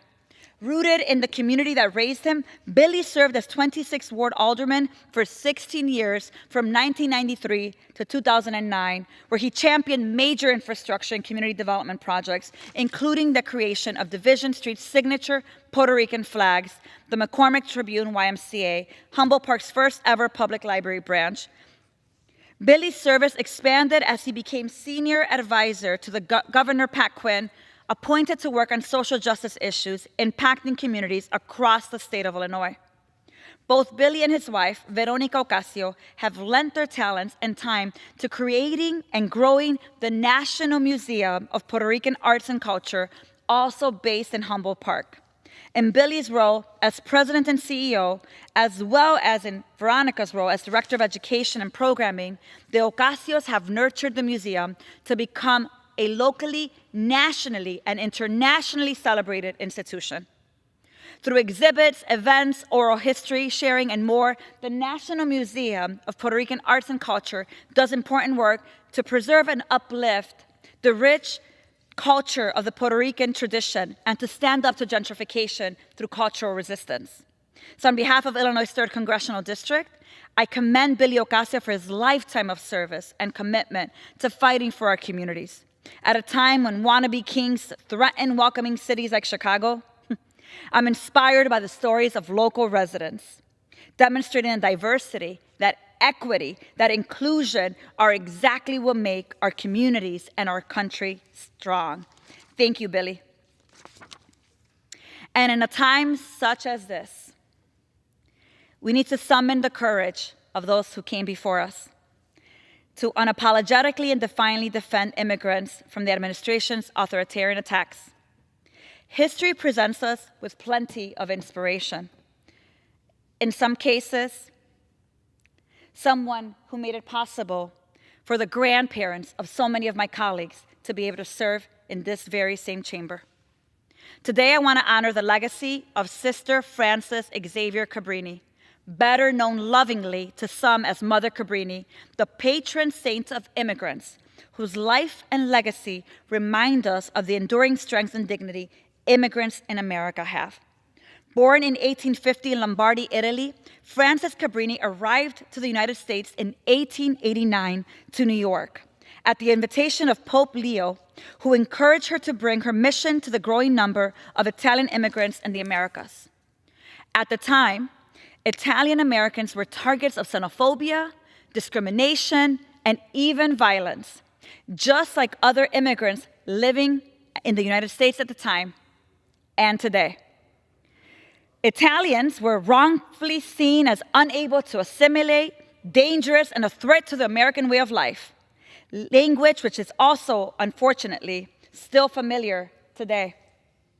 Yet in the face of this hateful, dehumanizing rhetoric, Mother Cabrini responded not with fear or hatred, what our president wants, but with bold, unwavering love and compassion. As the founder of the Missionary Sisters of the Sacred Heart of Jesus, she built a movement grounded in hope, service, faith, and fierce love for those under attack by those in positions of power. Under her leadership, the sisters established more than 60 schools, hospitals, and orphanages, many of them serving newly arriving immigrants, the sick, and the poor. And in 1909, Mother Cabrini became a naturalized citizen of the United States.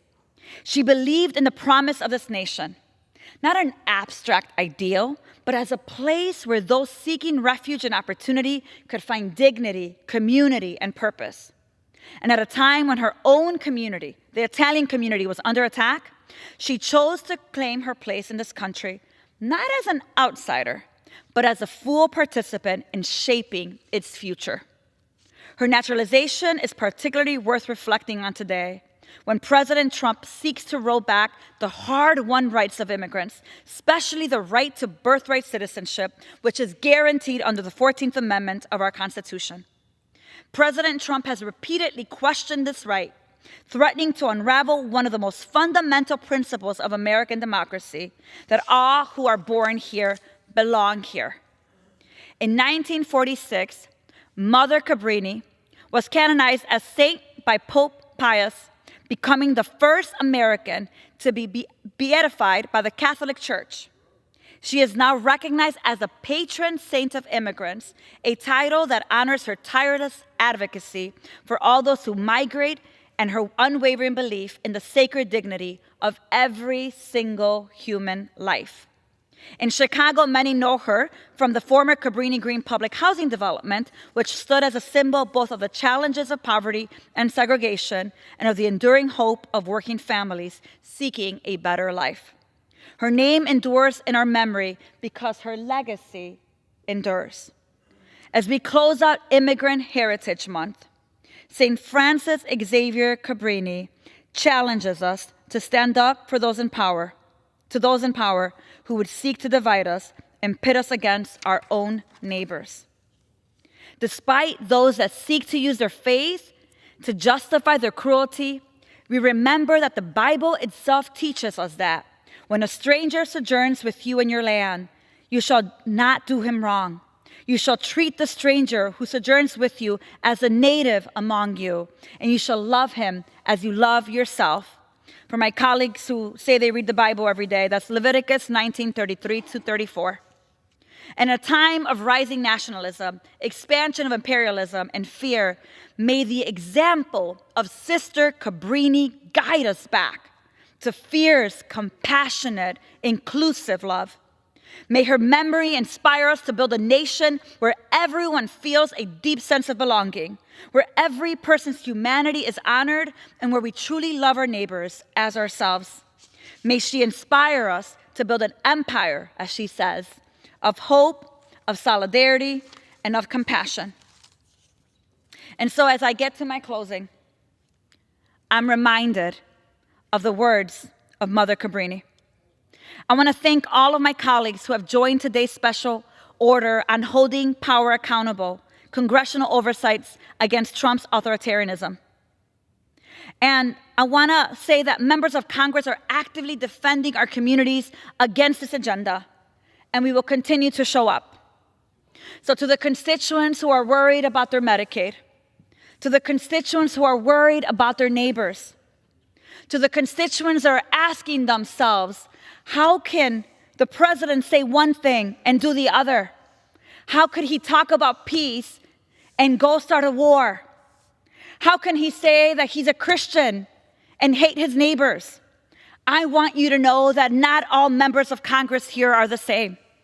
Some of us have the courage and the ability and the willingness to defend our communities regardless of their legal status, regardless of who they love, regardless of their financial status. And we believe in due process. We believe in the rule of law and the Constitution. And I think that some of my colleagues on the other side took an oath saying that they believed in it too. We believe in our democracy and checks and balances and accountability. We believe that undermining our laws and processes make all of us less safe. We continue to demand that this administration allow us to exercise our right to oversight in all of its forms. And I ask my colleagues as I wrap up the question that I asked before. Why did you come here? Why are you here? Why do you leave your family every Monday or Tuesday to get on a flight and be here for 4 to 5 days? What will your legacy be? What will your grandchildren say about what you did in this place? Because I know what Mother Cabrini did in a time where Italians were treated as less than human. She stood up for them. She made it possible so that your grandparents and your great-grandparents could be able to give your parents and your families the life that they deserve so that you can serve here in Congress with me. So what will your legacy be? If you're wondering why constituents don't believe in government, it's because we say one thing and then harm them. I believe that this is a moment where we can choose to be love, to choose compassion, to choose unity over hate, over darkness, or over using Truth Social to demean and degrade other people because we don't agree with them. And I want to say to you that as long as members of Congress like Congressman Johnson, Takano, Watson Coleman, Carter, and I are here, we continue to demand that this administration honor due process, that we continue to do congressional oversight, especially in ICE facilities and detention centers, that we ensure that people being held there are treated humanly with dignity and respect. And we are not alone. The American people will continue to protest for their rights. The American people will continue to show up. The American people will continue to demand more of us, not less of us. They will continue to demand that we protect and expand democracy, not suppress voters. And we say and continue to say that it is our responsibility for such a time as this to be reminded why we decided to come to the People's House and who we represent and who we serve. Because I do not represent or serve at the pleasure of Donald Trump.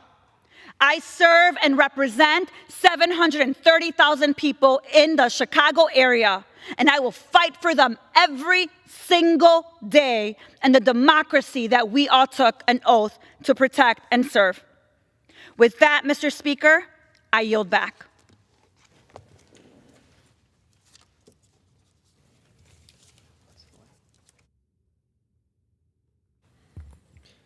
Members are reminded to refrain from engaging in personalities toward the President. Under the Speaker's announced policy of January 3rd, 2025, the gentleman from South Carolina, Mr. Norman, is recognized for 60 minutes as the designee of the Majority Leader. I ask unanimous consent that all members may have 5 legislative days in which to revise and extend their remarks and include extraneous materials on the topic of this special order. With this, I would like to recognize my good friend from Georgia, Congressman Clyde. Without objection. Thank you to my good friend from South Carolina. I rise in celebration that yesterday was the 3rd anniversary of the Supreme Court's Dobbs decision, which overturned the disastrous 1973 Roe v. Wade decision, a major victory for the pro-life movement. This decision rightfully reaffirmed that ending the life of an unborn child is not a constitutional right. While this was a step in the right direction, there is still much to be done to protect the lives of our nation's most innocent.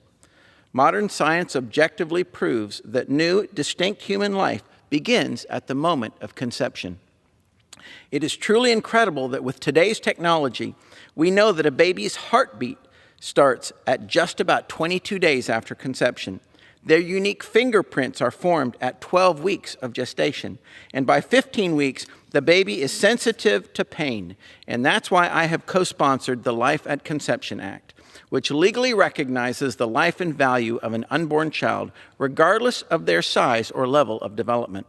Additionally, at the start of this Congress, I reintroduced legislation to recognize January the 22nd, the anniversary of Roe v. Wade, as the Day of Tears to memorialize the unborn victims of abortion. Since the Dobbs decision, the fight to protect the unborn is far from over. Given the issue of abortion was handed down to the states, Therefore, abortions are still occurring across the country, and the rapid rise in access to the chemical abortion drug mifepristone is deeply alarming. It is estimated that mifepristone accounted for 63% of the abortions in 2023, resulting in approximately 642,700 unborn babies losing their lives that year. Women and girls have been misled into believing that taking mifepristone to induce an abortion is as safe as using Tylenol.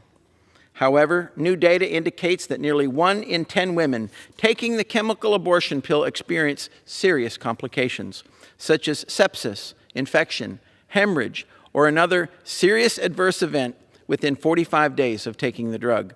This real-world complication rate is 22 times higher than the FDA currently acknowledges on the mifepristone label. Additionally, the Biden-Harris administration removed the requirement for a woman to receive these drugs in person from a healthcare provider. This in-person requirement allowed providers to determine gestational age, rule out life-threatening ectopic pregnancies, and identify signs of abuse before dispensing mifepristone. This change not only possesses serious, irresponsible medical risks, but also bypasses pro-life state laws like what we have in Georgia, by permitting the shipping of abortion pills. Now, let me give you an example. This is a package, a brown envelope. This was ordered online with a simple filling out of a form, answering a few questions, putting in your name and address, and it showed up about a week later. Now, if you look at the return address, it's fake. It says Jane Smith, 2301 L Street Northwest, Washington, D.C. That's the West End Library here in Washington. It was postmarked from the Capital District 208 here in Washington, D.C. And in this package, in this brown envelope, are 3 packages. 1, 2, and 3 are the only marks on them. And they are mifepristone and the drugs that induce an abortion. So easily accessed online, sent free of charge. But to who? While I believe that any abortion is a tragedy, I also recognize that while mifepristone is still legal, and I hope that one day it's not legal, that it's banned, because it's responsible for so many murders of unborn children. But while it's still legal, that for the well-being of women and girls, we must investigate the safety and efficacy of mifepristone and reinstate in-person dispensing requirements for the abortion drug. Every life is a gift from God. As leaders, our greatest responsibility is to protect the life and liberty of every person, especially our most innocent. After all, our first and most fundamental right is the right of life. Think about it. Think about the first document that birthed our nation, the Declaration of Independence. And we hold these truths to be self-evident, that all men are created equal, that they are endowed by our Creator with certain unalienable rights, that among these are life, liberty, and the pursuit of happiness, and that to secure these rights, governments are instituted among men, deriving their just powers from the consent of the governed. Well, what was the first right mentioned? The right to life. And we as a government have a responsibility to protect that life, especially the life of an innocent unborn child. Abortion is not the solution. We must have compassion for both the unborn and pregnant women who are struggling. And that's why I am pleased to know that in Georgia alone, there are over 670 organizations that offer support and care for pregnant women. So as we celebrate the victorious anniversary of the Dobbs decision, I remain resolute in defending the sanctity of life and protecting the precious unborn. Thank you, and I yield back to the gentleman from South Carolina, my friend, Mr. Norman. Thank you, Mr. Clyde.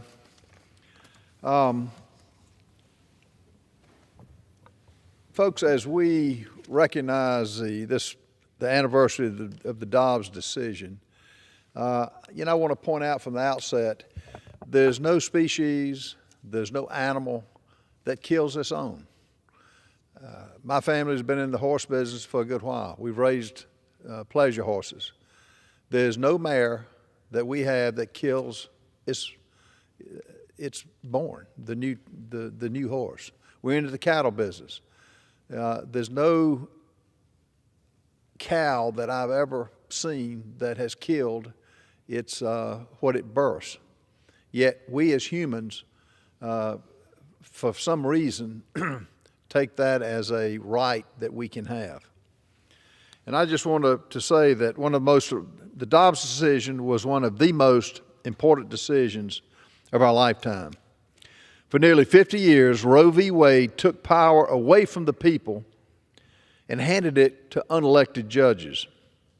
But Dobbs finally made it right.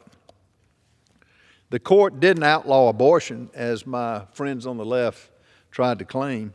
What it did was restore a fundamental truth that states and the citizens who live in them have a right to decide how we protect life. In South Carolina, we've chosen to stand for the unborn. And I stand before you today in unwavering support of our state's rights to do just that. In 2018, Governor McMaster took a bold step.